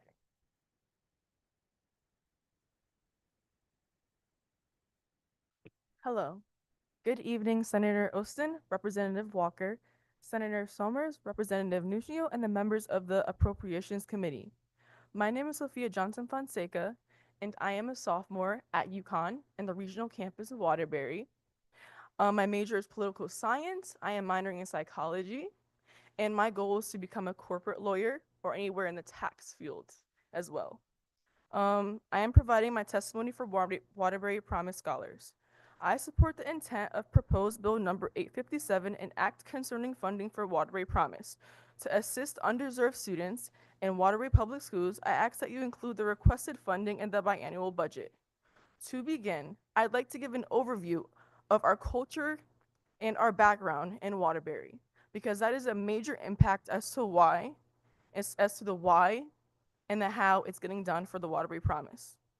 Waterbury is built on the backs of Latino, African American, and Southeast Asian descent, and many others, a mixing pot of diversity and greatness. This diversity has contributed to our community, both academically and economically. Our diversity and community are the backbone holding us up. Despite our challenges as minorities in an undeserving community, we have found ways to rise. And with the Waterbury Promise nonprofit organization, we can reach even further with this scholarship because it has allowed many of the minorities, just like us, to obtain a higher education despite our racial and socioeconomic background.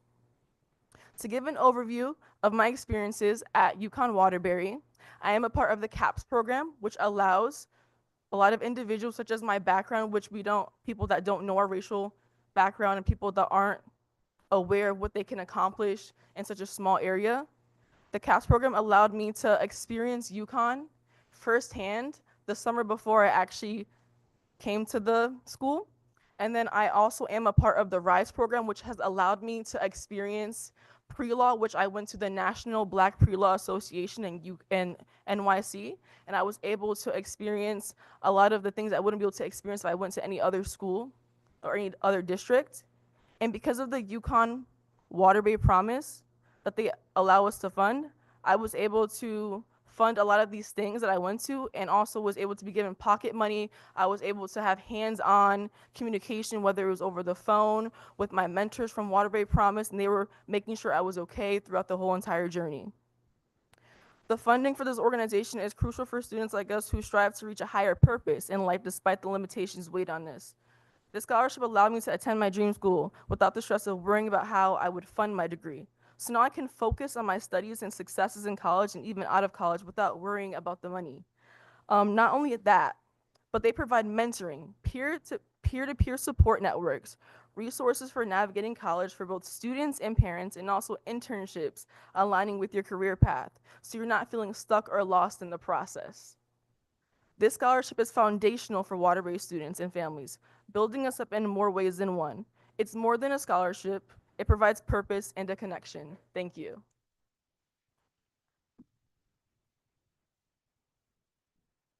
Good evening. Can you hear me well? Senator Hartley, Senator Austin, Representative Walker, Senator Somers, Representative Nuccio, and members of the Appropriations Committee. My name is Alyssa Jingri, and I'm providing testimony for Waterbury Promise Scholars. I support the intent of proposed Senate Bill number 857, an act concerning funding for Waterbury Promise to provide essential resources to assist underserved students in Waterbury Public Schools. I ask that you include the requested funding in the biennial budget. As a first-generation pre-law student double majoring in economics and mechanical engineering at Yale University, Waterbury Promise has played a critical role in my academic journey. Beyond financial support, the program has provided me mentorship, career readiness, and emergency funding, ensuring that all students like me can persist in higher education despite any unforeseen hardships. The emergency fund is particularly vital as unexpected financial challenges can hit any student at any given point. Medical bills, housing insecurity, or family crises can occur, and this can threaten a student's ability to remain in school. Whether a student is working or fully focused on academics, emergencies can happen, and no one should have to put their education on hold because of this. Waterbury Promise provides a crucial safety net, ensuring that students stay on course towards graduation rather than being forced to withdraw due to financial hardship. Proposed Senate Bill number 857 is not just about funding. It's about investing in potential, breaking cycles of poverty, and empowering students to succeed. With this funding, Waterbury Promise can support more students, expand emergency aid, and strengthen career development programs and opportunities to ensure that the talented, hardworking students from Waterbury have the backing and true support that they need to achieve their dreams and give back to Connecticut. I urge you to support this bill because whenever you invest in Waterbury students, you invest in a stronger, more prosperous future for us all. Thank you all for your time and consideration. Thank you so very much for your testimony. We greatly appreciate it. We will now hear from Walter Glum, followed by Jennifer Witness online and Annika Agarwal in person. Walter, can you join us, please?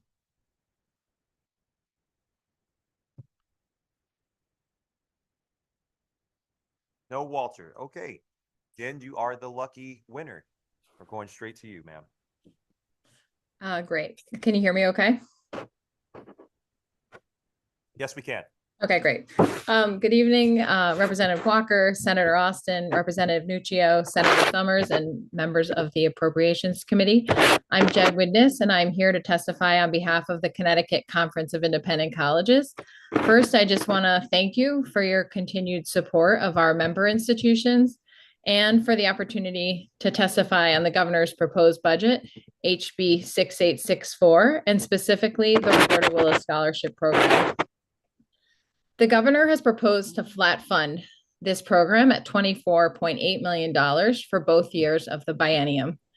Generous ARPA allocations have significantly increased the dollars spent in this program for the last 3 years, allowing institutions to grant more scholarships to needy Connecticut residents. If the committee were to adopt the governor's recommendations, millions of dollars in scholarships would be eliminated, impacting thousands of needy Connecticut students.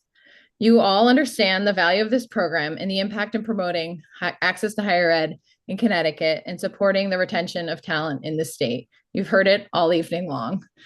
Data that we recently analyzed shows that over 80% of Willis recipients at our member institutions are Pell eligible, and over 50% of the recipients are students of color.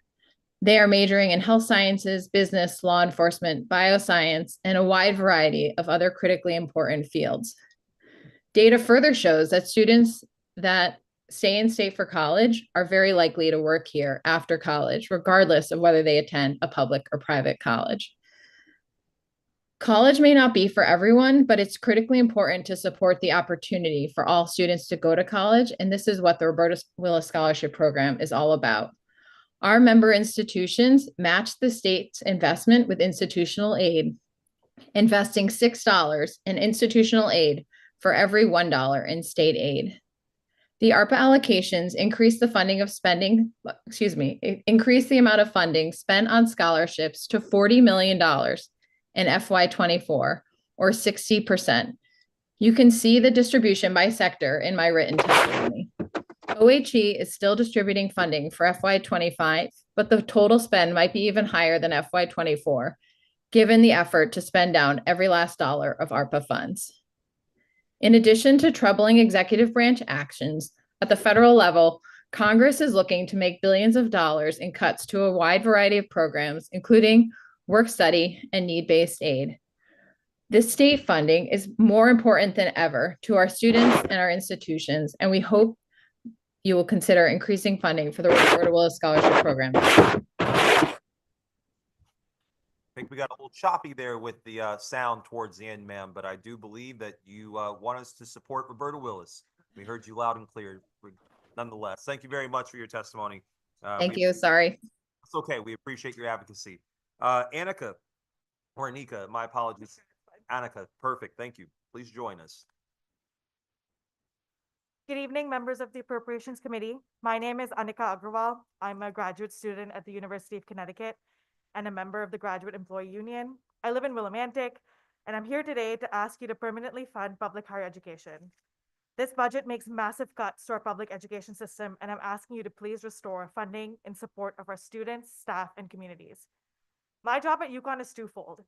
I research contaminants in shellfish and ensure that Connecticut seafood is safe for all of us to eat. I also teach Introduction to Environmental Science to 80 students. Without this critical funding to UConn, the work of grad students will be massively impacted. My work is funded via state funds and transcends state and even country boundaries.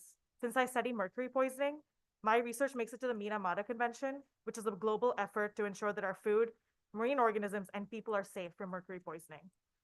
The work I do here in Connecticut has massive impacts worldwide, but most importantly, it benefits our workforce and food production in Connecticut. I've developed relationships with our biggest oyster growers who are grateful for the work we do at UConn, and they want to keep partnering with us. They want to make sure that our food is safe to eat. Budget cuts to UConn would mean that we have fewer people ensuring this is happening. On the other hand, my classroom has 80 students. Budget cuts would require me to devote the same amount of time to more students. A class like this, which can dramatically change people's lives, relationship to science and the environment, necessitates an instructor that can provide time to each student. I've already had students come up to me and tell me that despite the massive federal cuts to environmental science, they still want to study this important field and make a difference. Funding UConn permanently allows instructors like me to help educate our future workforce of Connecticut. These students represent towns from all over the state, and they have said that college is becoming expensive, but they want to be here. They want to learn. We are in a state that can ensure environmental education and outreach continues. We must show the rest of the country that we will fund education and show that every student has access to free, high-quality public higher education. We need $250 million in the budget in order to reverse tuition hikes and fully fund our system, including community colleges, state universities, UConn, and UConn Health. Lawmakers need to find a way around the self-imposed and illogical guardrails and fund and restore our public higher education system. Please prioritize students, faculty, grad students, and institutions that need the support so that we can all succeed. Thank you so much for your time. Thank you so very much for your testimony. We greatly appreciate it. Next up, we have Carlos Reynoso. I feel like this should be The Price is Right. Come on down. That's actually what I say in my classroom to my students. Say that, but I sometimes date myself because they don't know that game show, right? Thank you for this opportunity. Good evening, Senator Austin, Representative Walker, and members of the Appropriations Committee. My name is Carlos Reynoso Jr., and I'm a teaching faculty. I'm a professor for the Connecticut State Community College, known as CT State, Housatonic in Bridgeport, Connecticut. I'm here today in support of increased funding for public higher education. I'm here to say that funding shortfalls have and will continue to directly affect our students, our residents, your constituents. I am here to say that reduced funding will negatively impact academic quality, student success, and workforce development. There are long-term benefits of investing in public higher education. And you've heard many of my colleagues, and you will hear today from many of them sharing the same sentiments. I'm here to ask that legislators allocate sufficient funding for Connecticut State Community College to ensure students receive a quality education. And I'm here to request more oversight over our system so that increased funding goes to the classroom and wraparound services, because we are known as community colleges to offer wraparound services for all our students. And lastly, for your commitment to hiring additional full-time permanent workers. I'm also here today to say thank you. Sometimes we don't get thanked enough, and I know you all don't get thanked enough as well. I bet the emails you'll open that subject line say thank you, you want to open up first. So I want to thank you from this community college student, son of 2 immigrant parents, grandson of immigrant grandparents, older brother, cousin, nephew. Thank you from this husband to a wife of 27 years who also attended community college, father of 4 children, 3 who also attended community college. Thank you from this community volunteer, public servant of 22 plus years, working in the helping professions in health and human services, specializing in addiction and mental health, working with some of the most vulnerable residents that we have in our state. Thank you. Thank you from this part-time lecturer, adjunct professor, who in 2022 was hired as a full-time teaching faculty member, from being in the seats to being in front of the classroom, in the same college that gave me not once but twice a chance. A college community and environment that understood me and supported me through this higher ed experience. As a young father, young Latino father, non-traditional student, and now he is doing the same for his students. We need your support, continued support, not only to fund, but to increase funding.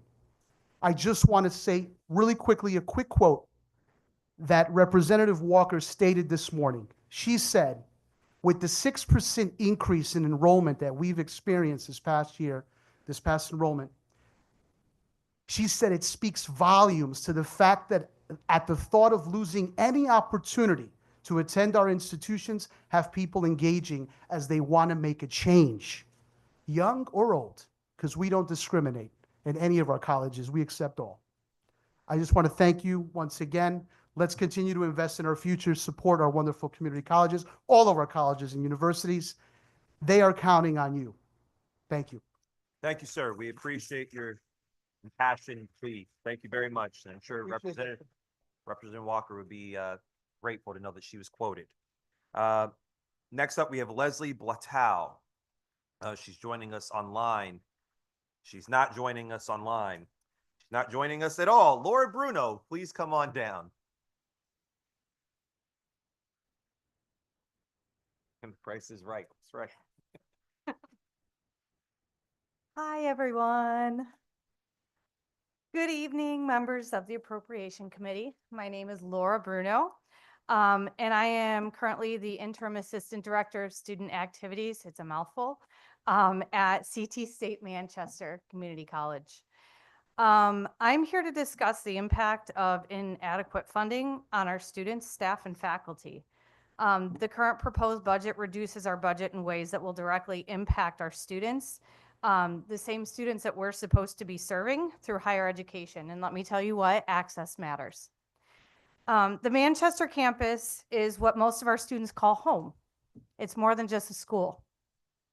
We have created spaces on our campus that are welcoming, inclusive, and supportive. It's a place that our students find their place in the world and they find their people. Our campus strives to support our students' growth as individuals and give them the opportunity to become great assets to our society. Part of my role on campus is to connect students with resources. I help run our on-campus food pantry. I help run our clothing closet, among other things. Let me tell you that many of our students that we serve at Manchester are both housing and food insecure. To give you an example, a number, today we had 125 visits to our pantry by 5 p.m. That does not include our night students, and this was a slow day. The importance of support services on our campus cannot be overstated. Higher education is supposed to create new opportunities, support connections, and promote growth. Without proper funding, we lose the necessary resources a majority of our students rely on to stay in school. These programs of support need to be staffed. Our departments are running with minimal staffing, creating resource gaps for our students and overwhelm for our staff and faculty. Community colleges are supposed to be accessible. There's that word again, access. That means access to education and the support to complete a program that allows them better opportunities in the workforce and other aspects of society. If we want Connecticut to remain competitive, we must invest in public higher education. The current budget does not allow for this. So please, I urge you to allocate the necessary funds to ensure that our students receive the education and support services that they deserve, including more full-time workers and additional oversight for our system. So funding addresses our students' needs. Thank you so much for your time and consideration. The success of our students and their future is in your hands. Thank you. Thank you so very much. Greatly appreciate your testimony. Next three folks that we'll have up are all in the room with us tonight. They include Michael Hinton, Tom Gaudioso, and Kathy Herron. If you all could come up and get ready, you're on. And you're all wearing the same shirts. Something tells me you all know each other. Michael, you're up first. All right. Thank you. Thank you.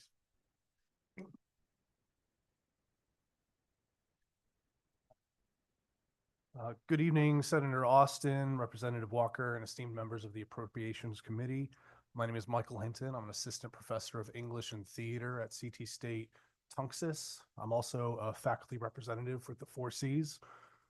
I'm here today to share a little perspective regarding our public higher education system, both as a professor and as a product of the system myself. I've experienced firsthand how our public higher education system works when it's fully funded. I grew up here in Connecticut, surrounded by poverty and addiction.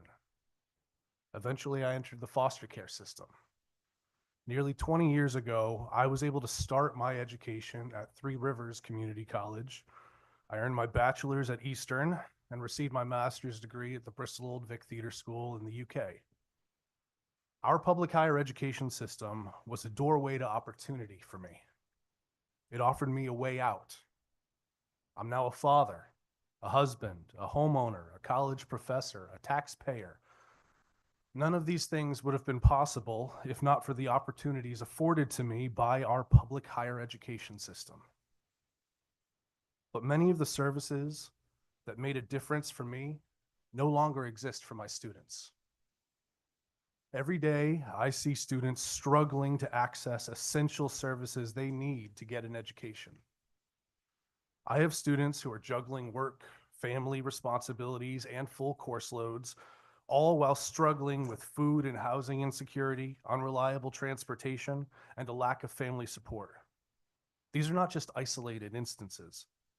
This is the reality for many of my students. Meanwhile, faculty and staff are doing the work of 2, sometimes 3 full-time employees in order to provide our students with as much access to opportunity as possible.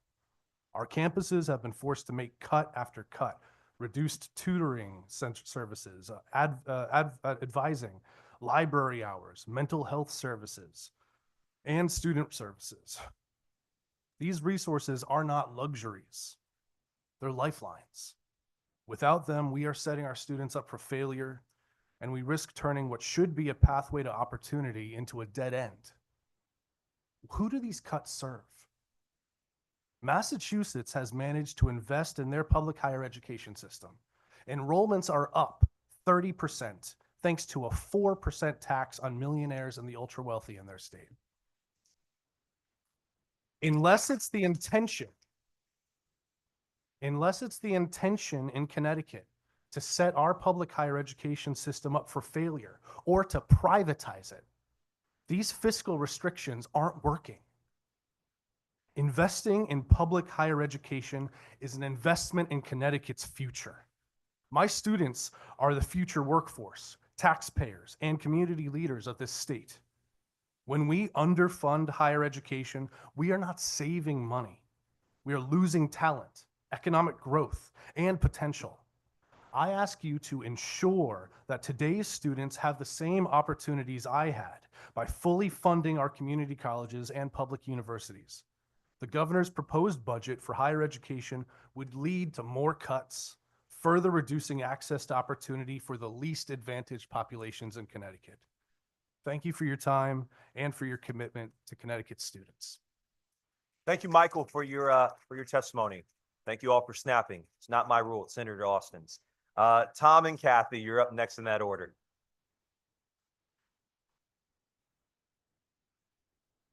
Back-to-back Eastern grads here.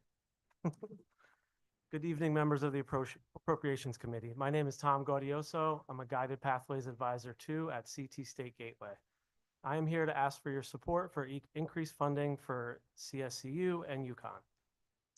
Connecticut State Community College is vital to our community. Tonight, I would like to focus on the importance of advising specifically and the impact that reduced funding would have on our students. Each student at CT State is paired with an advisor that they remain with for the duration of their educational journey. GP advisors holistically assist students with things like career pathways planning, choosing a program, class registration, accessing college resources, among other things. Our work is critical to student success. Since GP advising was instituted in fall of 2021, CT State Gateway has seen steady rises in both enrollment and retention. The impact of reduced funding on advising is as follows. Across CT State campuses, there have been reductions in staff due to unfilled vacancies. CT State Gateway has seen 3 or 4 unfilled advising positions. And when an advisor leaves, the 300 plus students assigned to them are distributed among the remaining advisors. This makes it much more challenging to devote the amount of time, attention, and care that our students desperately need. Another campus has seen about a 40% reduction in advising staff, with none of those positions being filled.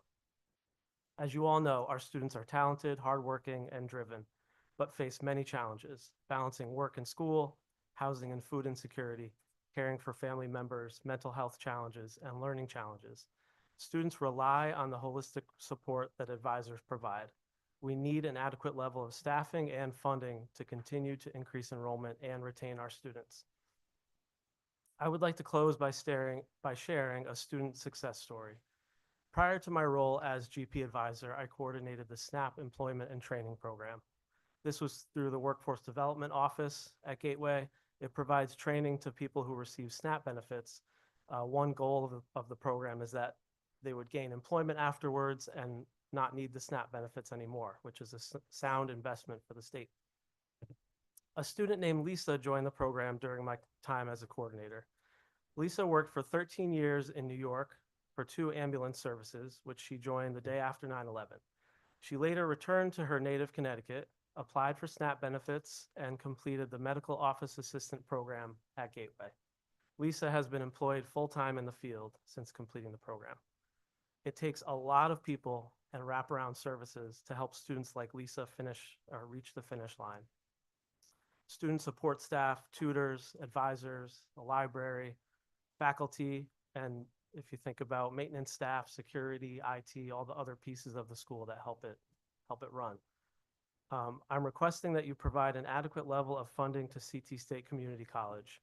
Reducing services like advising will significantly jeopardize our ability to impact enrollment and retention, and most importantly, help students like Lisa become self-sufficient, tax-paying citizens of this state. Investing in our students is critical to the health of our community. Thank you for your time.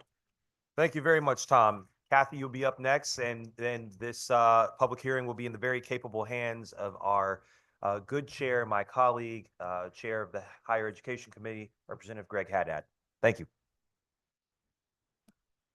Good evening, Senator Austin, Representative Walker, and members of the committee. My name is Kathy Herron, and I'm a professor of mathematics at CT State Capitol, a member of the 4Cs Union, and Connecticut for All. I live in Portland, and I'm here today to ask you to adequately fund public higher education. Governor Lamont's budget makes massive cuts to our public education system that will greatly impact our communities. I've been teaching math to students at Capitol for 30 years. As I'm sure you are aware, Hartford has the lowest median household income per capita in our entire state. Among all two-year colleges across the nation, Capitol ranks in the top 5% of two-year colleges nationwide when it comes to fostering upward mobility among our student body. Over the past decade, I have noticed significant decline in students' preparation for college. This is due to many complex reasons. I'm focused on accepting the students' level of preparation when they come to our college and then assisting them to achieve their goals. As you probably know, we live in one of the most unequal states in the country, and this level of inequality has grave consequences. Most of our students are from households experiencing economic hardship. Most of the students I teach need wraparound services to be successful, including childcare, disability services, tutoring, mental health services, and mentoring, just to mention a few. All of these cost money, but it is an investment that pays because our students not only earn more over their lifetime, but they stay in Connecticut to live and work. The community colleges have been over-reliant on part-time faculty for many years. The community colleges have excellent part-time faculty, many of which would love to be offered full-time work, but only full-time faculty are paid to work outside of class with students, work on curriculum, assist in activities and equity work, and contribute to other projects. Research shows that full-time role is better for student success, yet full-time faculty has been reduced by almost 10% over the past 5 years alone. I've been advocating for adequate funding for Connecticut community colleges for 30 years and have been through many lean budget times. But our current budget situation this year and in the next 2 years would lead to the most drastic cuts in many decades. Connecticut, as one of the wealthiest states in the country, should be a state where all students have access to free, high-quality public education. Lawmakers need to find a way around the self-imposed and illogical guardrails and fund and restore our public higher education system now more than ever. Thank you so much for your time and for listening. Thank you very much for sharing your perspective with us. Next up is Nathan Adler, followed by Mara Reyes, who may be joining us online, but I don't see her yet. So if that's not the case, Melanie Newport. Good evening, Senator Alston, Representative Walker, and members of the Appropriations Committee. My name is Nathan Alder. I'm a professor in the Department of Molecular and Cell Biology at the University of Connecticut at Storrs, and I'm also a member of the UConn AAUP Union. I am here to urge you to approve additional state funding for UConn, particularly now when federal funded academic research is under catastrophic assault. UConn Health, and other institutions of higher education provide the state's foundation of advanced teaching and research, but they provide a lot more than that. They are cradles of innovation. As one of the wealthiest states in the U.S., Connecticut should be a national leader in such innovation, but the $69 million deficit in Governor Lamont's proposed allocation to UConn severely undercuts our ability to serve in this capacity. At UConn, I direct a research laboratory focused on understanding the causes of aging-related diseases like Alzheimer's disease, as well as the discovery of novel pharmaceutical interventions to cure them. During my 16 years as a professor and lab director, I've supported and trained many postdoctoral researchers, graduate students, and undergrads who have gone on to careers in academia, industry, and medicine. Professors in the STEM fields at UConn play a vital role in training the future workforce who will support the increasingly tech-intensive economy of our state. Like most of my colleagues who run research laboratories, my operating budget comes primarily from federal funding agencies. In my case, this is the NIH. Federal funding for research is currently in a perilous and unpredictable state, for perhaps now more than any other time in our history. For example, as you know, at UConn, we're facing a reduction in the indirect cost rate from NIH grants from the negotiated and approved 61% to an unfathomable 15% maximum. To put real dollar values to this, one of my recent NIH grant proposals had a 5-year direct cost budget of about $2.8 million, which meant an additional roughly $1.2 million would go to UConn as indirects. This is money that supports facilities and operations, administrative staff, research centers, programs that oversee environmental health and the handling of hazardous materials, and training opportunities for our students. Capping the indirect recovery of NIH grants at 15% amounts to a loss of tens of millions of dollars annually to the UConn budget. And make no mistake, support from other federal funding bodies like the NSF, the DOE, and the USDA are going to suffer similar reductions. This is the budgetary equivalent of a 5-alarm fire that poses an existential threat to UConn. Labs like mine will be forced to end their research. In the face of such reprehensible budget cuts from Washington, it is incumbent upon the state to step up and ensure the survival of its only public R1 university. Honorable members of the committee, I do appreciate the difficulty of your situation trying to balance budgetary demands of your many constituents in this turbulent fiscal environment. I understand because I, like many of my colleagues who run research labs, are no strangers to balancing very difficult budgets. But given the current evisceration of federal support, our budgetary challenges are increasing exponentially. UConn needs full state support now more than ever in this unprecedented time. Your support is vital to preserving the reputation of UConn as a top public university and as an institution of research excellence. I thank you very much for your time. Perfectly timed. Is Tamara Reyes in the room? If not, then Melanie Newport. Here we are. Very good. Tamara Reyes, it's your turn.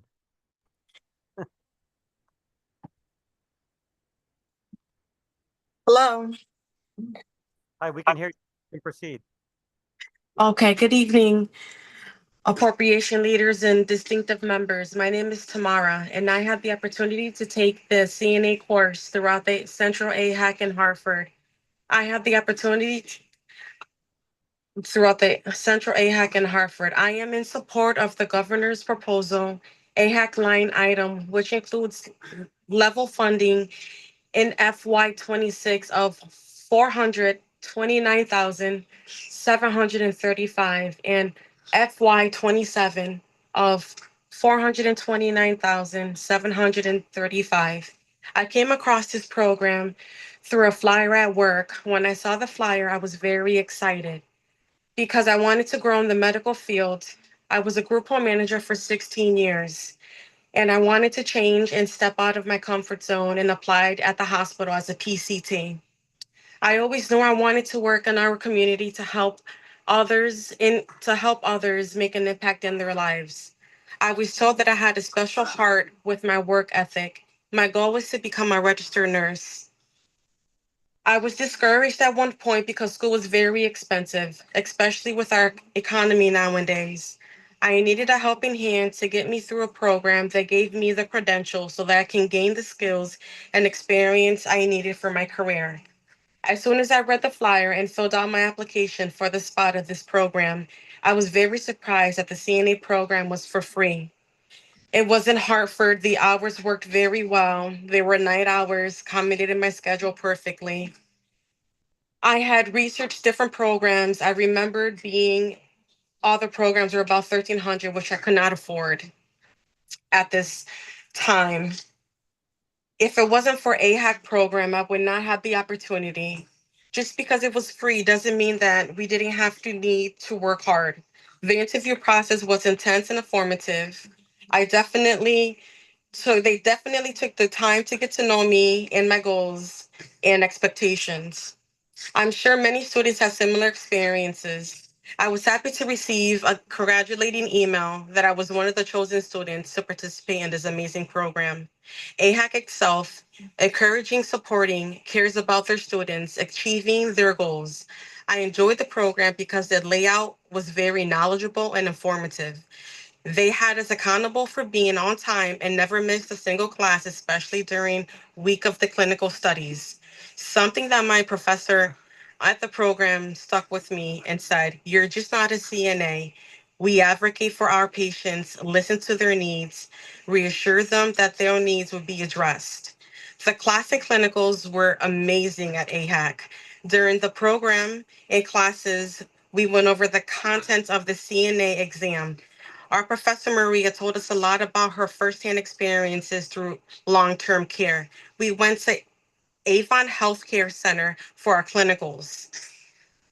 Everything we read and learned in the class, Avon Healthcare CNAs gave us positive feedbacks and guidance throughout our training. I was very nervous at the first time, but I know that the knowledge that I gained with Central AHAC and the confidence, I was going to be fine. I remember the residents' name and the nightly routines. When the residents saw me, they were very happy, smiled, and were very comfortable. There were challenging moments. Tamara, you're 3 minutes are up. If you could summarize the rest of your testimony, that would be helpful. I just want to thank AHAC and their supporting staff for helping me. I am now in the medical ICU as a PCT level 3, meaning that I needed my CNA certificate.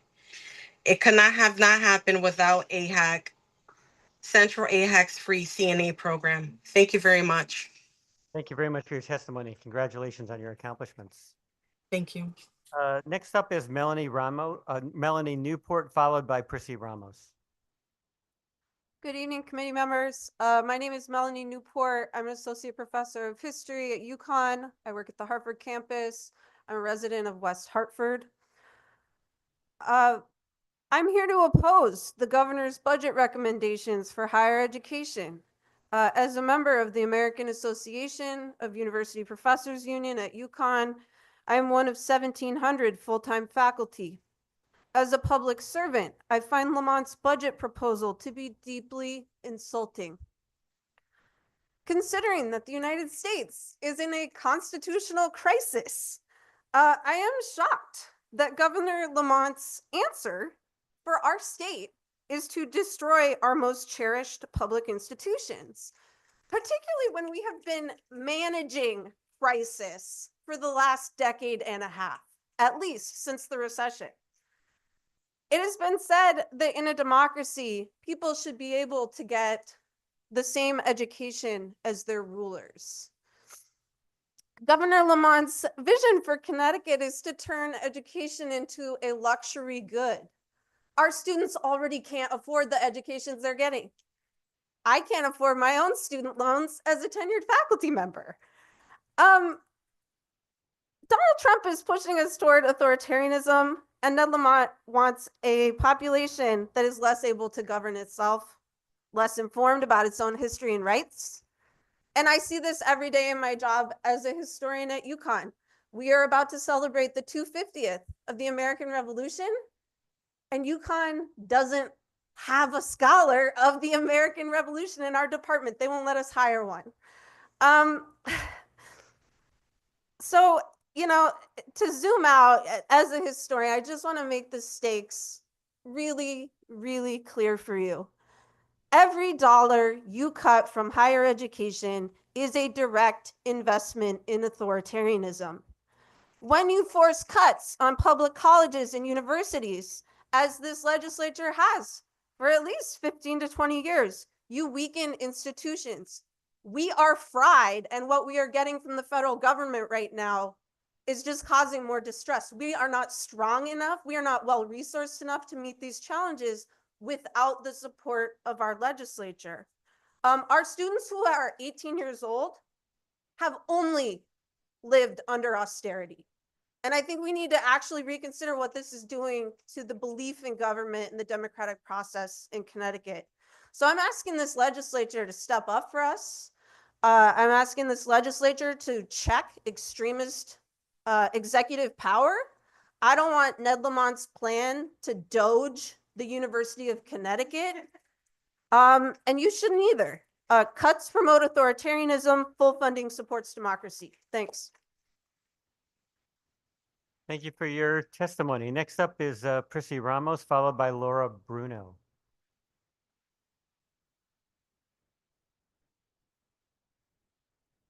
Could you just do me a favor of turning off one of the two microphones in front of you and using, thank you. All right. Good evening, members of the Appropriation Committee. My name is Prissy Ramos, and I'm a recruitment and outreach specialist for CT State Community College. I'm a proud CT State grad, and I have worked in higher education for 6 years now. And today, I'm deeply concerned about the impact of funding cuts for our students, staff, and our communities. As a recruiter, I'm responsible for working and building relationships with the community, with our external partners, and to help the students through the enrollment process. Our work is critical in driving enrollment for local communities into the community college. We visit high schools, community centers, business, nonprofit, and other entities that have potential students. We answer questions about CT State, encourage students to apply for the college, and follow up with these potential students. Sometimes we're in a high school during the day and visiting a community partner at night. So as you can see, this is a direct correlation between my work and the enrollment. We're currently suffering because, for example, Manchester campus, which is one of our largest campus today, it doesn't have a recruiter, as staffing is extremely low. Schools like University of Hartford and Sacred Heart How about the same number of recruiters and admission staff as the entire CT state and far less students? With the bare minimum staff, we simply are doing what we can. In addition to our work in the community, we have to cover shifts at our one-stop center on campus and conduct our own marketing efforts. We're pretty much doing two people's job on a daily basis. In my case, I'm a bilingual individual and I'm asked to translate for students who have difficulty communicating as soon as they walk through the door. And sometimes I have to support them during the whole process on the campus because we don't have staff to help them.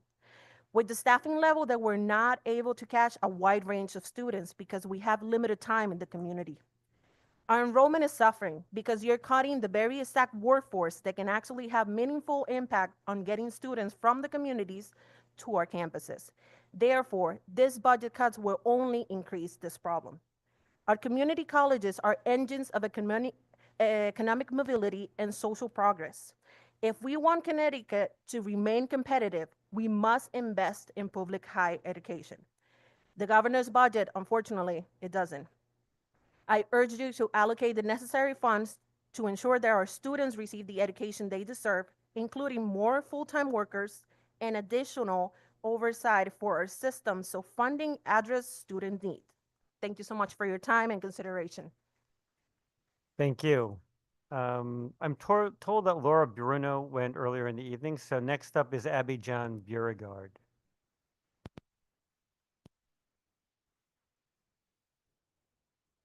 After Abby John will be Natalie Nicholson.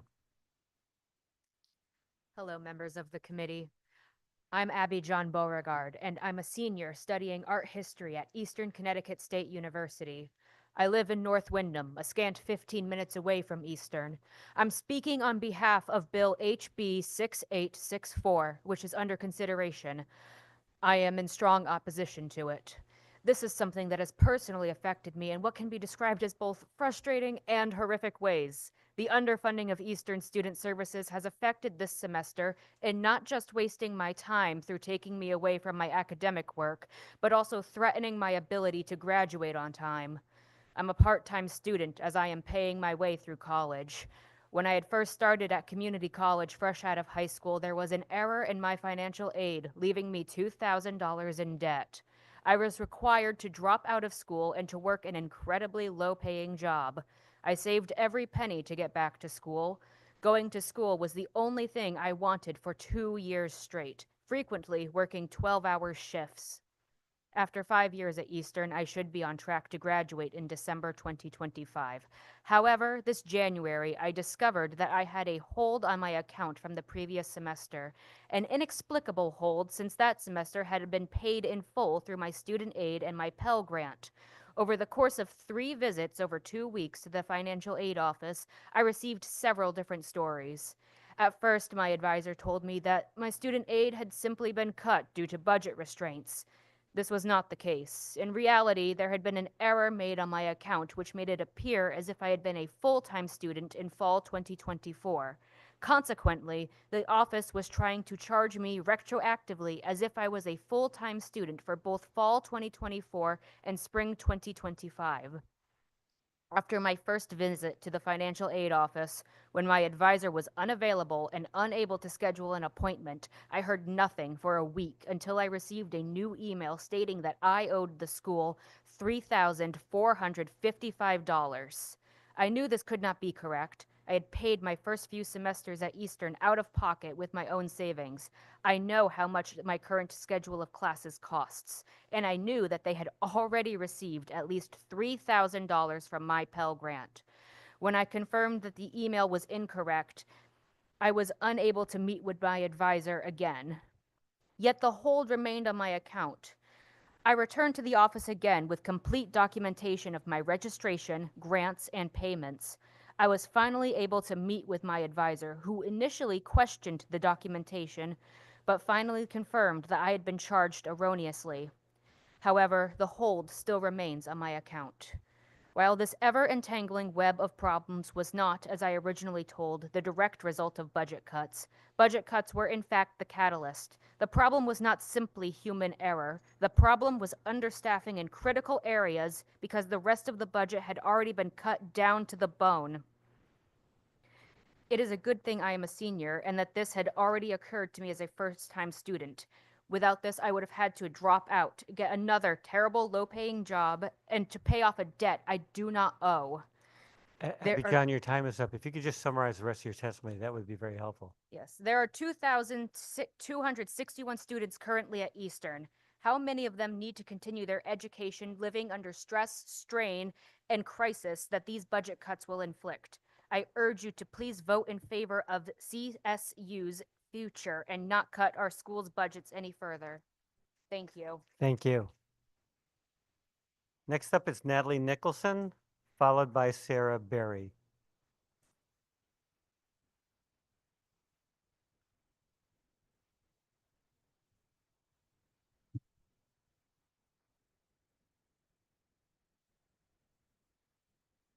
Good evening, members of the Appropriations Committee. My name is Natalie Nicholson. I'm currently a third-year student at the University of Hartford, but tonight I'm here as an alumna of Manchester Community College.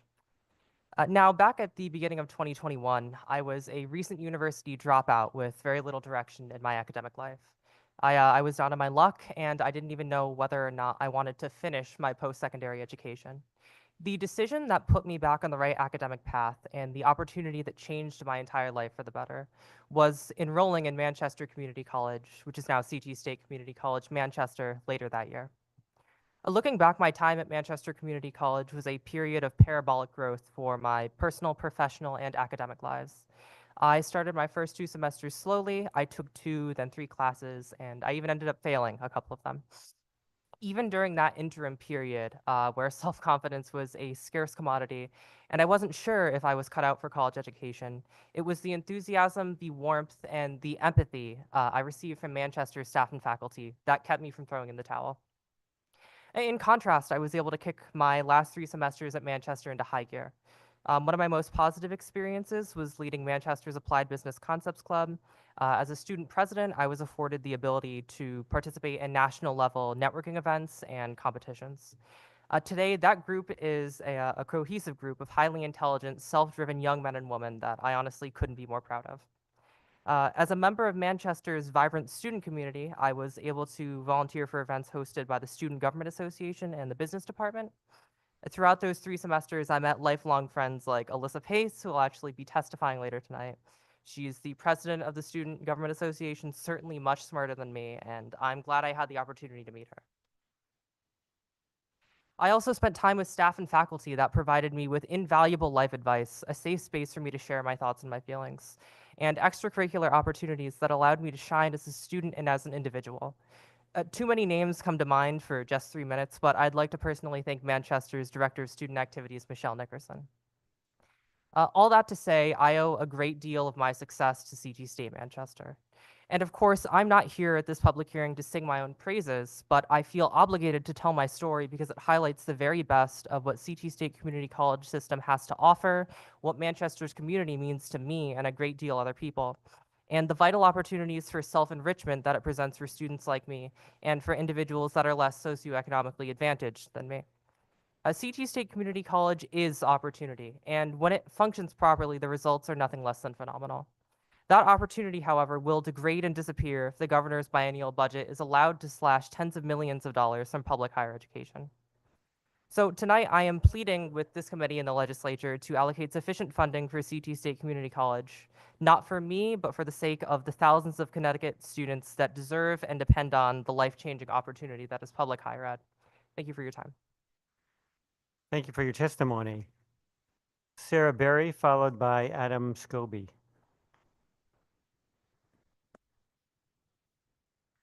Good evening, members of the Appropriations Committee. My name is Sarah Berry, and I'm a proud alum of Manchester Community College and CCSU, and an adjunct faculty member at CT State Manchester, and State Vice President of Part-Timers for the 4 Cs. I, like many of our students, am a first-generation college graduate who worked full-time while going to school full-time.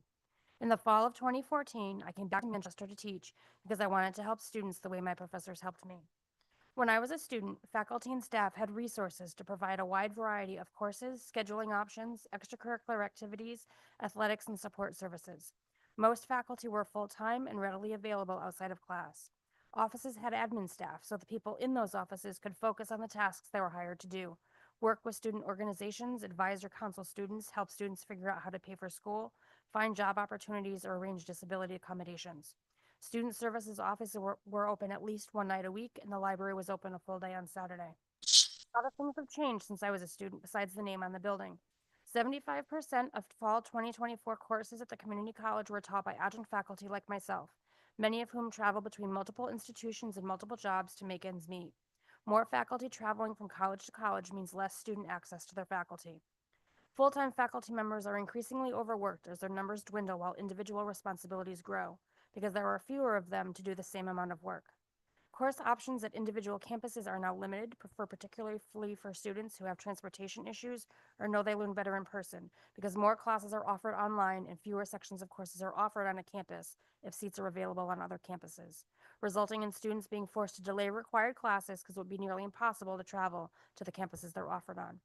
Very few student services offices have admin staff, so admin tasks now get in the way of the one or two staff in a department providing the services that are actually in their job description. Even fewer of these offices have evening or weekend hours, which restricts access for the working students. Campuses are ghost towns on Saturdays with libraries and tutoring centers closed. My students ask why they have such a hard time getting what they need. The answer always comes down to one thing: money. We live in the richest state in the richest country in the world. The rainy day fund is overflowing, but for public higher education, we're well past a rainy day. It's quickly developing into a monsoon. Budgets like this one have consistently underfunded public higher education, resulting in cuts to the services our students so desperately need. As faculty and staff, we've continuously been told to do more with less, and we have. But we can't do any more with any less than we are now. We've heard the enrollment is down excuse. Well, now enrollment is up. Now we need to provide the enrolled students with the services they need to be successful, which means investing in their education. Last year, many of you in the legislature worked to very generously find $80 million in emergency funds for our system, for which we are very appreciative. However, the campuses saw very little of that. One-time funds put a small temporary Band-Aid on a gaping wound that needs a permanent solution. For years, faculty and staff have asked for legislative oversight of the system, and I echo that ask again tonight. Not only do I ask you to fully fund our system, I also ask you to make sure those funds go where they are needed most, to campuses and the students. We need full-time faculty, IT staff, librarians, tutors, advisors, counselors, recruiters, lab managers, student activities staff, administrative staff, and the like. Not more chauffeurs and steak dinners. Thank you very much. Thank you. Adam Scobie, followed by Victor Figueroa. Good evening, members of the Appropriations Committee. My name is Adam Scobie. I'm the Director of Advanced Manufacturing Technology at CT State Housatonic, as well as the Chair of the 4Cs Political Action Committee. I've passionately worked to change lives in our communities through higher education for 8 years now. I'm deeply concerned not only for the future of our local community members, but also for the future of manufacturing in our state. I'm sure many of you know of Connecticut's ranking for manufacturing across our nation, but I'd like to reinforce a few of these stats. Nationally, we're ranked number 3 in defense spending, number 3 in manufacturing density, number 1 in aircraft engine and parts manufacturing, and have contributed over $34 billion to Connecticut's GDP in 2023. As a state, this speaks volumes of the hardworking families that keep Connecticut thriving in the national spotlight. Yet, according to the CBIA, 80% of surveyed Connecticut employers reported being impacted by labor shortages, with 33% identifying the primary cause as a lack of skilled applicants. The reality is that employers aren't just looking for workers, they're looking for highly skilled employees, and they're willing to pay them. Enter CT State Community College. 11 of our 12 campuses house manufacturing training programs. These successful training programs output the exact skilled applicants our industry desperately needs. How can Connecticut stay ahead in advanced manufacturing if we do not continue to advance in our workforce needs? In my department at Housatonic, we're grossly understaffed, working to our absolute limits in order to provide this service, not only to the industry, but to our students and their families. Other directors are experiencing the same issue across other campuses. How can we drive this industry further with fewer resources? How can we help more students with less? Students and their families are why we're all here tonight. This workforce development program provides life-changing opportunities for the students who pursue them. I think back to my second year of teaching, and one of my 22-year-old graduates returned saying that he bought a house for his whole family and moved them to a new neighborhood. Or just last year, how one of my students was bringing in a mayo and cheese sandwich every day for lunch. It was all they could afford, and how that 21-year-old is now making over $40 an hour at Sikorsky. Earlier, I said life-changing opportunities, but that's not what this really is. These programs are generational changers. These students are not only uplifting themselves, but also their family members and future generations. Without proper budgetary support, programs like these will not be able to transform the future of our communities.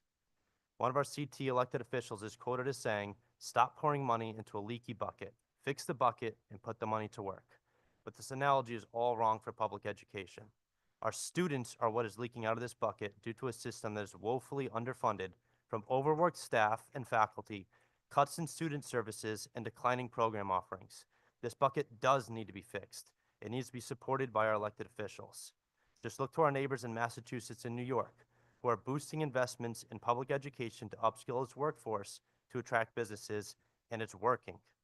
Again, it's not funding that is pouring out, it is our students that are falling through the cracks from the drastic decrease in services provided to them, and this funding is what sets us back on track.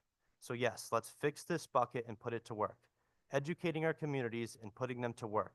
That is how we save the manufacturing industry and provide a future for our hardworking Connecticut families. Thank you. Thank you for your testimony. Victor Figueroa is joining us online. He'll be followed by Valerie Duffy. How we doing? Can everyone hear me? Yes, you can proceed. Thank you.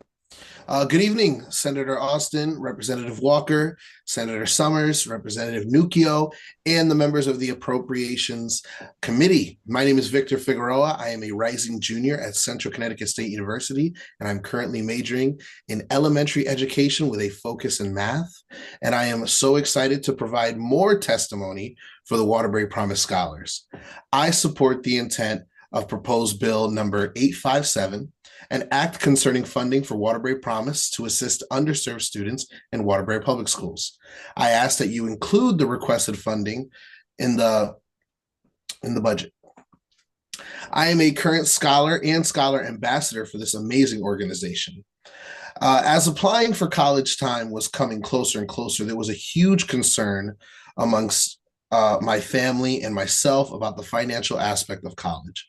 My mother is a retired nurse and my dad is a retired maintenance worker and mechanic, and their salaries weren't really going to be able to put me through college. But out of the blue, Waterbury Promise and their staff presented themselves to me and revealed their process to me. I realized that I had made the requirements and that I was going to be given financial support. This was such a relief on me and my family. But to make it even better, aside from the financial support, this became better because I gained a family of supportive and caring people who taught me great lessons in time management, money management, and self-care. I gained a team of people I can call on when times are difficult and even when times are amazing. I always let the Waterbury Promise team know about my struggles and my accomplishments, and they are so great to either congratulate me or find ways to support me when I need them. The financial aspect is definitely a big part of it, but the main focus is supporting scholars through their post-secondary education and their future career choices. Waterbury Promise, through their program, has been able to increase college and career goals, inspire students and even supporting partners, reduce the financial stress, and give students job shadowing experience and internships to bring them steps closer to their dream job. As I said earlier, I am majoring in elementary education, and because of Waterbury Promise and their support to me, I've been able to do great things like teach high school courses at the Waterbury Career Academy High School Summer Bridge program, and I'm currently a building substitute teacher at Frank G. Regan Elementary School in Waterbury, Connecticut. And there was even a point where I believed that being a teacher wasn't going to be possible because of all the hardships that I was experiencing during college. But the Waterbury Promise gave me that guidance and the support to help me keep following my passion in teaching.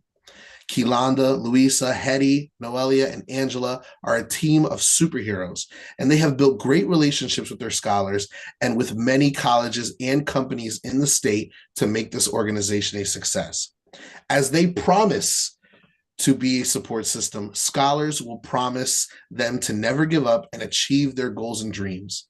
The city of Waterbury is always overlooked and even labeled as ghetto, which makes it hard for college support companies or even mental support companies to choose Waterbury as their town of business. But Keelan Mall had a dream, and she built her dream in the beautiful city of Waterbury, Connecticut. And that, to me, is a fantastic reason to pass this bill and start funding for this amazing organization. Thank you and have a great night. Thank you for your testimony, Victor. Next up is Valerie Duffy, followed by Kaya Hunter. Go ahead. Good evening, members of the Appropriation Committee, and thank you for your time and attention. My name is Valerie Duffy. I'm a professor at the University of Connecticut in the Department of Allied Health Sciences. This is my 31st year. I teach at the undergrad and graduate levels. I'm a researcher bringing in nearly $700,000 in grants this year, and I coordinate a team of nutrition educators who work to improve low-income families' access to healthy food. I oppose the governor's overall budget for higher education, and specifically that for UConn. The governor's budget leaves an $85 million shortfall at UConn and an $80 million shortfall at UConn Health. This shortfall is part of a 1-2 sucker punch to UConn, which also includes a 75% reduction in the indirect rate paid by NIH. This cut in NIH funding is just the beginning, with the expectation of funding decreases from other federal agencies. Permit me to focus my attention on how funding shortfalls to UConn jeopardize the ability to train and fill healthcare positions in the state. Every week, my church prays for people who are sick for a speedy recovery. We want people to have the best care and suffer the least. When you go to a healthcare professional, whether for a diet to manage high blood pressure or to recover from knee surgery, you want the best trained and most competent practitioner. Someone who has the bedside manners to ease your anxiety and suggest treatments that are tailored to your needs and based on the best available evidence. We shouldn't have to seek help from someone who gets their evidence from conspiracy theorists, the latest fad on social media, or someone who cannot read and interpret contemporary science. Training health professionals is costly. STEM and lab courses have to be smaller with more intensive instruction. Next, health professionals need training in the field. You have to have a preceptor who can watch and train a student to become competent to practice and assure this competence through verification. This is true of all credentialed health professionals. Who should pay for the training of health professionals? Doctors, nurses, dentists, dietitians? Should students have to pay extra to become health providers? Why should a student have to go into debt for years to become a credentialed health provider? Should the university have to cover the extra cost? It costs the university a lot more to have credentialed health programs that the state needs and requires to keep Connecticut residents healthy. The governor's budget plus the federal funding cuts will decimate UConn. Programs will have to be cut. Instead, every taxpayer should invest in higher education, including UConn, to assure that we have the healthcare professionals the public demands and needs to promote health and prosperity. This isn't about being woke, about universities being the liberal enemy, about faculty bilking money from society. This is about common sense and paying for what people deserve. Fund UConn fully. UConn contributes $8.5 billion to the state economy. Every dollar invested by UConn by the state generates 1.76 in total economic output through additional job creation, business revenue growth, increases in household incomes, and other multiplier effects. Thank you so much for considering my testimony. Thank you. Next up, Kaya Hunter, who's joining us online, followed by Sarah Peterson Olson. Kaya, you can go ahead. Okay. Hello, members of the Appropriations Committee. My name is Kaya Hunter, and I live in Derby, Connecticut. I am a student at CT State Housatonic, majoring in social work with an additional certificate in gerontology. I am here to share with you all why increasing public higher education funding would be beneficial to our students and our school community. The morale of the students over the years has decreased, and that is because we are lacking the support we need, which comes from the faculty. Currently in our school system, the faculty population is primarily adjunct professors. Adjunct professors do not receive benefits. don't receive equal pay to full-time professors, even if they have the same accolades, and are limited in the amount of hours they can work. My father was an adjunct professor at Housatonic, and when he was asked to leave, it put a strain financially on my family because he had no benefits to support him in his next step.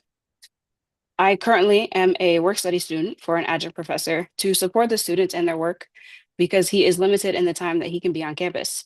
And I had to learn this position while I was a student in his class in a previous semester. If more adjunct professors can be promoted to full-time and can be supported in what they do here at school, our students will continue to grow and thrive. We need our professors to be mentors and advisors. The faculty is the powerhouse of our schools.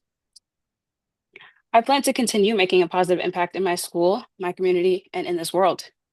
I am part of 8 organizations and clubs on campus, 2 of which I started, and 5 of which I have leadership positions in.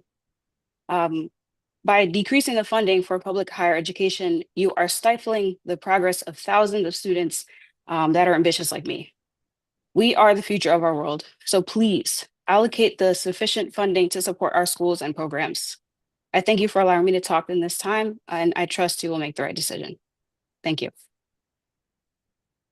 Thank you for your testimony. Sarah Peterson Olson, followed by Leslie Blateau. Good evening, Senator Austin, Representative Walker, Senator Summers, Representative Nucio, and members of the Appropriations Committee. My name is Sarah Olson, and I have been a research associate at UConn Health in the Department of Genetics for 33 years after graduating from UConn Stores in 1992. I would like to take this opportunity to speak on behalf of critical grant funding from NIH at both UConn Health and the main campus. UConn receives hundreds of millions of dollars in federal grant funding to support many various cutting-edge research projects every year, and this funding has wide bipartisan support. While some administrations cut funding levels, there continues to be widespread support. On Friday, January 24th, there was an executive order issued halting all funds and communication from NIH. As this is funding appropriated by Congress, not by executive order, a lawsuit was filed and a restraining order placed on the freeze. There was a memo rescinding the freeze, but a judge found that the freeze was ongoing. A second restraining order was issued. After this second restraining order, the administration instead went after the indirect costs of these grants, their Plan B. On Friday, February 7th, a memo was issued that they were slashing indirect costs to 15%, effective immediately. Indirect costs are negotiated separately by each institution and are based on many factors, including geography and the nature of the research. 22 attorneys general worked tirelessly that weekend to file a lawsuit by Monday morning. A judge restored the funding to these 22 states, and later other states filed a separate lawsuit. Meanwhile, NIH did an independent analysis and showed that freezing the funding was illegal and funding resumed again. UConn receives $35 million in these indirect costs. This covers infrastructure of our buildings, core facilities such as our high-performance computing cluster, the flow cytometry facility, our mass spectrometry facility, the instruments, and the staff that operate these highly advanced instruments. It also supports the graduate students for the first 2 years before they become supported by the lab in which they are working on their thesis. Cuts to the indirect costs, which have been pre-negotiated and promised, would upend research at Connecticut's flagship university and health center. Staff would be cut, leaving scientific instrumentation idle with nobody to operate them. Core facilities, which support many of the lab's research, would shut down, and more importantly, it would reduce the number of students UConn could recruit, greatly reducing our standing on the national stage. These acts of executive orders, memos, restraining orders, failure to comply with court orders have led to fear and mass confusion nationwide. My colleagues at UConn Health are nervous and scared. Phone calls and emails to NIH have gone unanswered due to communication freeze. However, the faculty continue to write and submit grants. If Washington ignores the court orders and cuts NIH funding, what happens to the cutting-edge research here at UConn? What happens to the people funded and employed by these grants? What happens to the students, which will be the next scientists finding cures for diseases? What is our Plan B? Thank you. Thank you for your testimony. Leslie Blateau is joining us online, followed by Joe Jankowski. Thank you. Good evening, members of the Appropriations Committee. My name is Leslie Blateau, and I'm a teacher and parent in New Haven Public Schools and a resident of the city of New Haven. I'm the president of New Haven Federation of Teachers, Pre-K-12 Divisional VP for AFT Connecticut, and the steering committee chair for the Connecticut for All Coalition. I'm testifying this evening to urge you to allocate the necessary funds to UConn and CSCU.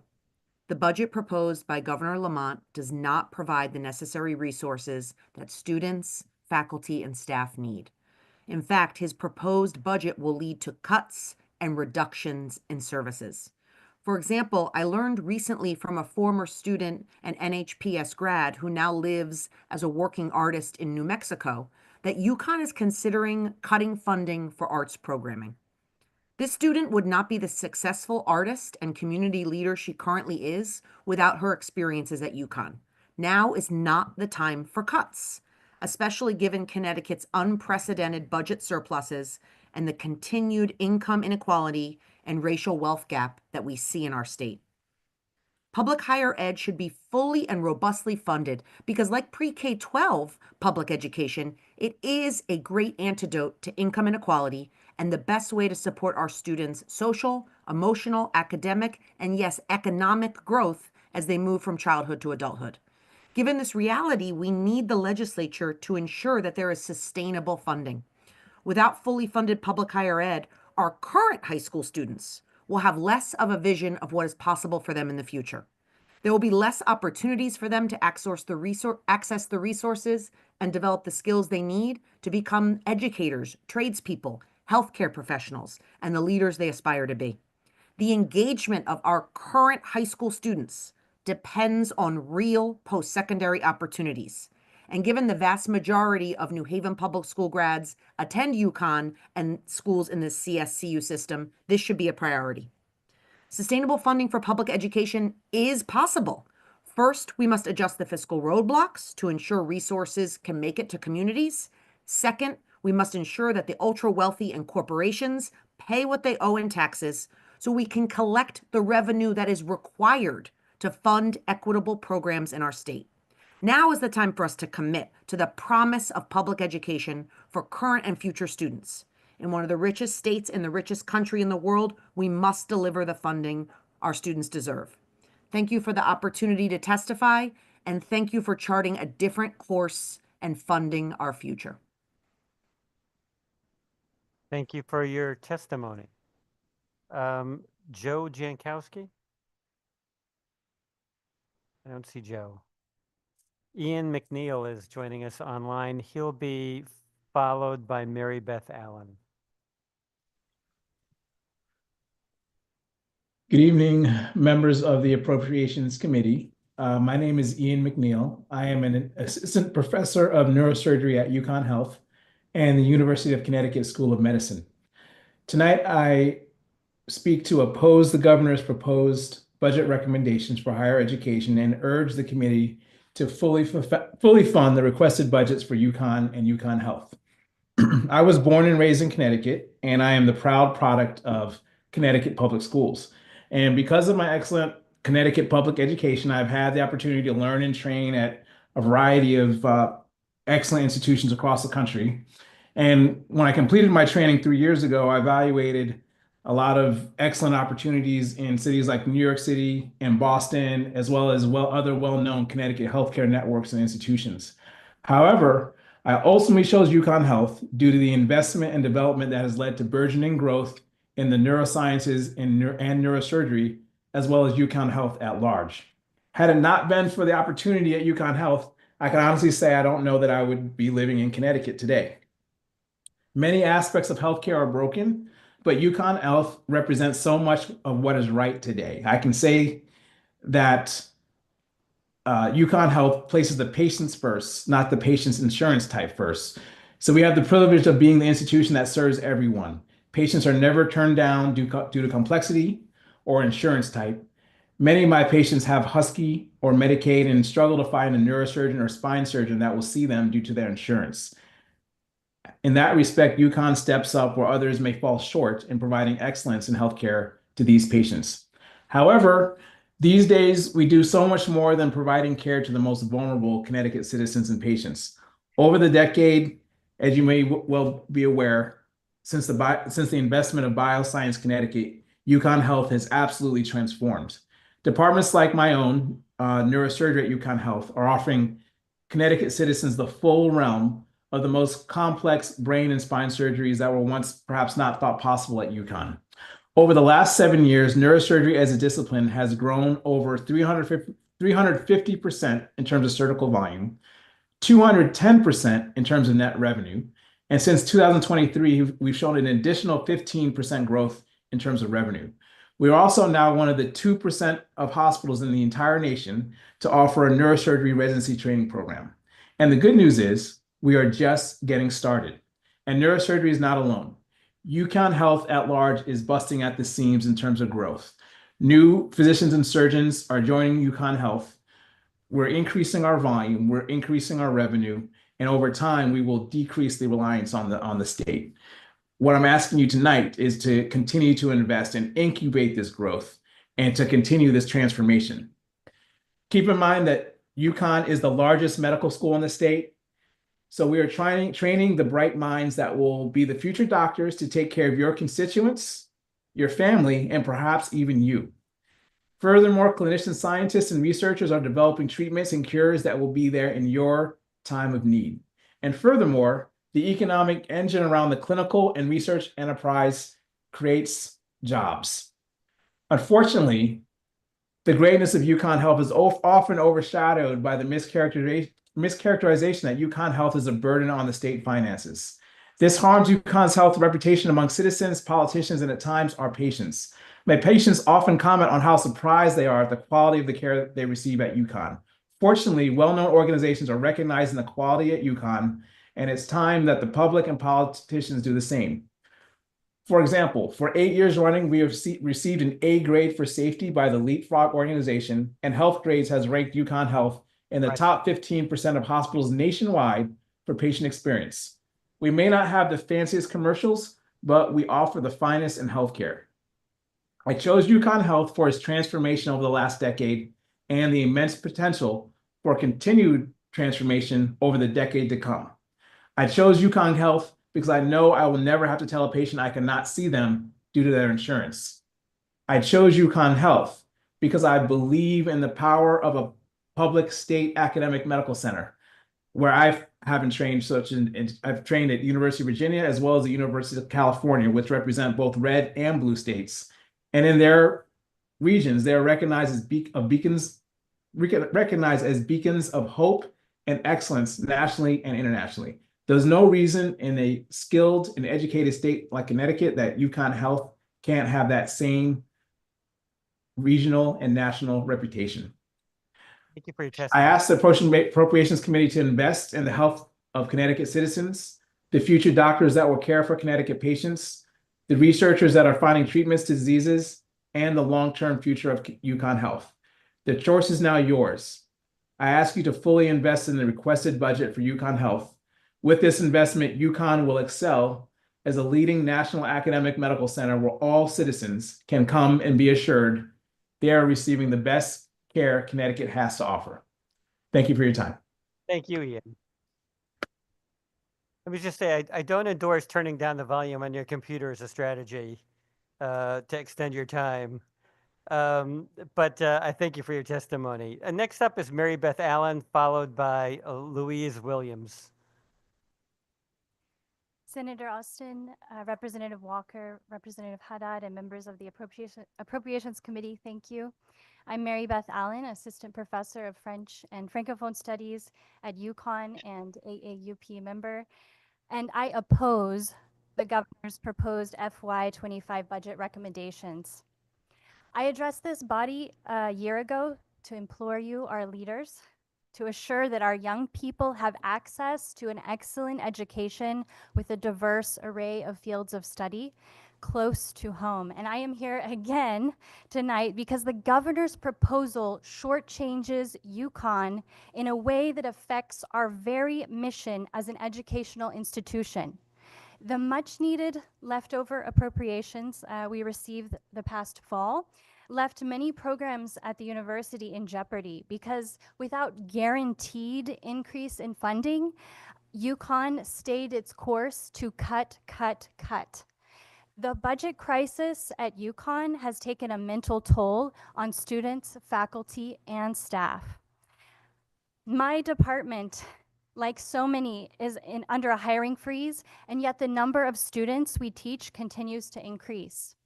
What does that mean? Well, the governor insinuates that we just need to get creative to stretch those dollars. The reality of the situation is quite straightforward. Students find themselves in larger and larger classes with an entirely watered down educational experience, with fewer courses, fewer majors, fewer faculty, and fewer graduate programs. Students are viewed as revenue streams and not the future nurses, engineers, artists, and leaders of this state. UConn has been a world-class public research university, but under unrelenting pressure from the governor's austerity budgets, it's becoming a degree mill. Have you noticed we've already dropped in rankings? The governor stated in his state of the state that we are necessarily scaling back low-demand majors. Really? This mentality advocates for what Senator Looney called a Walmart-like approach to education. I agree with the senator. A major university can't be run that way. When you chip away at our smaller programs like my own, you diminish this institution. By the way, cutting small programs doesn't save money. It's a meaningless gesture to the governor. Governor, if you're listening, I heard you say regarding Dan Hurley's salary that we pay for excellence. So why are you so unwilling to fund the rest of our flagship institution? We are excellent on and off the court, and a great number of our faculty don't make a living wage. I'm almost done. The average assistant professor in residence makes 33% less than the income needed to support a family of 4, and that's a survival figure, to say nothing of visiting assistant professors and adjunct professors. With our country hurtling towards a technocracy, the humanities are more important than ever. Educators are the guardrails against the attack on critical and ethical thinking that we now see at the very helm of our country. Please reject the governor's budget and fully fund higher education in Connecticut. Thank you. Thank you. Just to state the obvious, we don't try to limit people to 3 minutes just because we think that you can say everything that you want to say in 3 minutes. We do it because there are still 50 more people signed up to testify tonight. And we want to give the folks at the end of the list the same opportunity to be heard that people earlier do. And so next up is Louise Williams. After that, I will turn the chair over to my colleague, Senator Flexer, who will introduce the next person, who is Wynn Gadkar-Wilcox. Good evening, and thank you for welcoming public testimony. I'm Louise Williams. I'm president of CSU AUP, the union that represents almost 3,000 teaching faculties, librarians, counselors, coaches, and athletic trainers at the 4 state universities. But I am also a professor of history at Central Connecticut State University. Of course, I'm here to ask for increased funding for our public colleges and universities, but I will do so as a history professor rather than a union leader, and with national events in mind, not just our state situation. As a student of history, when I think about our nation, I am scared, very scared. While I think the famous adage, those who cannot remember the past are condemned to repeat it, is way too simplistic, history never exactly repeats itself, there is much truth to it. And if we remember the past, it's clear that what we are facing today is more than just concerning. It's frankly alarming, especially for higher education. We have presidential advisors who label college professors the enemies at home. Our vice president gives speeches about how the universities are the enemy and vows to aggressively attack universities in this country. Funding to enable poor students to attain college degrees is threatening. Support for university research, as we have heard, is already being slashed. Our future education leader proudly vows to dismantle her own Department of Education with the backing of supporters who hope she gives the college cartel the body slamming they deserve. Clearly, the future of higher education in this nation is in peril, especially that of four-year universities. Perhaps this is just theater, but I assure you that we cannot take the risk of ignoring the show or it will be too late. History proves that. I know that destroying higher education is not what the people of the state of Connecticut want. I also know that it's not what our governor wants. I spoke to him just last week. He really liked the idea of going down in history as the education governor. But he is cautious about money, as we all should be. And yet, if our financial reticence puts the future of our young people, state, and nation at risk, we must rethink it. So it is your job as the Appropriations Committee to temper our governor's caution and protect and preserve higher education. This is why we are asking you to adequately fund the Connecticut State College and University system in the next 2 years. I urge you to ensure that our schools do not face further cuts that have already been made in the past years, and also that the PACT Mary Ann Handley program can be expanded to the 4 state universities. We will really be able to open doors and minds for more students from community college to university and ensure they receive the best education possible. Our enrollments will increase, as will our skilled workforce and tax base. Everyone in our communities will benefit. This is an investment in our state's future, but it's also an investment in the future of our entire nation. You have an incredible weight on your shoulders. You must protect higher education in the state and be a beacon for the rest of the nation. I am confident you will do the right thing. Thank you. Thank you. Thank you for your time and your testimony. Next, we will hear from Wynn Gadkar-Wilcox, who will be followed by Arlen Aceto. And before I give Wynn the floor, I would like to remind everyone of the rules of the legislature. There cannot be any audible response to any testimony that's being given. I agree with almost everything that's being said here tonight, but we can't have snapping, we can't have laughing, we can't have any audible response. So with that, Wynn, welcome. The floor is yours.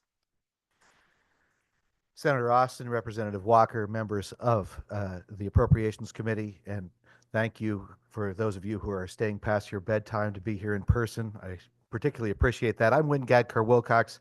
I'm the chair of the Department of History, Philosophy, and World Perspectives at Western Connecticut State University and the Legislative Committee chair of the CSU-AUP. When I was preparing my comments for today, I was at the same time writing a letter of recommendation for my very best student, an honor student, a leader in our history club, an integral member of our community, and he's leaving WestCon. Why is he leaving? Because we no longer have his major, and he's afraid in his second choice major that he won't get the classes he needs to graduate on time. This is not an isolated case. At WestCon, we hear about this every day. We hear about students who are interested in our programs but find that they can't come because our child care center has been closed. We have students who are interested in our programs but decide not to come because our nationally ranked debate team no longer exists. We have students who are interested in our programs but decide not to come despite the fact that many of our meteorologists on TV and on radio graduated from our programs because they discover we no longer have an undergraduate meteorology major. That's one thing. That's not even counting the leaking ceilings, flooding basements, mold, broken elevators that have been out of service for years, faculty and staff to take out their own trash because our maintenance budget has been cut. And yet, despite that, we succeed. This year, we welcomed our largest freshman class since 2018. We have an $11 million reserves. We have new innovative programs. We've been recognized as a Hispanic serving institution. We've been ranked as Connecticut's #1 university in value for money. And in the past 15 years, 6 of our students have earned Fulbright scholarships. We have these successes because we believe in our mission and our students, but we cannot continue under these funding conditions. $151 million in ARPA and other one-time funding is not included in the governor's budget. Even the chancellor's budget for WestCon presumed a $12 million cut to WestCon. That's more than we could sustain. If the governor's budget were passed, it would mean 25 to 30% cuts. Our university would die. That's not an exaggeration. 50 years ago, public higher education made up 10% of the state budget. Today, it's 3%. And the institutions that serve the highest percentage of Connecticut's Black, Brown, and first-generation students are the ones most consistently underfunded. Budgeting reflects moral priorities. If the governor's office or certain legislators don't believe in public higher education, then they should just say so. Close these institutions, let them go private. But if you do value these institutions, then you need to restore the $151 million in one-time funds that are expiring so that we can at least continue serving our students at the current level. Thank you very much. Thank you. Thank you. I'd ask for not audible responses. Thank you for your time and your testimony. Next, we will hear from Arlen Acedo, who will be followed by Chris Files. Welcome, Arlen. Good evening. Thank you so much. And I thank all the members of the Appropriations Committee for allowing me to speak tonight. My name is Dr. Arlen Acedo, and I'm a practicing licensed optometrist, but I'm also proud to be the program coordinator for our optician or our eye care program at CT State Middlesex in Middletown. Our program is a 2-year specially accredited program that prepares our graduates to become licensed opticians in Connecticut. Our program is unique, not only in Connecticut, in the state community college system, but it's the only fully accredited program in the entire state of Connecticut. The only other programs are in all of New England or greater New York are in Brooklyn, New York, and there's another one in Boston. Our program has an extremely diverse class, and we range right from high schoolers that just graduated, but also older students, including a variety of backgrounds. Our program and our colleges serve single mothers reentering the workforce, members leaving the military and looking for new careers, those who have been laid off from other careers, and countless others. For our particular specialty program, our 2-year accredited program, upon successful licensure in our state, our students make over $60,000 a year on average, according to the Bureau of Labor Statistics. Our students have a 100% placement rate, often even before they graduate. And our licensed opticians and healthcare providers often work in corporate optical settings, optometrist office, ophthalmologist offices, and even open their own businesses. In our particular profession, in our state, our graduates, once they're licensed, are one of the few states where they can fit contact lenses to a patient from an eyeglass prescription independently without oversight from a doctor of optometry or ophthalmology. This scope of practice gives them a bigger impact on their communities, a tremendous benefit to their community, and to the patients around our state. It's rare that any professional without an advanced degree can fit, sell, or dispense a medical device. This program is just one of an amazing and unique set of programs, and we're immensely proud of ours that's been here for 35 years. But just like our other specially accredited programs in our system, nursing, radiological tech, surgical tech, vet tech, health information management, and countless others, cuts to our funding, it affects our ability to get equipment, faculty, consumables, accreditation fees, professional development, technology. Any cuts to this is going to be catastrophic. We can't make the impact for our students that make an impact on our communities without those resources. This is going to negatively impact our students, our graduates, our profession, our patients, and our communities. The opportunity of this program and others like it impact countless lives. I can speak firsthand from experience because I'm a proud UConn grad. I'm a practicing doctor of optometry. I began my journey in the very program I teach now. I'm a graduate from the 1990s. I've been able to be a practice owner, a practicing optometrist. I've helped establish 2 new optometry schools, one in Mass, one in Illinois, and I owe much of what I've done from the program that I was here. What kind of benefit could we have for the other students to have another, to do a similar path to me? My family and I are so supportive of this program that my older son is currently an engineering student at CT State Quinnebog. And speaking of families, this is off topic, but Representative Haddad, I have a relative, Jennifer Haddad, who's currently at a national eye care conference, who is a graduate of our program, who's one of my proudest alumna, and she said to say hello, and you should support our ask. I would submit that the future of our communities and our state requires. Your time. Can you please summarize? All right. So very good. I just appreciate all of you. I humbly ask this group for the resources to continue the best education possible. I thank you for your time and consideration this evening and would be happy to answer any questions. Thank you all. Thank you. Thank you for your time and your testimony. Next, we will hear from Chris Files, who will be followed by Janine Kane. Welcome, Chris. The floor is yours. Thank you, members of the Appropriations Committee, and thank you for allowing me the opportunity to speak. My name is Chris Files. I'm the president of the Yukon chapter of the American Association of University Professors, the AAUP, and also a professor of English at the University of Connecticut Stores. I'm here to speak in opposition to Governor Lamont's budget for public higher education. If the governor's budget passes the state legislature as written, my institution of UConn would be left with a significant deficit of $84.1 million for the upcoming fiscal year, and UConn Health would be left with a $79.7 million deficit. This is a giant problem for our state for a number of reasons, and since I've got 3 minutes, I'll just mention two. First, in the weeks since the governor's speech, it's become clear that our new federal government has put a target on the backs of colleges and universities. With their attacks on grants from the National Institute of Health, it's clear that Trump and Musk regard even cancer and Alzheimer's research as woke. All categories of federal grants are at risk, and I doubt they will stop there. Even if you read Project 2025, the future of federal subsidized student loans are uncertain because of a national government that sees colleges as unnecessary. Now more than ever, we need the state to step up and shore up public higher education. If even some of those federal funds dry up, it would be devastating. Scientific research would shrivel on the vine, and the cost of lost revenues would be passed on to students. But here's a dirty little secret. Because of years of underfunding and inadequate investments, administrations have already been forcing the cost of inadequate funding from the state onto students, right? So nationally, the students have been feeling the sting of higher college costs for quite some time. Nationally, the cost of tuition and fees has been rising faster than the general rate of inflation for at least half a century.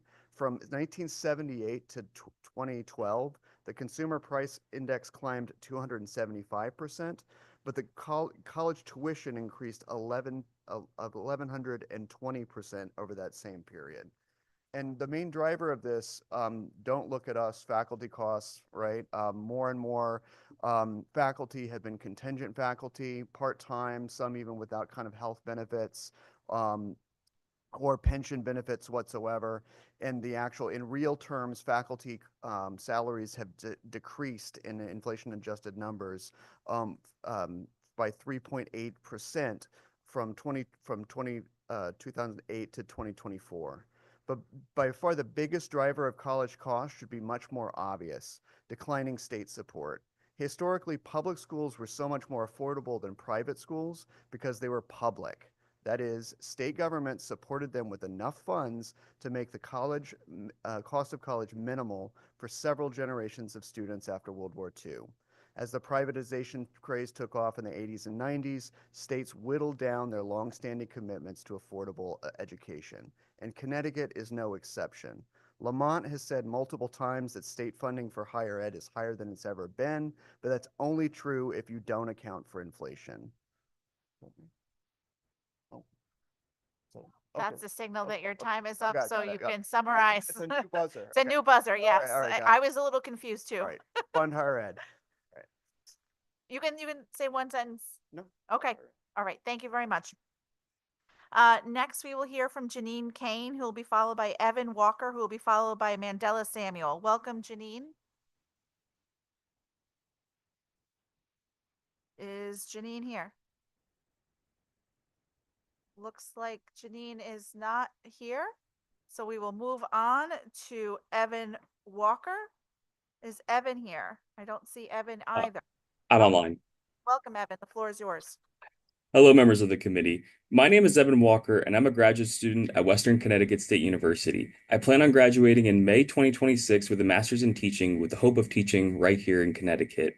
And I'm here to talk about what my education at WCSU has meant to me. Before I chose Western, I had my sights set on a much more expensive university. However, with financial limitations, I decided to stay local. My plan was to transfer after 2 years and go to what at the time was my dream school, Fordham University. However, even though I came to college during the peak of COVID, fall 2020, I was able to fall in love with Western. The support I received from my professors, WCSU staff, and my fellow students made me realize that I needed to stay at WestCon.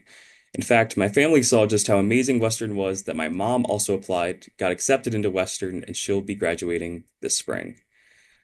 My professors at WestCon helped me with both my in-classroom and outside of classroom development. And actually, Professor Wilcox, who testified a few minutes before me, is representative of some of the great academic minds that exist at Western, and I appreciate all he did for me in undergrad. Uh, However, learning is not limited to just the classroom. My time in student government, the school history journal, and the best college radio station around, WXCI 91.7, are things that I'm not sure I could have achieved at any other school.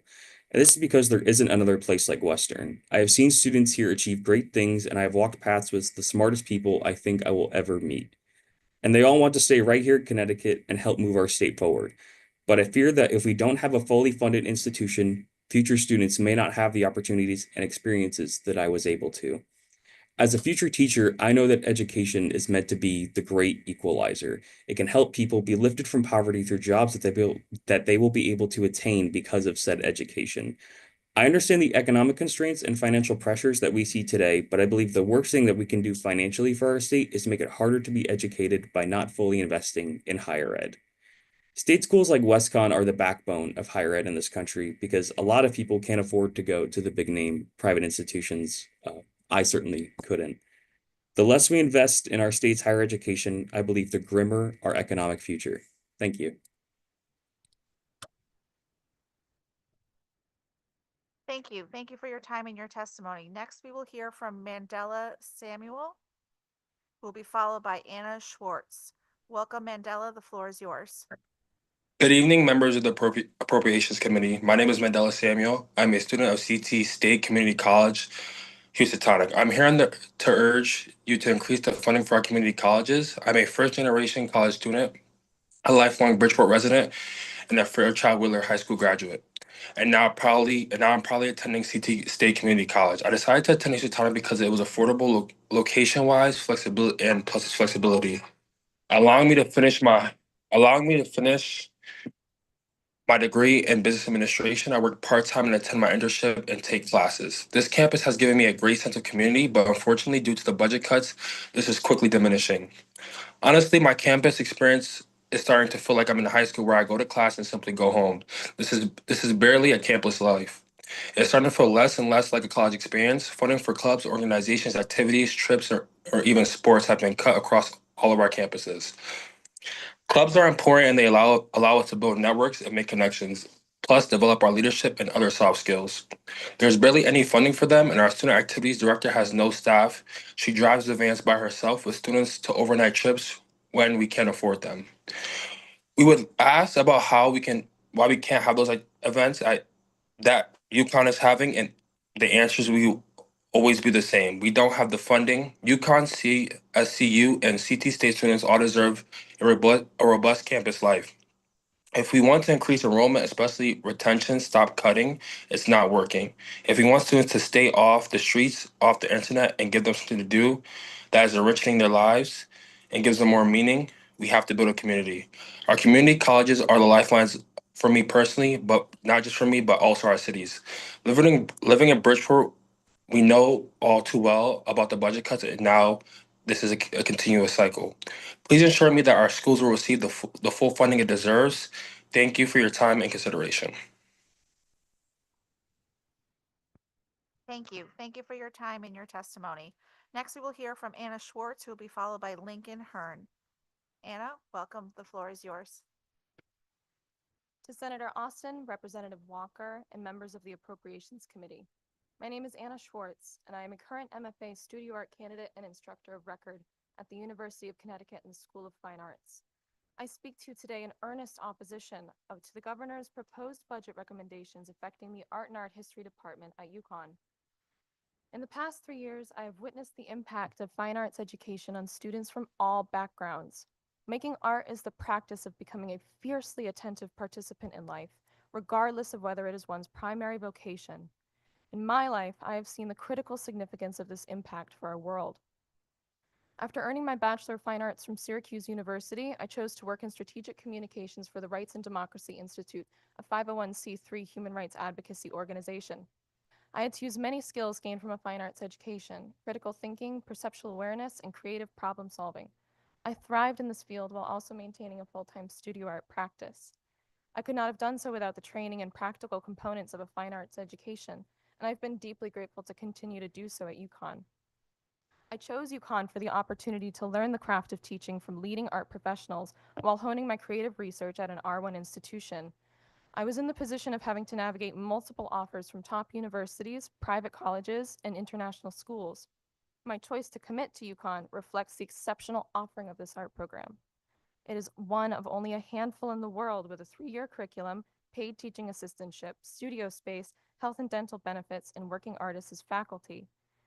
As an MFA program of 15, we benefit from generous faculty mentorship and endless opportunities to deepen our creative research.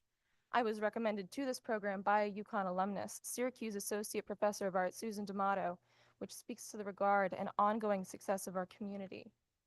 Senator Austin, I understand from your op-ed written last August recognizing Connecticut's Teacher of the Year, Kiana Foster Morrow, that you know excellence when you see it. Look now, too, at our program. Representative Walker, you have a long track record of serving and defending Connecticut's youth, students, and low-income working class. As chair of this committee, continue to do so by ensuring we have the funding for our work. As a retired educator, you understand the heart behind our vocation. Act from that heart as you consider the value of our department to the cultural and economic success of Connecticut. Members of the Appropriations Committee, listen to your students and give them the best opportunity to benefit from what we teach. The course I currently am teaching had a waitlist of 16 students and a course cap of 15. Look right now, nearly all of them are here, drawing. Help us secure the future of our educational offering, which is in ever-increasing demand from Connecticut's youth. It would be a mistake to overlook the importance of the Art and Art History Department at the University of Connecticut. I ask you to shift the gaze you had to hold to consider our department something worth cutting, and to look differently at the work that we do. Thank you for your time and consideration. I eagerly wait to see what you do with it. Thank you. Thank you for your time and your testimony. Next, we will hear from Lincoln Hearn, who will be followed by Talia Lopez, who will be followed by Shelley Bookbinder. Welcome. The floor is yours. Hi, my name is Lincoln Hearn, and I'm a teaching assistant at the history department in UConn stores. And I actually, unlike our governor, have never been to private school. From kindergarten up through my doctorate, I've only ever been to public school, which is something I'm really proud of because public education is a wonderful thing. I know it is. I see it every day in my students, my colleagues, my fellow union members. I see the quality, the intellect, the drive of your constituents and your constituents' children. I see it in the research that my fellow grad assistants are doing every day. I saw it in the papers that I was grading just before I came here to talk to you all. I saw it last Friday in the student who stayed after class on a Friday afternoon because he was just so excited to keep talking about the readings. Those are the kind of things that get me out of bed in the morning. Those are the kind of things that keep me going on bad days, like when I have to come to the Capitol late at night to tell our governor to do something he ought to know better than to cut. But that's also the kind of thing that he's trying to destroy, right? That's the type of thing that he's trying to take away from you and your kids. Because if Ned Lamont and his cronies get their way, there won't be any more students staying after class to chat, because there won't be any more discussion sections like teaching assistants like myself teach. There won't be any wonderful, thoughtful essays to grade because there won't be anyone to grade them. There won't be any research breakthroughs because there won't be any research assistants. There will only be complete destruction of higher ed in the state of Connecticut as we know it. Make no mistake, the governor's proposed budget, if it passes, would start the doomsday clock for higher ed in Connecticut. It is, Ned Lamont's radical austerity plan is a transparent attempt to destroy educational opportunity for anyone who cannot afford a private or out-of-state education. So, unless we save Governor Lamont from himself, he will not go down in history as an education governor. He will go down in history as the boarding school kid who transformed the excellent public universities of a wonderful state into second-class institutions for citizens of a second-class state. That's what he wants. Thank you.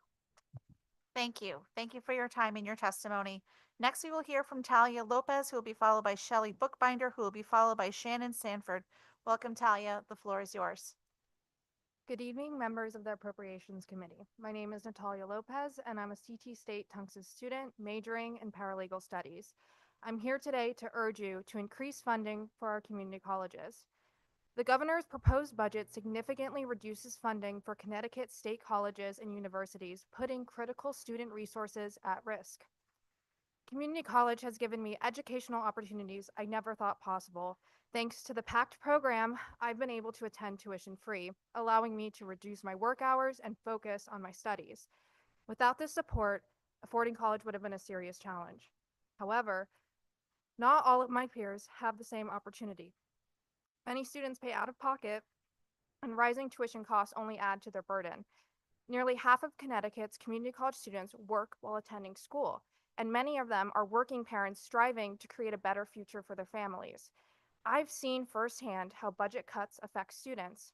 While working at our tutoring center, I've witnessed students seeking academic support only to find no tutors are available, their subjects aren't offered, or the limited hours that we have do not fit within their work and school schedules. At CT State Tunxus, our library is no longer open on Saturdays. Staffing reductions have cut hours in our math lab, and this semester we have no designated mental health counselor. These cuts disproportionately harm students who are already stretched thin and are adjusting to the demands of college-level courses. Without adequate funding, these challenges will only worsen.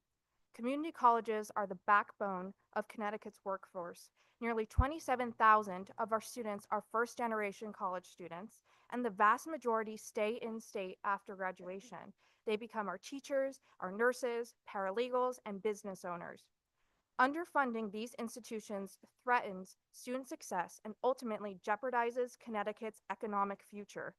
I urge you to fully fund our public colleges and universities to ensure every student has access to a quality education, especially in these uncertain times.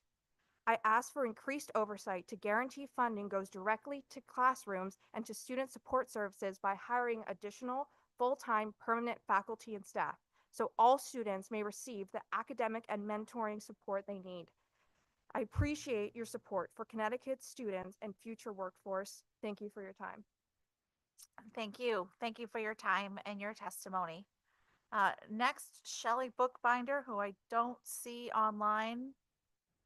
Shannon Sanford. I don't see Shannon either. Kara Mahoney. Welcome, Kara. After Kara, I don't think we'll hear from Mandela Samuel again, but we'll hear from Grace Easterly. So welcome, Kara. The floor is yours. Good evening. I want to begin by thanking the members of the committee for the opportunity to address you this evening. My name is Kara Mahoney, and I'm a senior from Eastern Connecticut State University. I'm originally from Tallinn, Connecticut, and I am a constituent of Representative Nuccios. I attended Tallinn Public Schools for my entire educational career, and I benefited greatly from the many creative electives that were offered there. A graphic design class was initially what sparked my interest in the arts, and upon graduating high school in 2020, I had committed to Johnson & Wales University in Providence to study graphic design, but I ended up completing my first year of classes online, attending remotely from Tallinn. A lot changed that year, as you all know, and I decided not to continue my education at Johnson & Wales. I decided I wanted to stay in Connecticut, be close to my home and my family, and when applying to schools, I was drawn to Eastern. My older brother graduated from UConn with a bachelor's in mathematics in 2020, and while he enjoyed his time there, I knew that I wanted to attend a smaller school where I could benefit from small class sizes and a lower student to faculty ratio. This is what appealed to me about Eastern, and it's something that I value and want to keep going. After visiting Eastern and touring the Fine Arts Building, where I was fortunate enough to meet passionate faculty members who were eager to talk to me about the offered programs, I knew that I belonged there. I'm now a senior at Eastern and will graduate with a Bachelor of Arts this spring. I've had a wonderful experience there, and I've received a valuable and unique education due to the liberal arts curriculum and the wide variety of courses offered by the art department. However, my experiences here have been constantly strained by the school's limited budget. Due to limited funding, especially in the humanities and the art department, many adjunct professors have been let go, leaving full-time and tenured professors to teach additional classes that are often introductory or non-major courses. Due to the drastic time requirements for studio art classes, professors often end up stretched thin between lengthy studio hours, capstone project seminars with their senior advisees, and their office hours in the studio. And this is not specific to the arts either. Everyone at Eastern has felt the effects of these cuts. The lack of professors leads to extremely limited class choices, making it difficult for students to register for the classes needed for their degree. The specialized electives that draw students to Eastern are often offered only as independent studies ran by harried professors, even when there are enough students to conduct a class. It is simply because the professors do not have the bandwidth to support these classes that they're not offered. I also personally know many students who have had to complete an extra semester because the classes they are required to take in order to graduate are not consistently and reliably offered. The financial ramifications of this are grim. Discontented students have complained of feeling scammed and trapped, like they are being priced out of a quality education. Many of the students at Eastern hope to live and work in Connecticut once they graduate, and I have met many students who, like me, hope to become educators in the state. Considering the current presidential administration's attempted attacks on the Department of Education, we want to feel secure in the knowledge that Connecticut will support the state we love by supporting the students in our schools. I want to know that Connecticut has my back. I urge you to keep students like me, my classmates, and all of the passionate students spending their Wednesday night here in mind as you debate the budget. We're relying on you. If you want well-educated constituents, then fund your education. We deserve an excellent university education, and that requires a real investment in our futures. Thank you for your time and consideration. Thank you. Thank you for your time and your testimony. Next, we will hear from Grace Easterly, who will be followed by Leanne Zalewski, who will be followed by Mary Beth Lang. Grace, welcome. The floor is yours. Thank you, members of the Appropriations Committee. My name is Grace Easterly, and I'm the president of UAW Local 6950, the Yukon Graduate Employee and Postdoc Union, a member of Connecticut for All, and chair of the UAW Connecticut CAP Council. Our union represents 2,300 graduate workers and postdocs who move from all over the US and the world to work at UConn. Let me be clear. Governor Lamont's proposed budget would hurt us as students, workers, and community members. Unless legislators invest resources in public higher education, the planned cuts will result in program closures, cuts, and layoffs, dramatically impacting our ability to contribute to the public good through our research and teaching. As we stare down a possible $84 million budget shortfall for UConn, we're already feeling the impacts of shrinking budgets and UConn's, quote, cost-saving measures on our lives, and they're hitting our bank accounts. The university has recently announced a 13% increase in graduate assistant fees, which will now account for nearly 7% of our graduate assistant salaries, which is a huge part of $30,000 on average, which we get. The university has recently announced it has also increasing parking costs, which means some grad students are being forced to pay $1,100 just to park at UConn to go to work. These proposed cuts could eliminate entire grad programs on top of these other policies.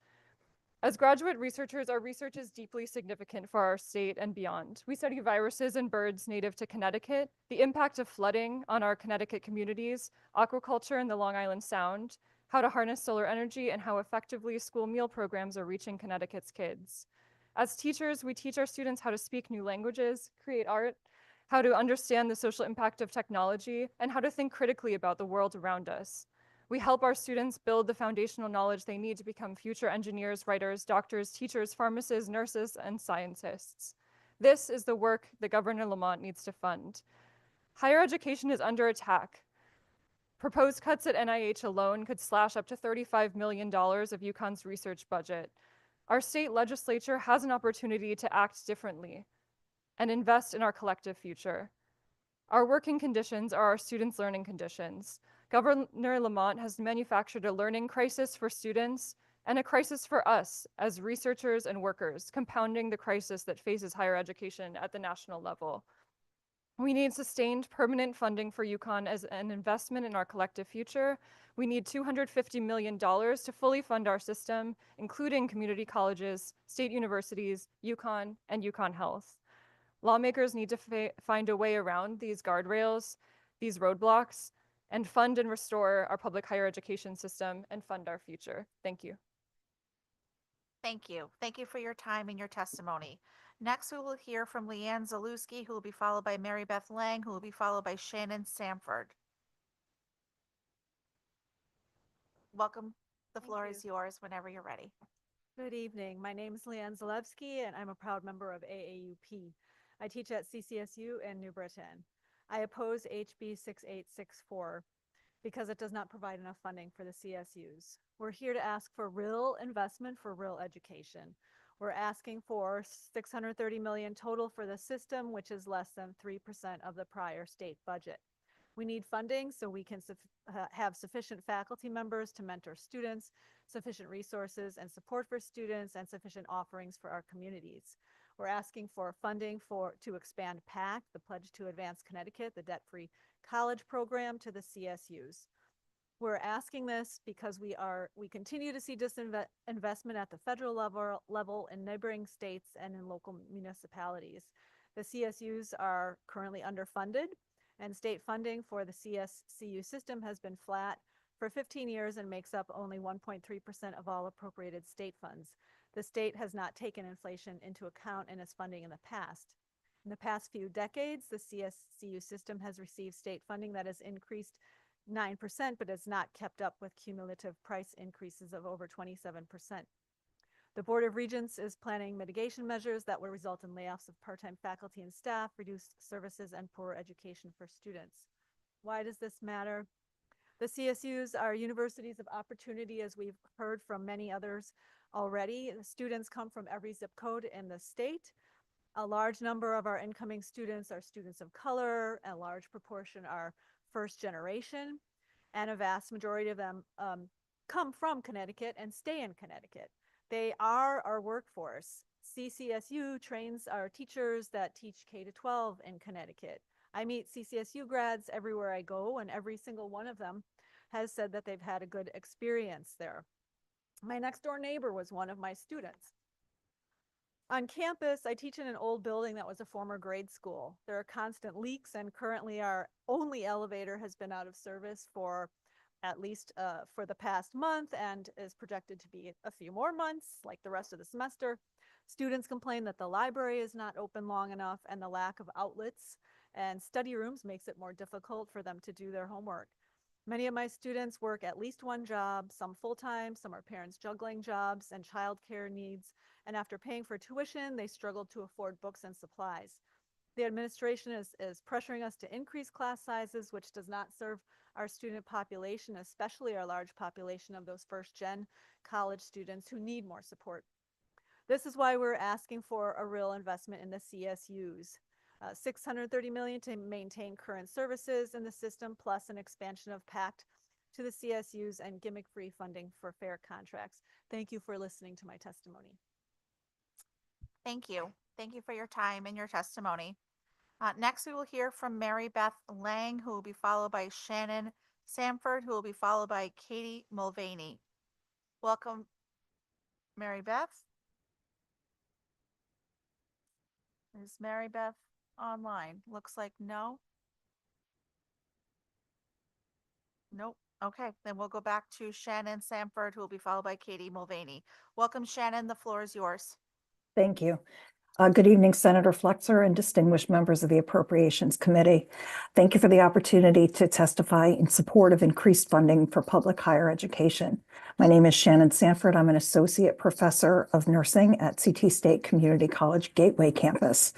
I come before you to express my deep concern regarding the governor's proposed budget, which cuts over $280 million from the Connecticut State Colleges and University system in the upcoming biennium. This drastic reduction threatens the sustainability and growth of the CSCC's nursing program and jeopardizes our state's ability to address critical healthcare workforce shortages. Our community colleges play a critical role in Connecticut's educational landscape, serving as both accessible and affordable pathways to higher education for thousands of students. But however, like many public institutions, CSCC has been severely impacted by budget cuts and increasing financial constraints. Our nursing programs are among the most essential and demanding educational tracks at community colleges.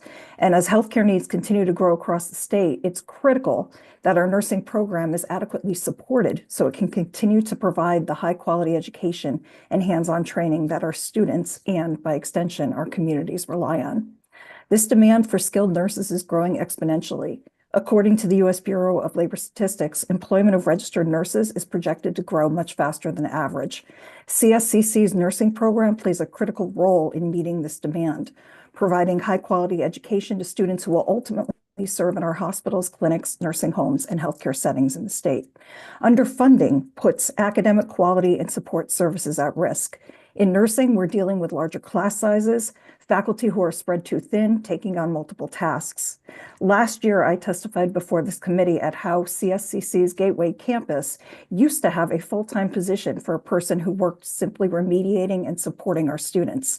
Since March of 2021, that position was cut from a full-time post to temporary contracts for individuals for 12, 9, and 6 hours a week. This year, the post was cut completely. We no longer have someone in this role. CSCC serves a diverse group of students, many of which face barriers such as financial hardships, lack of access to educational resources, and without proper support, these barriers can lead to high attrition rates. The success of CSCC also depends on the commitment and quality of our faculty and staff. And again, however, due to chronic underfunding, my colleagues and I face increased workloads, overwhelming student-to-teacher ratios, and inadequate professional development opportunities and stagnant wages. These factors contribute to a high faculty turnover, which again negatively impacts the student experience. I strongly urge the Appropriations Committee to recognize that public higher education, particularly in the field of nursing, is an investment that provides long-term benefits for our state. Thank you. Thank you. Thank you for your time and your testimony. I don't see Mary Beth Lang still, so Katie Mulvaney, you are online. Welcome. The floor is yours.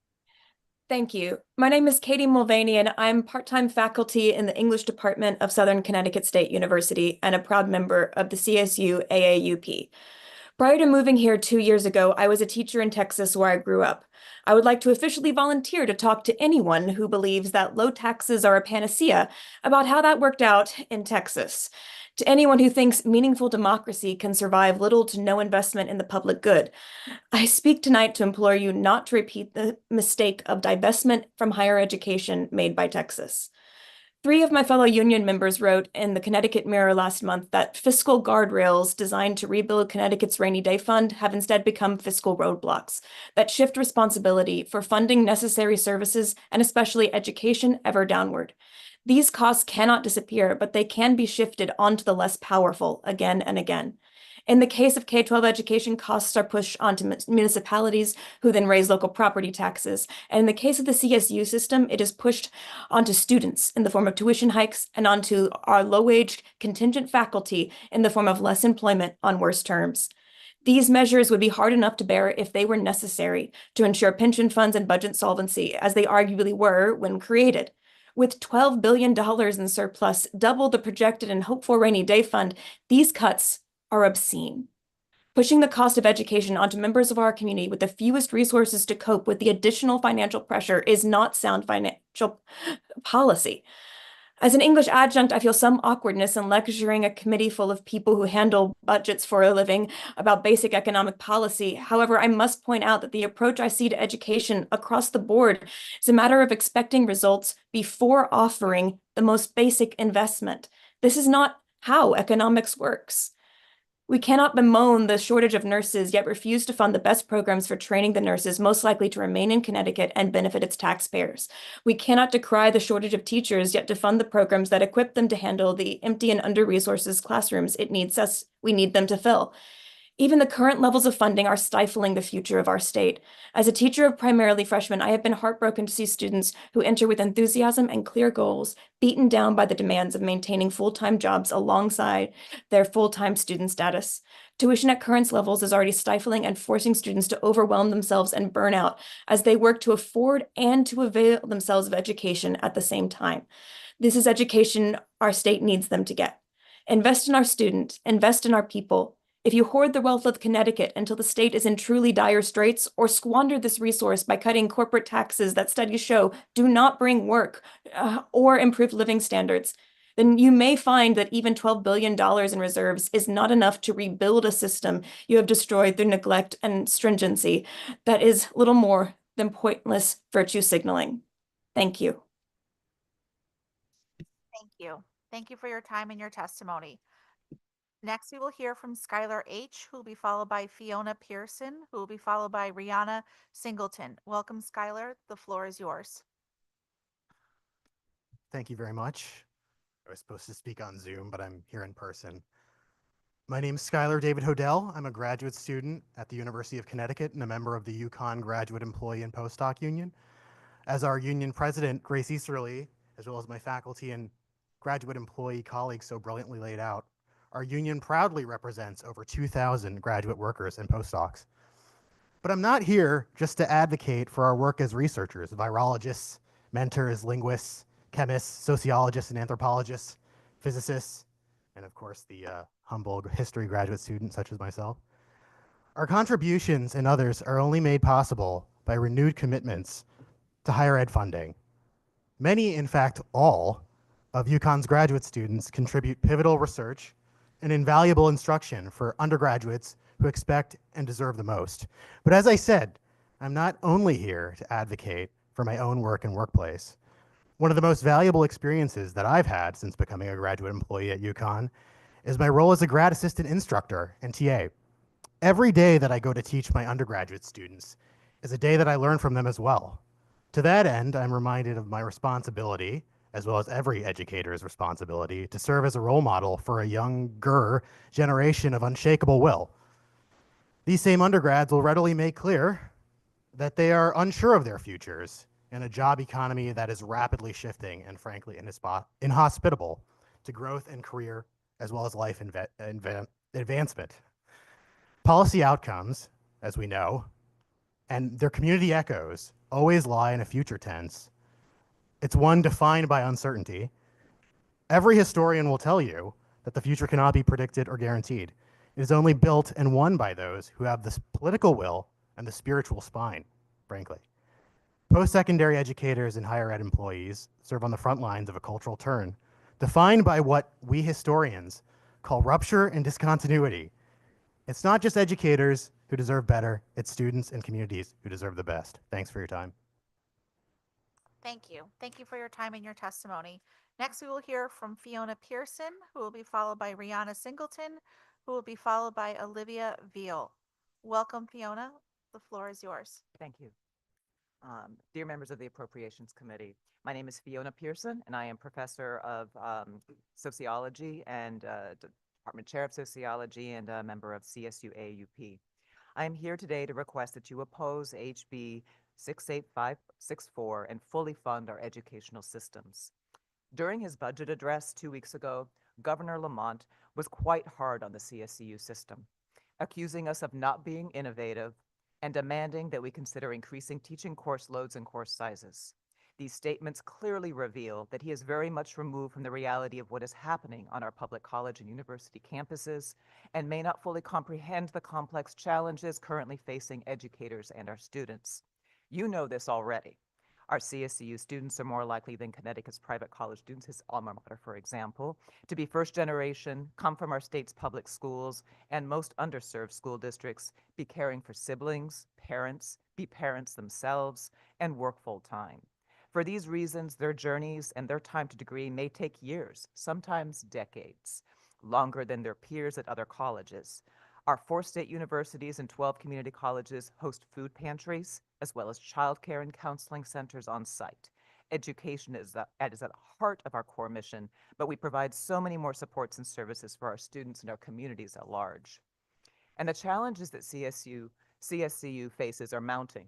Unprecedented threats against our undocumented students, our federally funded programs, our commitment to diversity, equity, inclusion.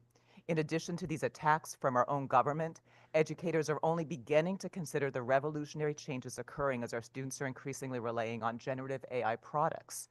I am sure many of you recall the young woman who graduated from Hartford High School, fundamentally illiterate and relying on verbal transcription programs to read and write for her.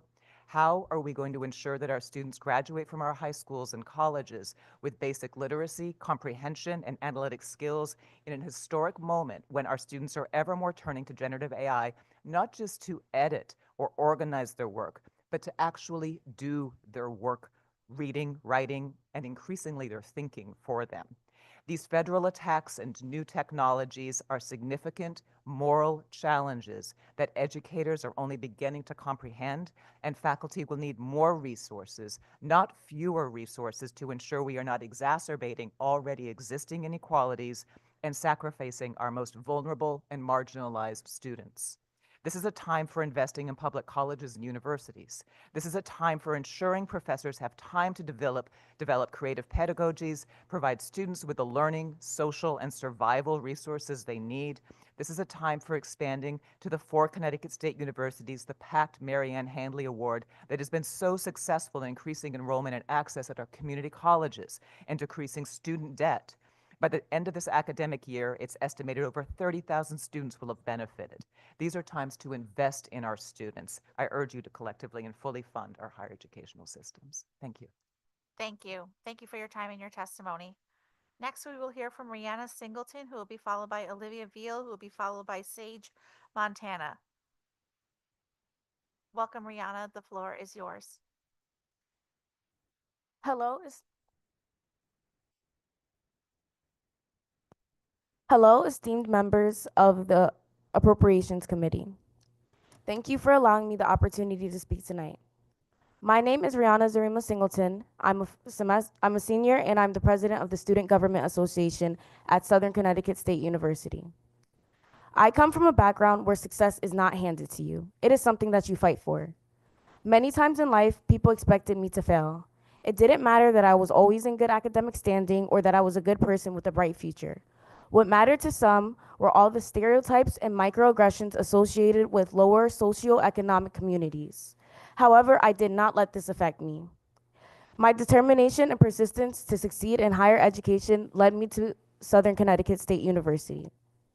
I'll never forget driving up to Southern for the first time and seeing a huge Black Lives Matter banner on the building. I thought, wow, no way a predominantly white institution would display that. It's way too controversial. Throughout the years, as I've navigated the resources, the programs, co-curricular, and academic opportunities available at Southern, I can see how the institution is committed to what the banner stands for and the principles of social justice. Getting involved and using Southern's resources instilled a confidence in me. College was never supposed to just be about grades. It was about discovering and nurturing your potential. This confidence came from being around people who believed in me. The programs and resources I took advantage of were exactly what I needed to actualize my definition of success. I am proud of what I've accomplished, but my story is not unique. Southern is filled with students like me, driven, hardworking, and committed to their futures. I know what it's like to be transformed by the pursuit of knowledge, and I want to ensure that students who come after me receive the same valuable experience, an equitable and affordable university education. As Southern's SGA president, I have the privilege of representing students who juggle jobs, coursework, and personal challenges. Students who are fighting every day for the education they deserve. These include low-income students struggling with tuition, first-generation students who may need extra support, LGBTQIA+ students seeking community, and commuter students relying on our UPass services to attend school close to home because it's their best financial option. Governor Lamont's inadequate budget allocation is not just numbers on a page. It is a direct threat to our success. Reducing funding means fewer resources for students who need them the most, larger class sizes, higher tuition, and fewer opportunities for students who are already stretched thin. For students like me, who may not be from Connecticut, but have fallen in love with the state and plan to stay here. Students who want to encourage their future children to attend their alma mater because it was such a life-changing experience. But we need to be supported with the same level of effort we put into bettering ourselves in our communities. We are tired of being underestimated. We are tired of being underfunded. Southern students are the future of the state, and we need you to invest in us. Thank you for your time and consideration. Thank you. Thank you for your time and your testimony. Next, we will hear from Olivia Veal, who will be followed by Sage Montana, who will be followed by Ion Moraro. Olivia, welcome. The floor is yours. Hello, my name is Olivia Veal, and thank you for this opportunity to speak. 4 years ago, I first matriculated to UConn. I was young and naive to the severity of textbook costs. On my first weekend at UConn, I went to the bookstore to pick up my materials, and as I walked back to my dorm, past Mirror Lake, my arms began to tremble under the weight of all the books I was carrying. But the books didn't only weigh on me physically. The money I had saved from my summer job had all but fizzled out to pay for $400 worth of books for one semester, two of which I wouldn't even need. In spring 2023, UConn introduced the Husky Book Bundle, an inclusive access program which bills students a fee of $285 per semester. It functions through an opt-out model with every student automatically enrolled. Today, I aim to clarify why inclusive access programs are not replacements for open educational resources, and why believing so is harmful to students. The Husky Book Bundle primarily claims that it saves students money. In a survey of 208 undergraduates conducted by the student government in spring 2023, 65% of students remarked that their materials cost less than $200, below the book bundle. Early this semester, I conducted a survey of 352 students. 58% of students attested that they purchased the book bundle. And of those students, 72% selected that they did not calculate the cost of materials, meaning they did not know whether their books were above or below the $285 amount. Of the students who opted out, their books were typically under $200. Additionally, it's important to note that many students in the arts do not have their materials and supplies covered by the book bundle, and they face some of the highest costs for materials and supplies. The second claim is that materials are conveniently prepared for the first day of class. I TA for a class at UConn, and it wasn't until the fourth week of classes that students in the book bundle got their textbook due to publisher and bookstore issues. Students in the same class who opted out had their textbook ready weeks before. In my class this semester that uses 100% OER, I paid nothing for everything to be ready on day one. Inclusive access programs can be amazing for students who have high textbook costs, but they are only one piece of the puzzle for textbook affordability. In the aforementioned spring 2025 survey, between inclusive access programs or open educational resources, a resounding 84% of students said they would prefer open educational resources. OER are for students just like me, feeling the troublesome weight of textbook costs following across their academic career. It is students who have the least means to pay for textbooks that inclusive access programs take advantage of the most. Please restore funding to the Open Educational Resources Coordinating Council. Thank you. Thank you. Thank you for your time and your testimony. Next is Sage Montana, who will be followed by Ion Marraro, who will be followed by Joel Dodson. Welcome, Sage. The floor is yours. Good evening. My name is Sage Montana, and I'm a graduate employee at the University of Connecticut and member of the Graduate Employee and Postdoc Union at UConn. I am here today to ask you to permanently fund higher education and, in turn, our collective future. I am currently a second-year chemistry student studying polymers in the PhD program at the University of Connecticut, and am working to make a material for the water purification of heavy metals, organic pollutants, and dyes. My project is one of over 100 in UConn's chemistry department. In UConn's chemistry department, our graduate students study water purification and food safety. They study climate change, solar energy, and methods to make environmentally friendly materials. They study and are developing devices for early cancer detection, infectious diseases, targeted drug delivery, and implantable glucose detectors for diabetes. They study more things than I have time to list. Chemistry departments in higher education study ways to improve our lives, our societies, and our planet. It touches every aspect of the average consumer's lives.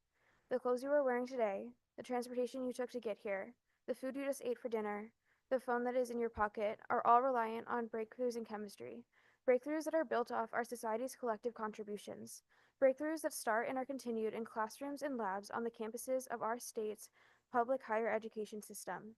We need $250 million in the budget to reverse tuition hikes and fully fund our system, including community colleges, state universities, UConn, and UConn Health. Lawmakers need to find a way around self-imposed and illogical guardrails and choose to fund and restore our public higher education systems. Research done on the higher educational level drives innovations. If it was not for the contributions of students across all disciplines in higher education, our world would look drastically different. So I'm not only here to ask you to permanently fund higher education, I'm asking you to permanently fund innovations that our society desperately needs. Thank you. Thank you. Thank you for your time and your testimony. Next, we will hear from Ion Marraro. Is Ion here? How about Joel Dodson?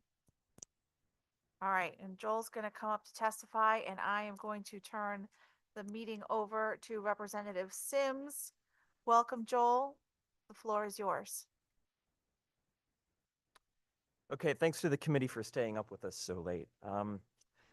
My name is Joel Dotson. I'm a professor of English at Southern, where I've taught for 13 years and a member of CSU AUP.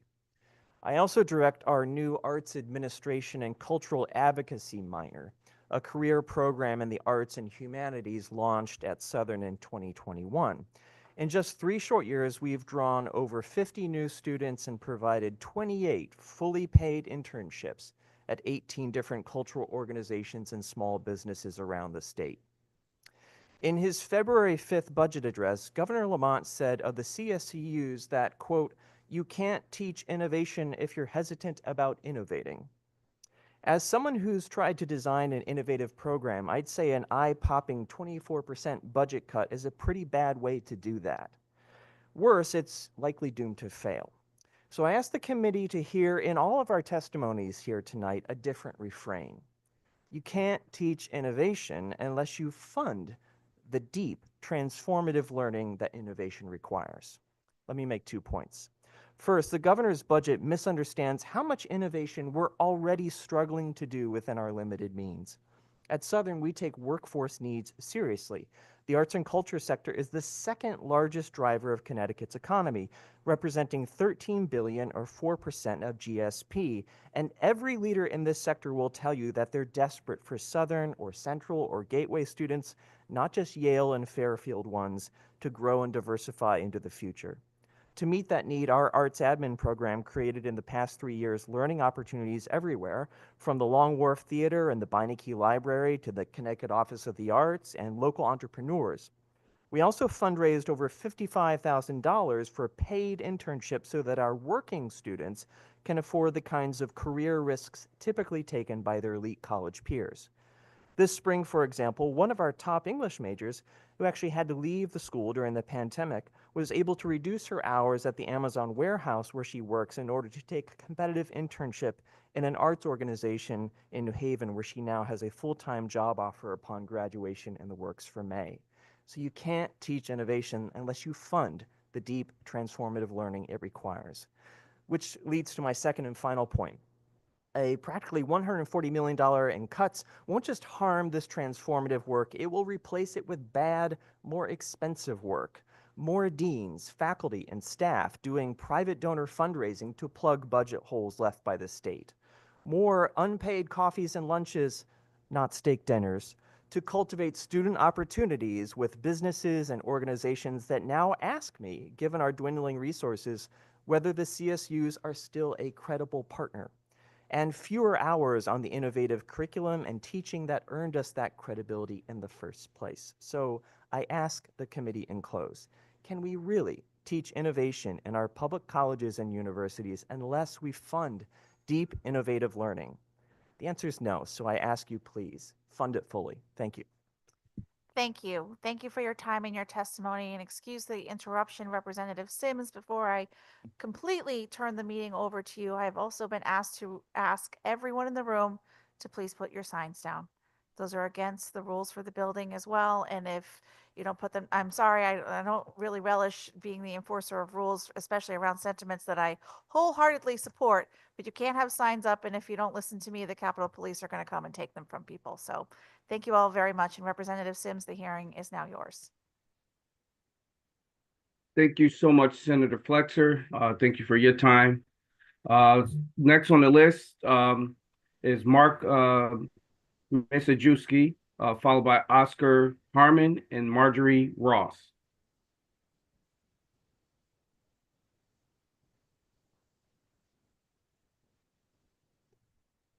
I don't see Mark online or in the room.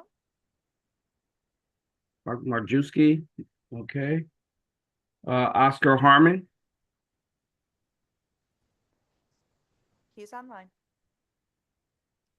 Hi, thank you. I was having a little difficulty clicking those buttons. All right, floor is yours, sir. Thank you. Hello, Chairman Sims and fellow committee members. My name is Oscar Harmon. I'm a faculty member in the economics department at UConn and a member of the executive council of the UConn chapter of AAUP.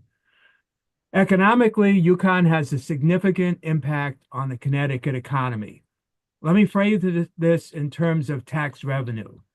In 2024, the total state appropriation to UConn was $256 million. The estimated Connecticut state tax revenue generated by UConn was $420 million. That's an ROI of 68%.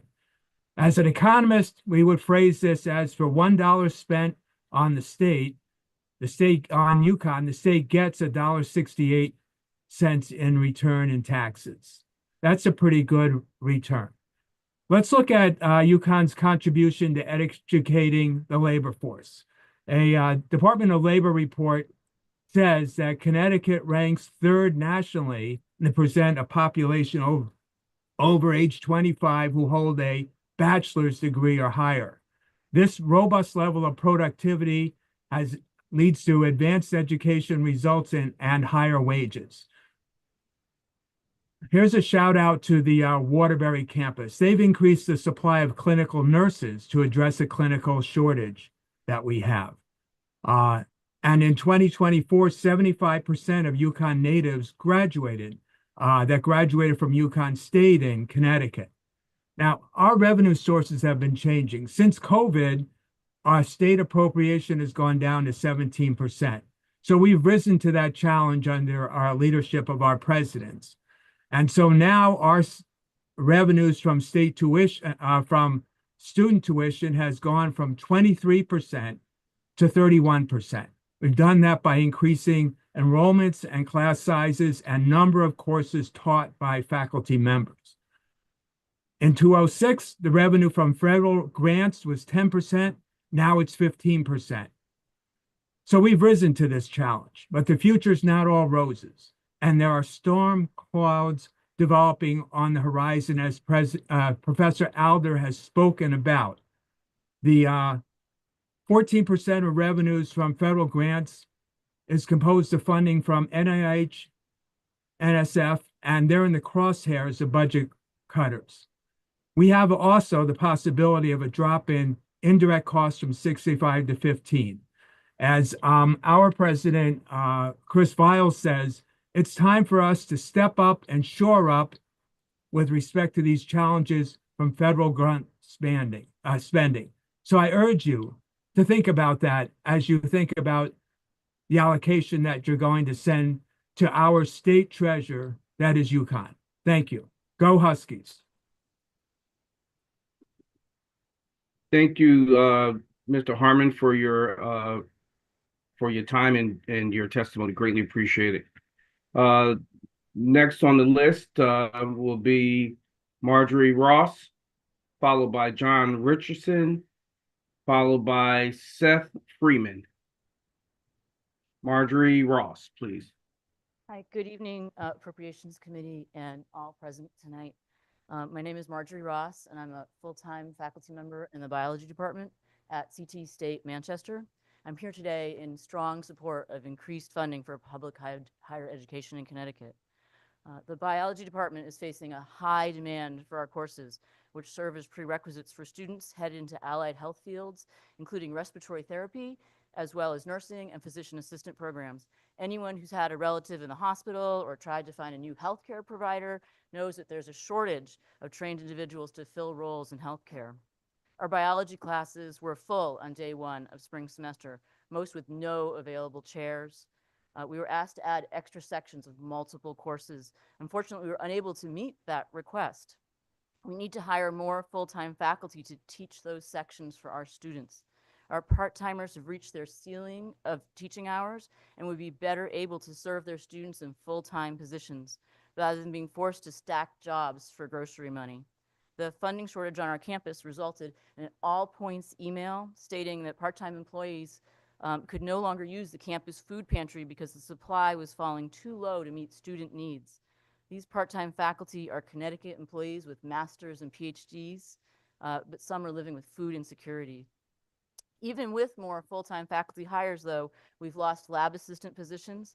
Adding extra sections can't happen unless we hire the laboratory staff to produce and clean up materials, including hazardous waste, for required hands-on laboratories.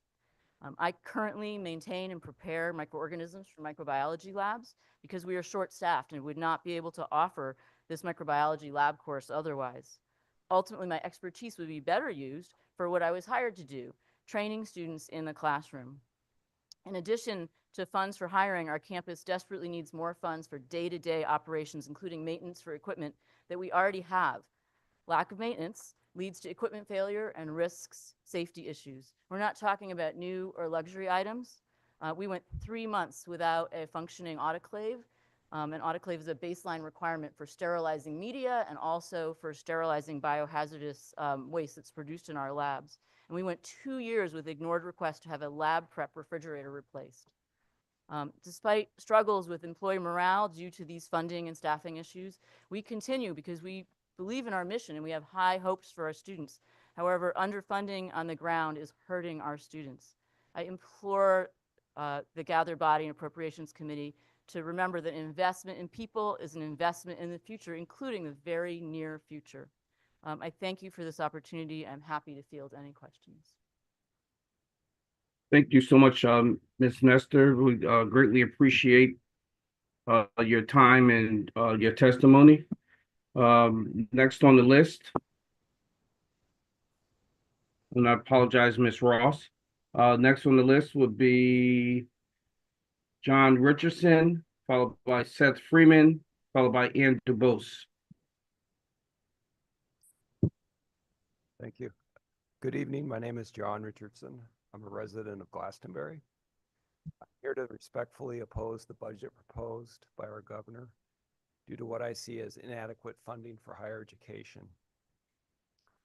I'd like to begin by acknowledging you, the members of the Appropriations Committee, and thanking you for your service to our state. Thank you for considering how our citizens and our interests can best be supported through our legislative process and by our government. I would also like to thank my colleagues at the University of Connecticut for their ongoing support, as well as our students and our alumni for their advocacy. Many of them are here this evening. I'd especially like to take this opportunity to encourage our students to continue and increase their political participation and activism. You deserve access to affordable education. I joined UConn in 2018 as the head of the Department of Art and Art History. I'm very pleased and thankful that the state of Connecticut has provided me with an opportunity to teach art as I facilitate a community of like-minded, extraordinarily dedicated educational professionals. UConn, and especially my department, are much more student-focused and student-centered than similar programs at other major research universities in other states, in my experience. This value system has been a wonderful fit for me. I've benefited from my participation in UConn and from living in our state. I'm appreciative. I'd also like to acknowledge the many stories this evening from our citizens. Well, I'm sorry to hear of their suffering. They inspire me to be even more supportive of others. It makes me feel like my time this evening's been very well spent. The Department of Art and Art History provides high-quality academic programs across a range of disciplines, including visual art, design, art history, and visual culture within the School of Fine Arts at UConn. The department's programs are in demand and have demonstrable student success. Now, due to budget constraints and less than sufficient state funding, the department must reduce its faculty, reduce its classes, and shrink its programs. If you have not yet had an opportunity to do so, I ask that you review the written testimony I submitted as part of this hearing. It provides additional context. I'm told that this written testimony inspired others to share their experiences and views. Over 200 testimonial letters have been written in just 2 days. Please take this information into your consideration as well. Affordable, high-quality education only benefits our people. Teachers and staff must be a priority in education for the advancement of our students.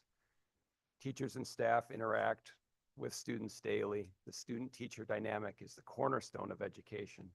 I suggest that it would be exceptionally counterproductive to diminish a successful academic program that is in demand, which is what is taking place. please consider increasing the block grant to UConn in support of students and faculty and in support of our academic programs. Thank you for your time and attention. Thank you, Mr. Richardson, for your time and testimony. Greatly appreciate it. Next on the list will be Seth Freeman, followed by Ann DeBose, followed by Brandon Cunningham. Good evening, members of the Appropriations Committee. My name is Seth Freeman, and I'm a professor at CT State Capitol and president of Congress of Connecticut Community Colleges. I'm testifying today to urge you to allocate the necessary funds to UConn and CSCU. Our faculty, staff, and students are upset at the budget proposed by Governor Lamont. The proposed budget leaves our public higher education systems with less overall funding. His failure of a budget will force our CSU system to drain our reserves, ultimately leading to cuts and reductions in services. We need the legislature to reject these cuts and ensure our public colleges and universities have the resources our students need. We need the legislature to ensure there is sustainable funding for UConn and CSCU. Sustainable funding, not the one-time funding and budgetary gimmicks that leave our public institutions both underfunded and in constant states of uncertainty. Governor Lamont does not understand that public higher education is an investment, not an expense. It's an investment in our youth and our workforce. More than that, it's an investment in an educated and informed society. The government does not understand what cutting public colleges and universities means. It means fewer nurses, fewer teachers, fewer skilled professionals to meet workforce needs and grow our economy. It means fewer young people and working adults moving out of dead-end, low-wage jobs into professions and careers to support their families and their communities. But the reality is the governor is doing so much more than just hurting students and hurting our economy. He is actually serving to ensure Connecticut remains one of the most unequal states in the country. He is ensuring that Connecticut remains one of the worst states in terms of income inequality and racial wealth inequality. We are upset because this unfolding attack on our students is the same thing we dealt with all last year. Last year, we saw drastic cuts across our college campuses because of the governor's last horrific biennium budget. Now we're right back here, facing more cuts.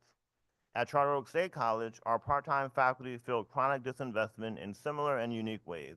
At Charter Oak, faculty are paid per student rather than per credit, one of the most exploitative and disgusting payment schemes in the country. This is one of the quote-unquote innovations our managers boast and brag about. Charter Oak faculty unionized to end this abuse. Now we need our legislators to join us and say that exploiting dedicated faculty is not what we stand for as a state. We need we need leaders in this legislature, like last year, to step up, stand up, and say no. No, we are not going to attack our working class students and gut our public institutions. No, we are not going to balance our budgets on the backs of faculty. No, we will not sacrifice our students so the governor can cater to Wall Street and the billionaire class. The governor continues to manufacture austerity in public services, all public services, not just higher ed, by repeating the lie that our state can't afford to invest in public services. This is because the governor refuses to tax the ultra wealthy and make the rich pay their fair share. So what do we see right now in Connecticut under Governor Lamont? We see the rich get richer while poor and working class families suffer. We're here because we're fighting for our students and our institutions, and we need your help. We need you to say yes to our students, yes to their education, yes to their and our collective future. Thank you very much. Thank you so much, Mr. Freeman. Thank you for your time and your testimony. Next on the list will be Anai DeBose, followed by Brandon Cunningham, followed by Andrew Anani. Annie DeBose. Yes. Good evening. I am here. Good evening, Senator Austin, Representatives Walker, Haddad, Sims, and esteemed members of the Appropriations Committee and all. My name is Annie DuBose, and I am an adjunct faculty at UConn and Norwalk State. I am also a member of the AAUP, as well as the vice president for part-timers for the Four Cities. John Dewey insists that education is not a preparation for life. Education is life itself. My understanding of Dewey's idea is that successful education is pragmatic and engages students in projects that are relevant to their socio-cultural experiences. This approach to education requires time, commitment, and funding. That's why I am here in support for more funding for our state universities and colleges. In my classes, students are compelled to write about community issues.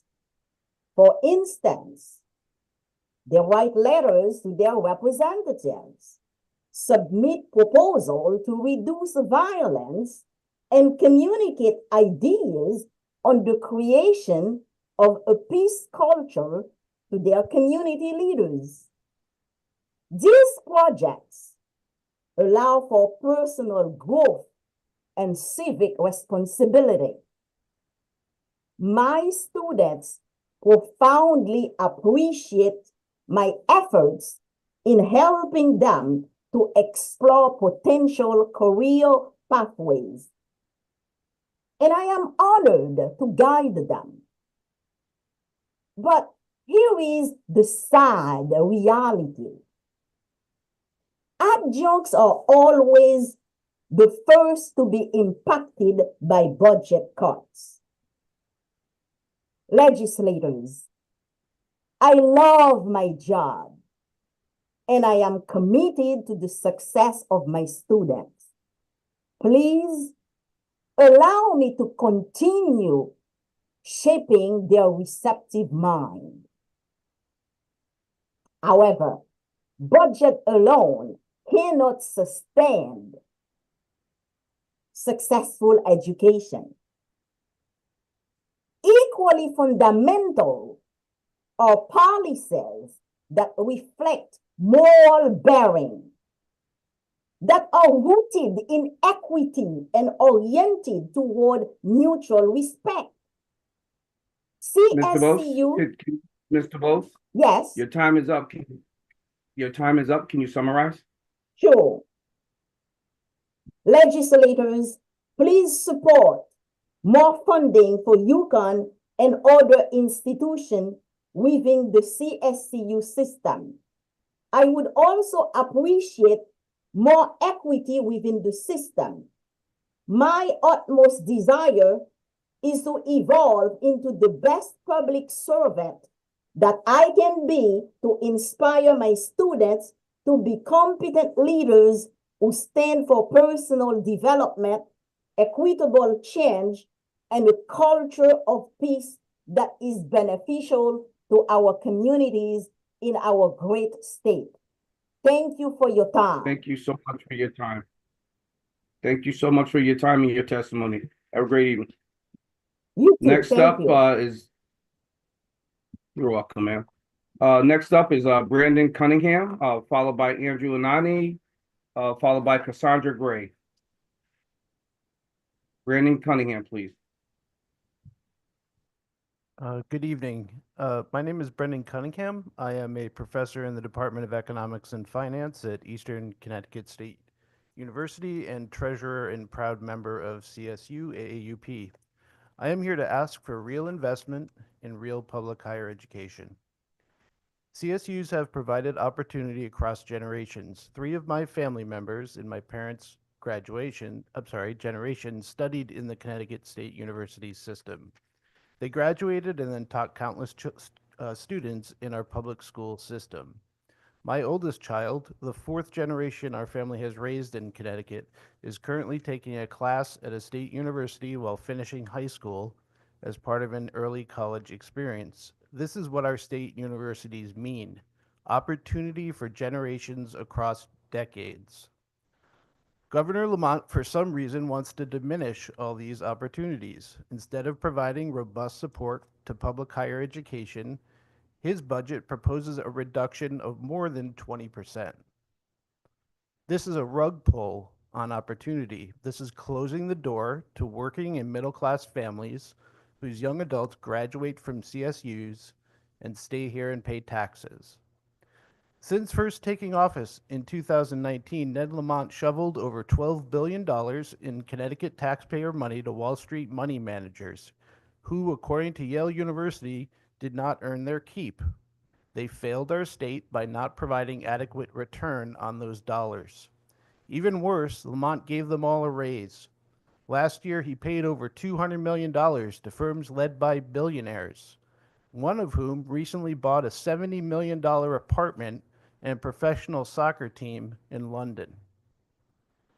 Last year, legislators saw the folly of Ned Lamont's regressive agenda. You were wise, and we're counting on your wisdom again.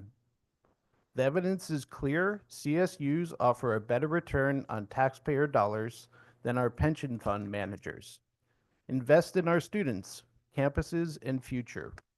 We are asking you for robust, continued financial support, plus additional funding for expansion of the Mary Ann Handley Award to the CSUs. Through this investment, we will be able to handle the current and future challenges Connecticut will no doubt encounter. This is why we need at least $630 million for our CSCU system so that our students can receive the education they deserve. Thank you. Thank you, Mr. Cunningham. Thank you for your time and your testimony. Next up is Andrew Anani, followed by Cassandra Gray, followed by Sydney Ballou.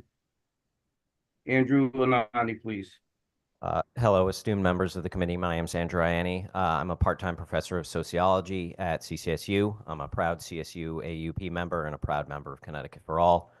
I'm here today with some of my fellow coworkers and colleagues asking for a real investment in real education. And in so doing, I am opposed to Governor Lamont's budget because it does not provide enough funding for our institutions, our underserved communities, and most importantly, our students.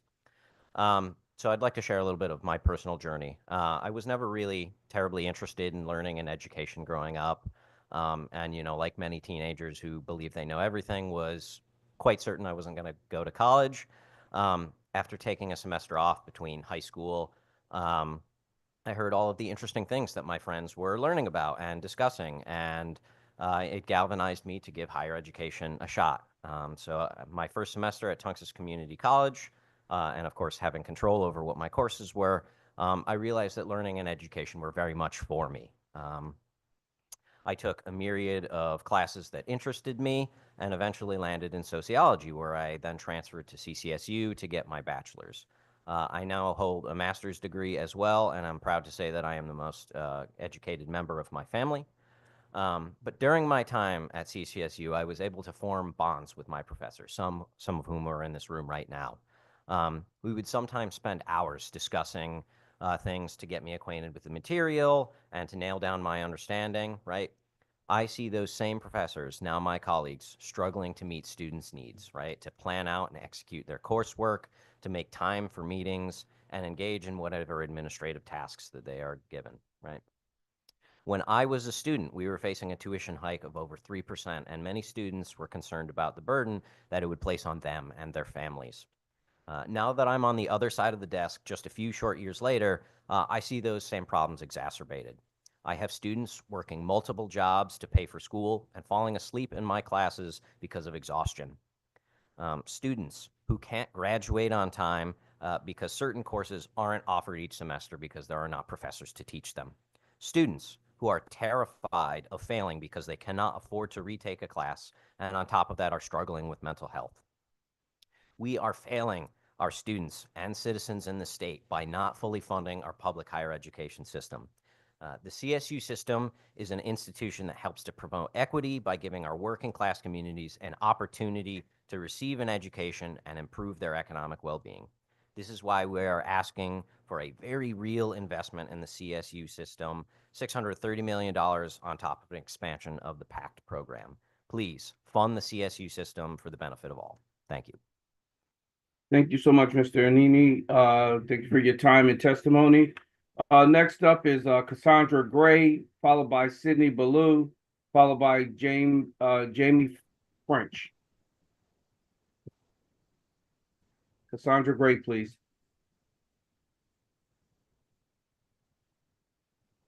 I don't see her online. Or Okay. We'll move on to Sydney Ballou.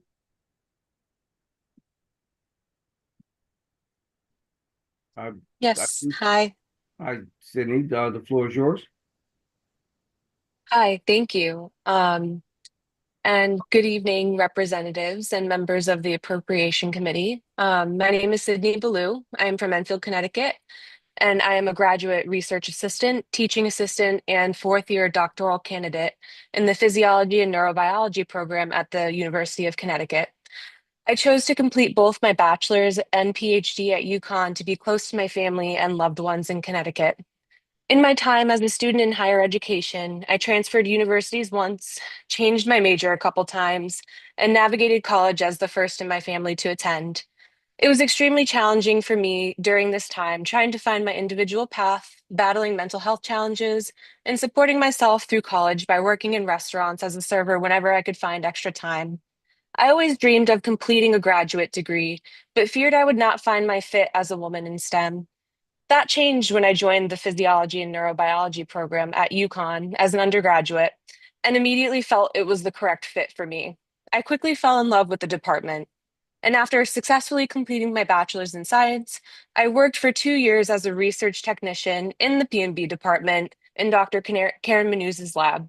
And Karen has been the most enthusiastic, helpful, and instrumental mentor in my professional development. And if it weren't for the Physiology and Neurobiology program and Karen Manuz, I would not have found my path as a woman in STEM and neuroscience. It is because of Karen and the P&B program I have the opportunity to pursue my dream of completing a graduate degree as the first woman in my family to do so. In 2021, I eagerly began the PhD program.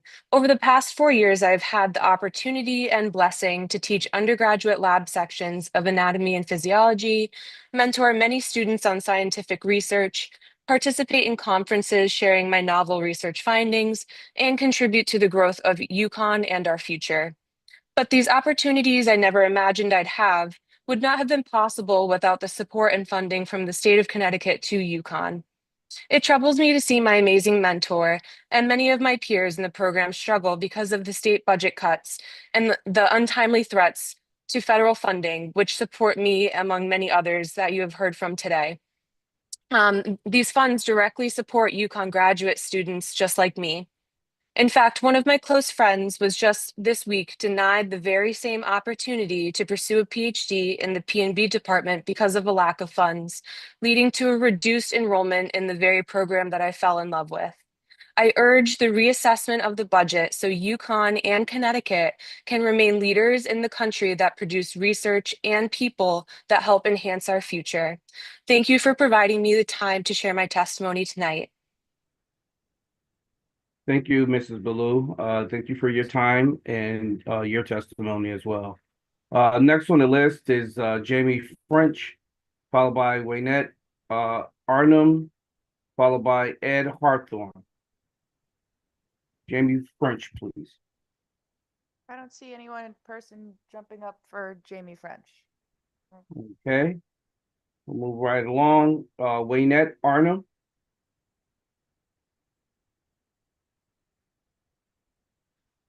Good evening, members of the Appropriations Committee. My name is Wayne Arnhem, and I am a campus supervisor for enrollment services at CT State Capital Community College, serving the Hartford community for over 30 years. Year after year, budgets after budgets, our community colleges are asked to cut, and cut we have. We have reduced our full-time staff and faculty, relying now on the majority of part-time workforce who have no benefits, no job security, cut wraparound services, and increase tuition on the poorest students of our state. Now we are the bare bones, and at the same time ask us why enrollment and retention are suffering. It almost seems intentional. I oversee the one-stop enrollment center that helps students through their admissions process, registration, financial aid process, all the way to graduation. 3 of our largest campuses, Gateway in New Haven, Naugatuck Valley and Waterbury, and Capital in Hartford have between 1 to 2 dedicated staff to provide these services. Meanwhile, serving the highest percentage of student groups that have been identified by the system with the highest risk of college success. So what do we say to our students in one of the largest inner city colleges that you will not have full access to a career counselor to help you find a job? We can't help you with your resume. We don't have enough advisors to help. Also, we have to close or reduce food services on our campuses. And if you know our students, some barely get a full meal all day. At Naugatuck Valley in Tunxis, not only having the tutoring staff been reduced, but evening and weekend hours as well, limiting access for many students who work during the day.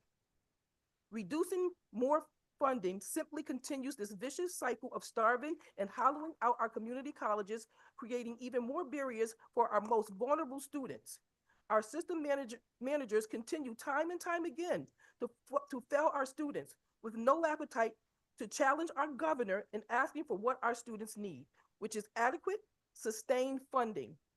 With all the challenges our students face, the most of us in this room have never faced. They show up, they persevere, and it is all of our jobs to support them. We urge you to stand on the side of our constituents and fund public higher education. And lastly, let me add that our community college students have become and will become Connecticut's legislative representatives, senators, congressmen, and congresswomen. Thank you. Thank you, Mrs. Arnhem. Thank you for your time and your testimony.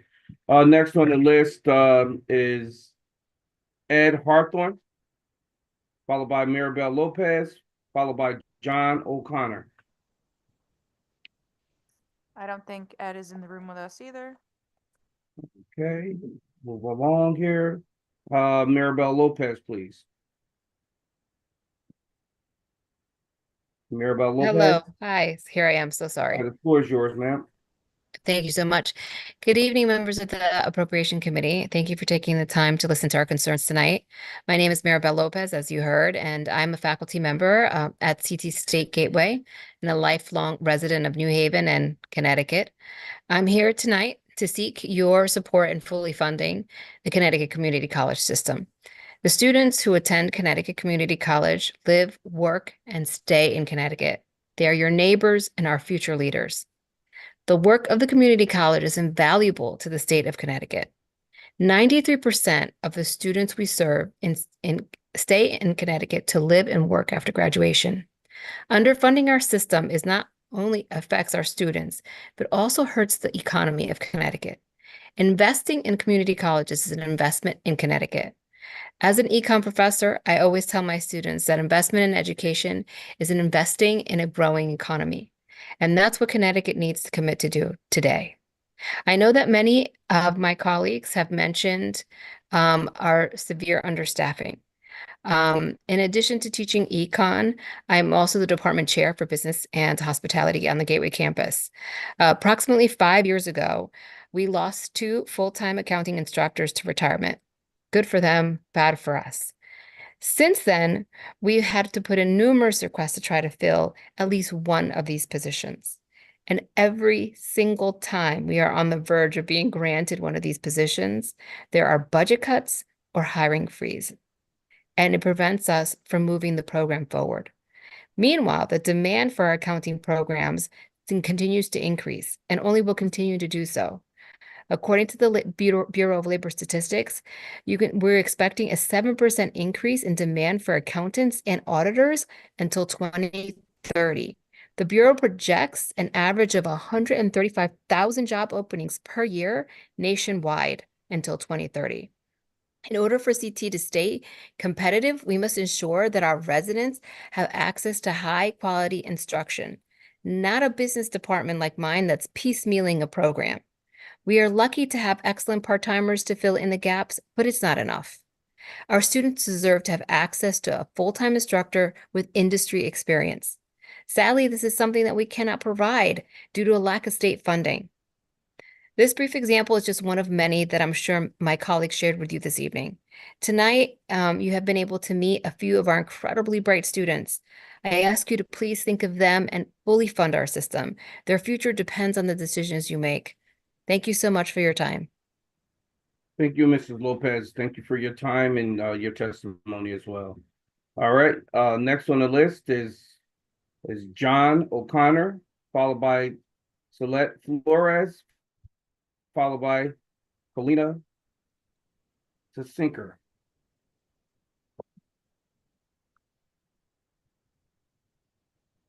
John O'Connor, please. All right. Yes, sir. To all the members of the Appropriations Committee that are still awake, my name is John O'Connor. I teach in the Sociology Department at Central Connecticut State University. I'm a member of CSU AUP, the faculty union that represents members in New Britain, Danbury, Willimantic, and New Haven. My union is part of the Connecticut for All Coalition. Like so many in the room tonight, I hope that this committee will amend and expand upon the governor's budget proposal. Once again, Governor Lamont gets higher education wrong. He fails to see or understand how higher education transforms our state economically and socially. Our community colleges, our state universities, UConn, and UConn Health all need additional funding. Although our focus these days is on the political lunacy coming out of Washington, yet if we're honest with ourselves, serious problems exist much closer to home. Our state's fiscal roadblocks may have created record-breaking surpluses, but what good are they if our state cannot address the unmet need of its residents? Our state's tax structure is broken and in need of repair.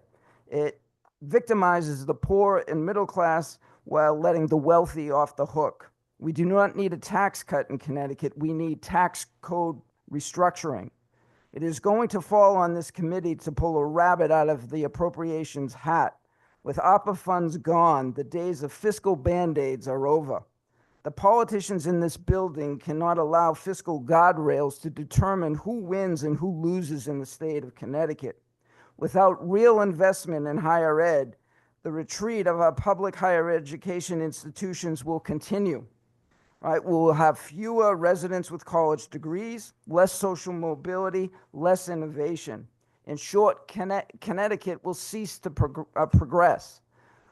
When we force education institutions into a permanent state of authority, which is austerity, which is what we're doing, right, those institutions lose the values that make them such a unique asset. This retreat opens the door to privatization as it turns these institutions into empty service stations for the state's economy. Our colleges and universities need real investment. They have been underfunded and ignored too long. They have been victimized by the governor, OPM, and system office mismanagement. Only consistent investment into the CSCU system will allow us to provide the excellent education that constitutionally we are mandated to provide.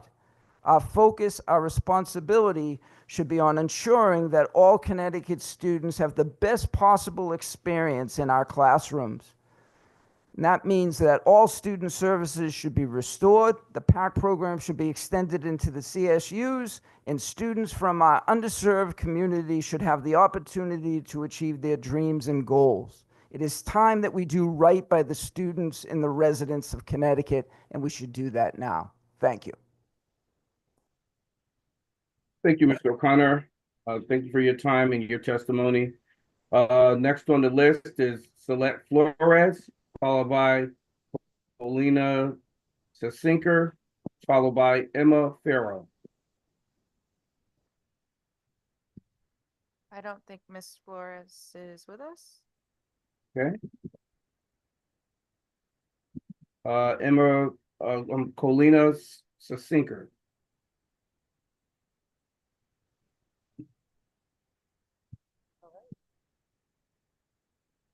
Thank you all for still being here.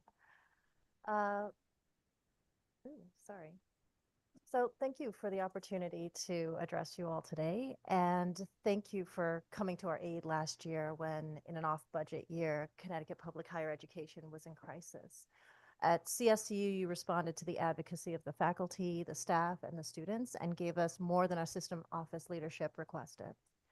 This year, once again, we're asking for more than they recommend. It's clear that the governor's proposed budget and even the system office's official ask are at odds with our actual needs. As you know, even the bonding money that legislators approve for just basic maintenance of our facilities has been withheld. Some of our buildings are crumbling as a result of deferred maintenance, and the governor's proposal for our block grant is consistent with that level of neglect. Though the system asks for at least $70 million more than the governor has proposed in each year, it's not enough. It was striking to see earlier in this hearing legislators who are also CSU alumni scolding our system's leadership for failing to ask for what's really needed and for advertising their willingness to do what they call more with less. We thank you all for that. Those who have firsthand experiences of what our colleges and universities have been and what they can do recognize that the gradual destruction of some of the state's greatest assets, havens, and sites of opportunity. Those of us who have been on our campuses through many, many iterations of more with less understand from experience that sometimes less is just less, and it has been for many years now. The system's ask requires that we both cut spending again and that we spend down about $100 million over the biennium in so-called reserves that have suddenly appeared the year after we reported a deficit of more than that amount. Though the legislature generously gave us more than the system office's leadership asked for last session, only $1.7 million has been used to restore services cut during an $85 million deficit mitigation imposed at the end of 2023. This system, overseen by a board of regents dominated by the governor's appointees, has been under pressure for years to make the container smaller and smaller through reduction after reduction. We are being whittled down, a death by 1,000 hidden cuts. There should be real concern about what will happen after the system spends its one-time money in the form of reserves. Investment in our institutions is an investment in the state and in the future. It's an investment in the system that provides opportunity primarily to students from communities that have suffered disinvestment and a lack of such opportunities historically. Those of us who work on the campuses understand the meaning of more spending reductions and of spending 1 year's emergency money over 3. We are understaffed, overstretched, overly reliant on workers who are employed for only a few weeks at a time with no benefits and no guarantees, currently under a hiring freeze, and constantly anxious that we will someday soon find that all our heroic efforts to serve our students and maintain the quality of education have finally been stretched too thin to be effective. We believe that the number should be at least $670 million each year, and I'll be happy to provide the justification if necessary. But we will need to fund full-time permanent positions, provide oversight to make sure that the money makes it to the students, and that our campus offerings expand rather than foreclose the possibilities for the future. Expand and establish a funding source for PACT, and find a permanent, sustainable funding source for higher education that makes stable, adequate funding possible. We cannot continue to let public higher ed wither. We cannot continue to let its buildings crumble. We cannot continue to prioritize past pension debts over the urgent needs of today and the cost we will pay in the future for this neglect. Thanks. Thank you, Mr. Sinker. Thank you for your time and your testimony as well. Next is Emma Farrow, followed by Maybell Sacramento, followed by Matthew Keeney. Emma Farrow. I don't believe Emma is with us either. Okay. Next is Maybell Sacramento. Hello. Good evening. I wanted to begin by thanking members of the committee for the opportunity to address you this evening. My name is Mabel Sacamano. I graduated last spring from ECSU with a BA in Studio Art, and I'm now working as a university assistant for the Art and Art History Department. Let me first begin by expressing my gratitude for my experience at Eastern. I was fortunate enough to have received the Presidential Scholarship, enabling me to live on campus for all 4 years. I was able to walk everywhere, my classes, my job, the grocery store, and stay in the library until it closed as I worked on my various projects with a cup of peppermint tea. And I found my community in the studio spaces, which served as environments of both comfort and freedom. At Eastern, I felt supported. Educating the modern human is a monumental task, and as artists, honing our skills is a layered process. We simultaneously refine both our technical skills and our conceptual thinking abilities, our voices. At the undergraduate level, when students don't yet have fully developed artistic identities, exposure is key.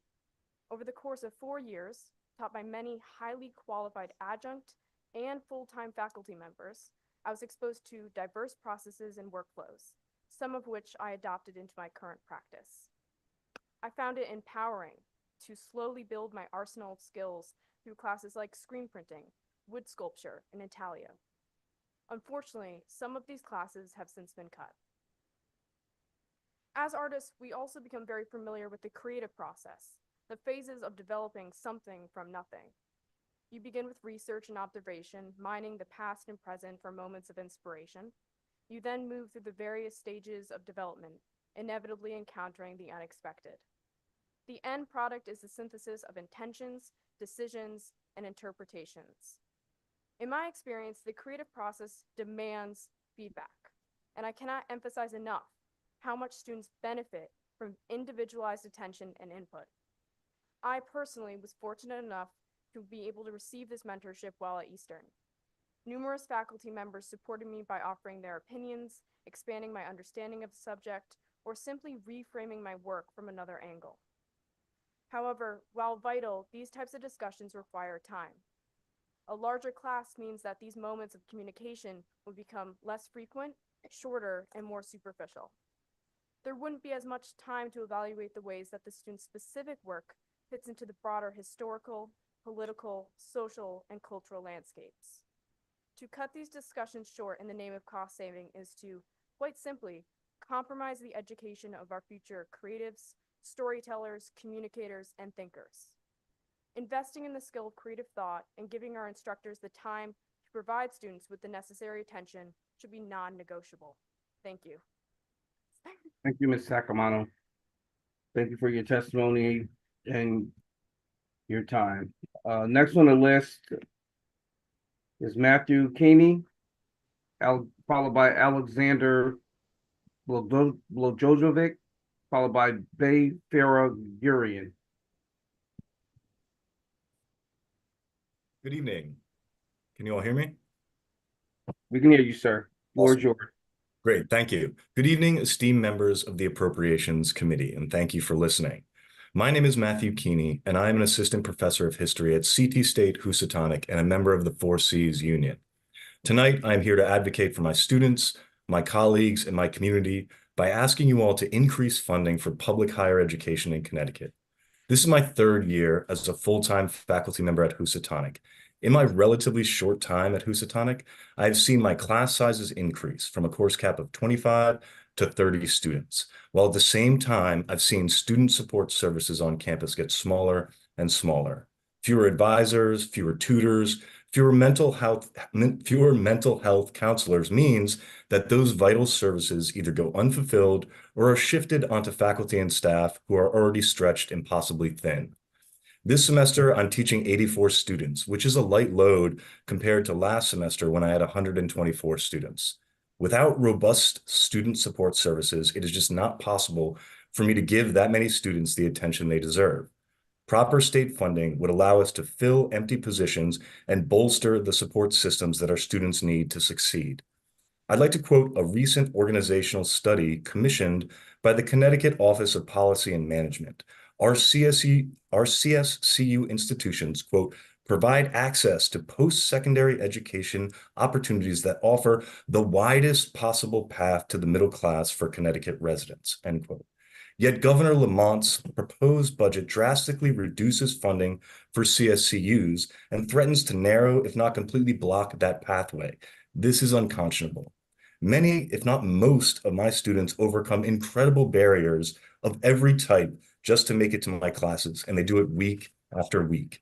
It's inspiring, and I'm lucky to be able to work with them. They deserve much more than our governor's proposed budget offers. I think this is especially true given the uncertain and chaotic situation at the federal level. Now is not the time to disinvest in higher education at the state level. You've heard numerous people tonight cite the return on investment that the state and its taxpayers get for every dollar invested in the CSCUs. Fiscally, it just makes sense to invest in public higher education. But here's the thing, regardless of what this committee decides, tomorrow, my students will show up to class. We're starting Gilgamesh, the man who saw the deep, who knew the ways and learned all things. I can't wait. I love reading it with him. But they're going to show up tomorrow in class, ready to work, ready to change their futures, ready to write their own stories. My colleagues will be there too, ready to help our students grow as scholars and informed citizens. We'll be there because we believe in our students and the value of this work. And maybe that's what makes us such an easy target for the budget hawks and politicians looking to throw more tax cuts towards the wealthiest residents of our state. I don't know. But what I do know is that we've done more with less for so long that I urge you all to just imagine what we could do with a budget that actually meets our needs and the needs of our students. Thank you so much for listening. Thank you, Mr. Keeney, for your time and testimony. Next up will be Alexander Blojovic, followed by Bay Furigurian, followed by Elisa Pace. Alexander Blojovic. Good evening, members of the committee. My name is Alexander Blagojevic. I'm a biomedical engineering PhD student at UConn and a member of Local 6950 UAW. My group's research has made exciting breakthroughs in developing new materials for medical devices, including those that treat seizures and Parkinson's, making life-changing treatments a fraction of the cost. This work would not have been possible without public research funding such as through the NIH. Trump's decision to divest billions from it has put our whole project at risk, and frankly, many of us doubt that our department will exist next year. Even though it's only been a few weeks since this policy went into effect, I've already seen firsthand the irreversible damage this decision has caused. I personally know several friends and colleagues who were pursuing research careers at UConn, but have either had their funding pulled or are jumping ship for more stable opportunities. Our research institutions are already suffering, and all aspects of the university will only get worse when they put the burden on students to make up the lost funding. Defunding the NIH was at best a catastrophic unforced error, but Governor Lamont mocking the president for this mistake and then proposing more budget cuts in the same speech is pure hypocrisy and a betrayal. I urge this committee not to make the same mistakes as the president and the governor. And as much as I wish this wasn't the case, the responsibility comes down to this assembly to pick up their slack and defend Connecticut's vibrant higher ed and research industry. I've heard representatives boast about our state's world-class universities and $4 billion surplus in the same breath, but make no commitment to use the rainy day fund to keep those universities afloat during this monsoon. So you can be happy to take credit and pride in our university and the work we do, but I want to see you put your money where your mouth is and stand up for us while we're in crisis. UConn is one of the most iconic and attractive universities in the world, but if you keep voting for budget cuts that make students pay more for a worse education, it's not going to stay that way. I know some of the brightest minds in the world who call our state home, and policies like these make them think they have no future here. And right now, they're fleeing Connecticut. All the same time, we have the resources to fix this problem today. So I ask this committee to commit to permanently fund all higher public education, to set an example for the rest of the country that you don't tolerate attacks on our universities, and instead you'll fight for them. Instead of following the president and the governor down the path to failure that austerity politics will take them, you could be instead remembered as the ones that had our backs instead of the ones that kicked us while we were down. Thank you for your time. Thank you, Mr. Blagojevic. And I hope I'm not butchering your name, but It's all right. Thank you so much for your time, your testimony, sir. All righty. Moving right along here. Bay Furigurian, followed by Lisa Pace, followed by Rotia Lumbadongo. I don't believe 122 is here with us. Okay. Next is Elisa Pace. She's coming. Okay.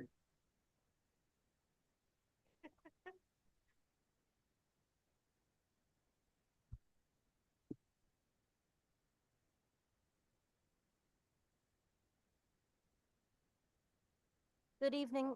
Good evening, members of the Appropriations Committee. My name is Alyssa Pace. I'm a student from CT State Community College's Manchester campus.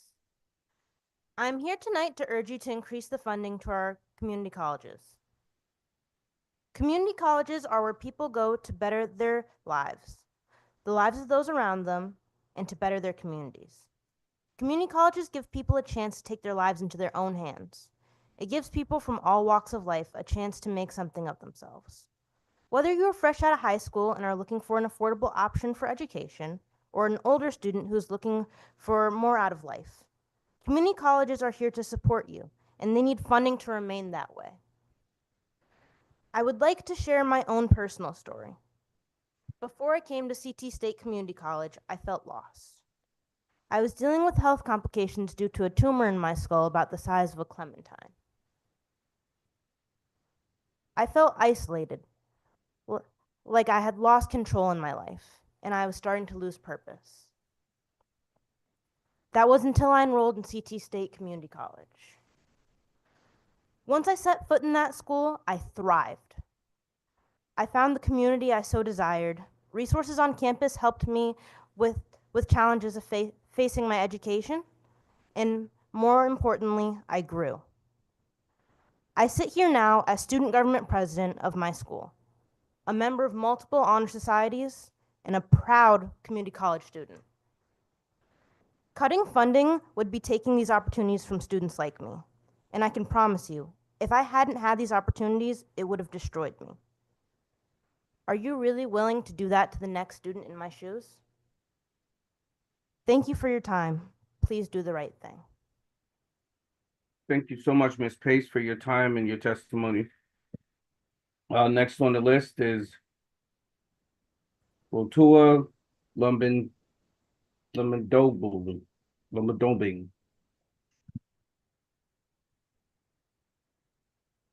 Rotua, Thank floor you. is yours, ma'am. Good evening, members of the Appropriations Committee. My name is Rotua Lumbantobing, and I'm the Vice President of AAUP's National Union. I'm here tonight to support our chapters at UConn, UConn Health, and the CSUs, as well as our sisters and brothers at the community colleges. As one of the very last speakers at this hearing, I feel a little bit like being the captain going down with the Titanic. Except in this case, we have no intention of letting the governor's budgetary iceberg sink Connecticut's system of higher education. As academics, we often think we can simply explain the problem and our elected representatives will do the right thing. As unionists, however, we know that's not the case. If it were, we wouldn't be here, yet again in one of the wealthiest states in the wealthiest country, demanding funding for public higher education. No, a lack of wealth is clearly not the problem in Connecticut. Let's be clear about what the problem really is. A lack of will on the part of too many public servants when it comes to putting their constituents' priorities over the priorities of a very privileged few. Or, more to the point, a lack of what President Kennedy called profiles in courage. We don't see much courage when it comes to challenging the governor's appointment of a grossly unqualified board of regents at CSCU, who in turn hire grossly unqualified managers. We don't see much courage when it comes to making sure that the state's flagship university has the resources it requires, or that UConn Health can operate without the fear of funding freezes.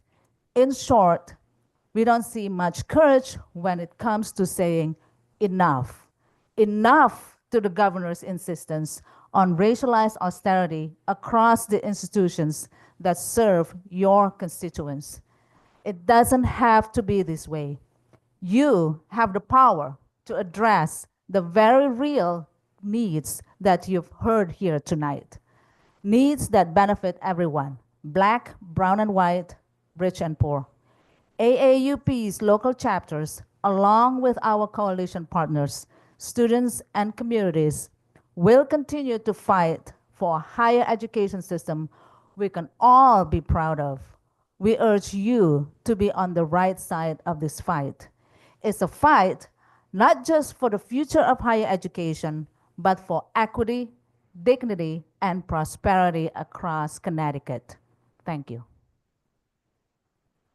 Thank you so much, Mrs. Loban-Tobin, for your testimony. Appreciate it.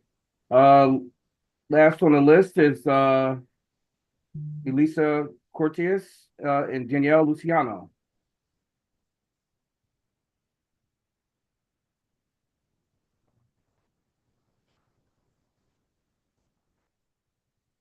The floor is yours. Thank you. Good evening, Appropriation Committee members. Thank you for letting us be your last speakers tonight. We hope to keep you awake for a couple more minutes. We appreciate the opportunity to testify this evening. My name is Danielle Luciano. I am the interim chair of the Department of OBGYN at UConn Health and proud co-director of the EndoRise program, which falls underneath the UConn Health block. This evening, I'd like to tell you about our program, and I will focus on the background and our educational and outreach activities. And then Dr. Courtois, my co-director from Jackson Laboratory, will focus on our program goals and plans for the future. I just want to briefly tell you about endometriosis because it is a debilitating disease that affects 1 in 10 female-born individuals with an average age of diagnosis of 27.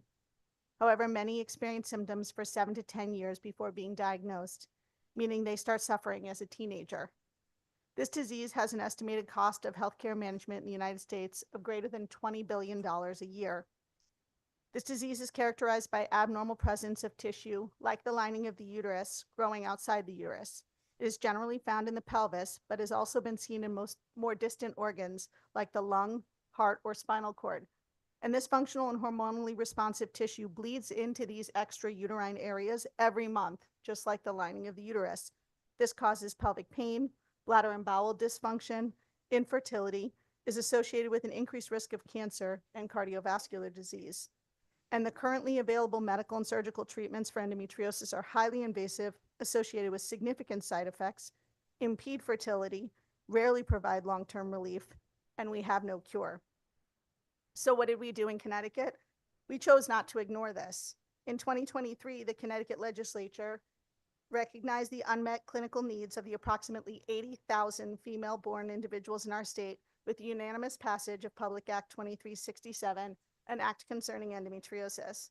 This act directed UConn Health and Jackson Laboratory to build the first of its kind public multi-institution endometriosis biorepository with wraparound programming to increase public and provider awareness, education, and engagement as part of what is now called EndoRise.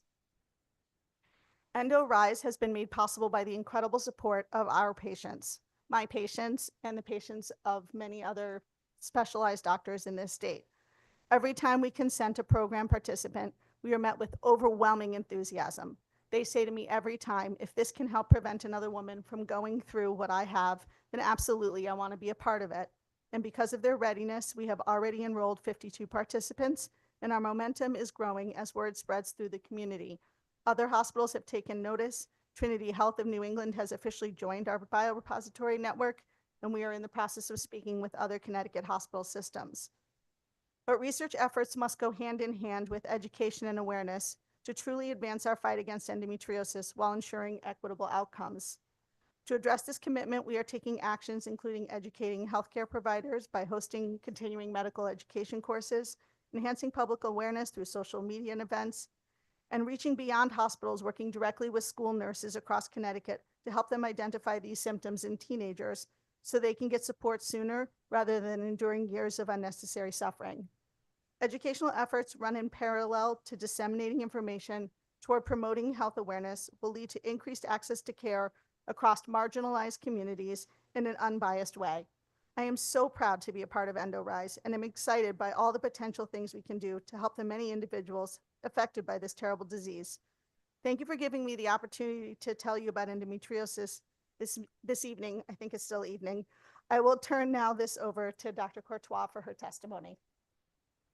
Thank you, Daniel. Good evening, Appropriation Committee members, and thank you for the opportunity to testify tonight as well as speaker. So my name is Elise Courtois. I'm the director of a single-cell biology lab at the Jackson Laboratory, or JAX. I am also a member of a Connecticut endometriosis working group and the other proud co-director of the EndoRISE program. As Daniel mentioned, Public Act 2367 was passed unanimously in 2023 and requires UConn and the Jackson Lab to establish an endometriosis data and biorepository program that will enable and promote research for early detection of endometriosis and the development of novel strategies to improve clinical management of this disease. To date, this program has built the tissue and data biorepository, which now holds over 2,000 biospecimens and clinical data. This is a unique resource that will drive groundbreaking discoveries. We also have engaged with grant funding entities, academic labs, biotech companies, and pharma industries. We have attracted public and private funding research into Connecticut, including a congressionally directed spending award for equipment, a foundation grant to model and study endometriosis. And we also established EndoRISE, a community that advances endometriosis research, innovation, support, and education, with a tissue and data biorepository at its core. This innovative approach provides a national model that advances women's health initiative, getting widespread interest and recognition, including engagement with organizations seeking access to biorepository samples for diagnostic development and drug discovery, and also elevates Connecticut national and international presence and its effort in endometriosis, with coverage in renowned media such as Science and NPR. The biorepository program has reached the designated pilot milestone related to infrastructure, process, and proof of concept. It is now poised to begin the legislative mandate of expanding to collect statewide more biospecimen. This expansion effort prioritizes the curation of samples from a diverse cross-section of communities to ensure representation of all ethnic groups and geographical regions, while building the critical mass that is necessary to reach the goal established for the dissemination of data and material for research and diagnostic and therapeutic discovery. The governor's budget demonstrates the state is resolved to support and advance this critical initiative. The flat funding that is put forward, however, is based on FY 2025 pilot program operations and does not address the additional expenses required to address the legislative aims related to population equity, to measuring the impact of endometriosis on Connecticut's residents, and to raise public awareness. The program partners remain committed to collaborating with the legislature to build upon early successes and project momentum, and we urge the committee to stay the course, as outlined in PA 2367, and fund the state's endometriosis data and biorepository at levels required to advance this critical, important work. Thank you very much. Thank you, Mrs. Corso and Luciano, for your indulgence and for sticking it out here with us tonight. Greatly appreciate your testimony. With that said, this is the end of our public hearing. I believe we will call this into recess. I have to call it a chair here. But again, thank everyone for their time and their indulgence in their testimony. Greatly appreciate it.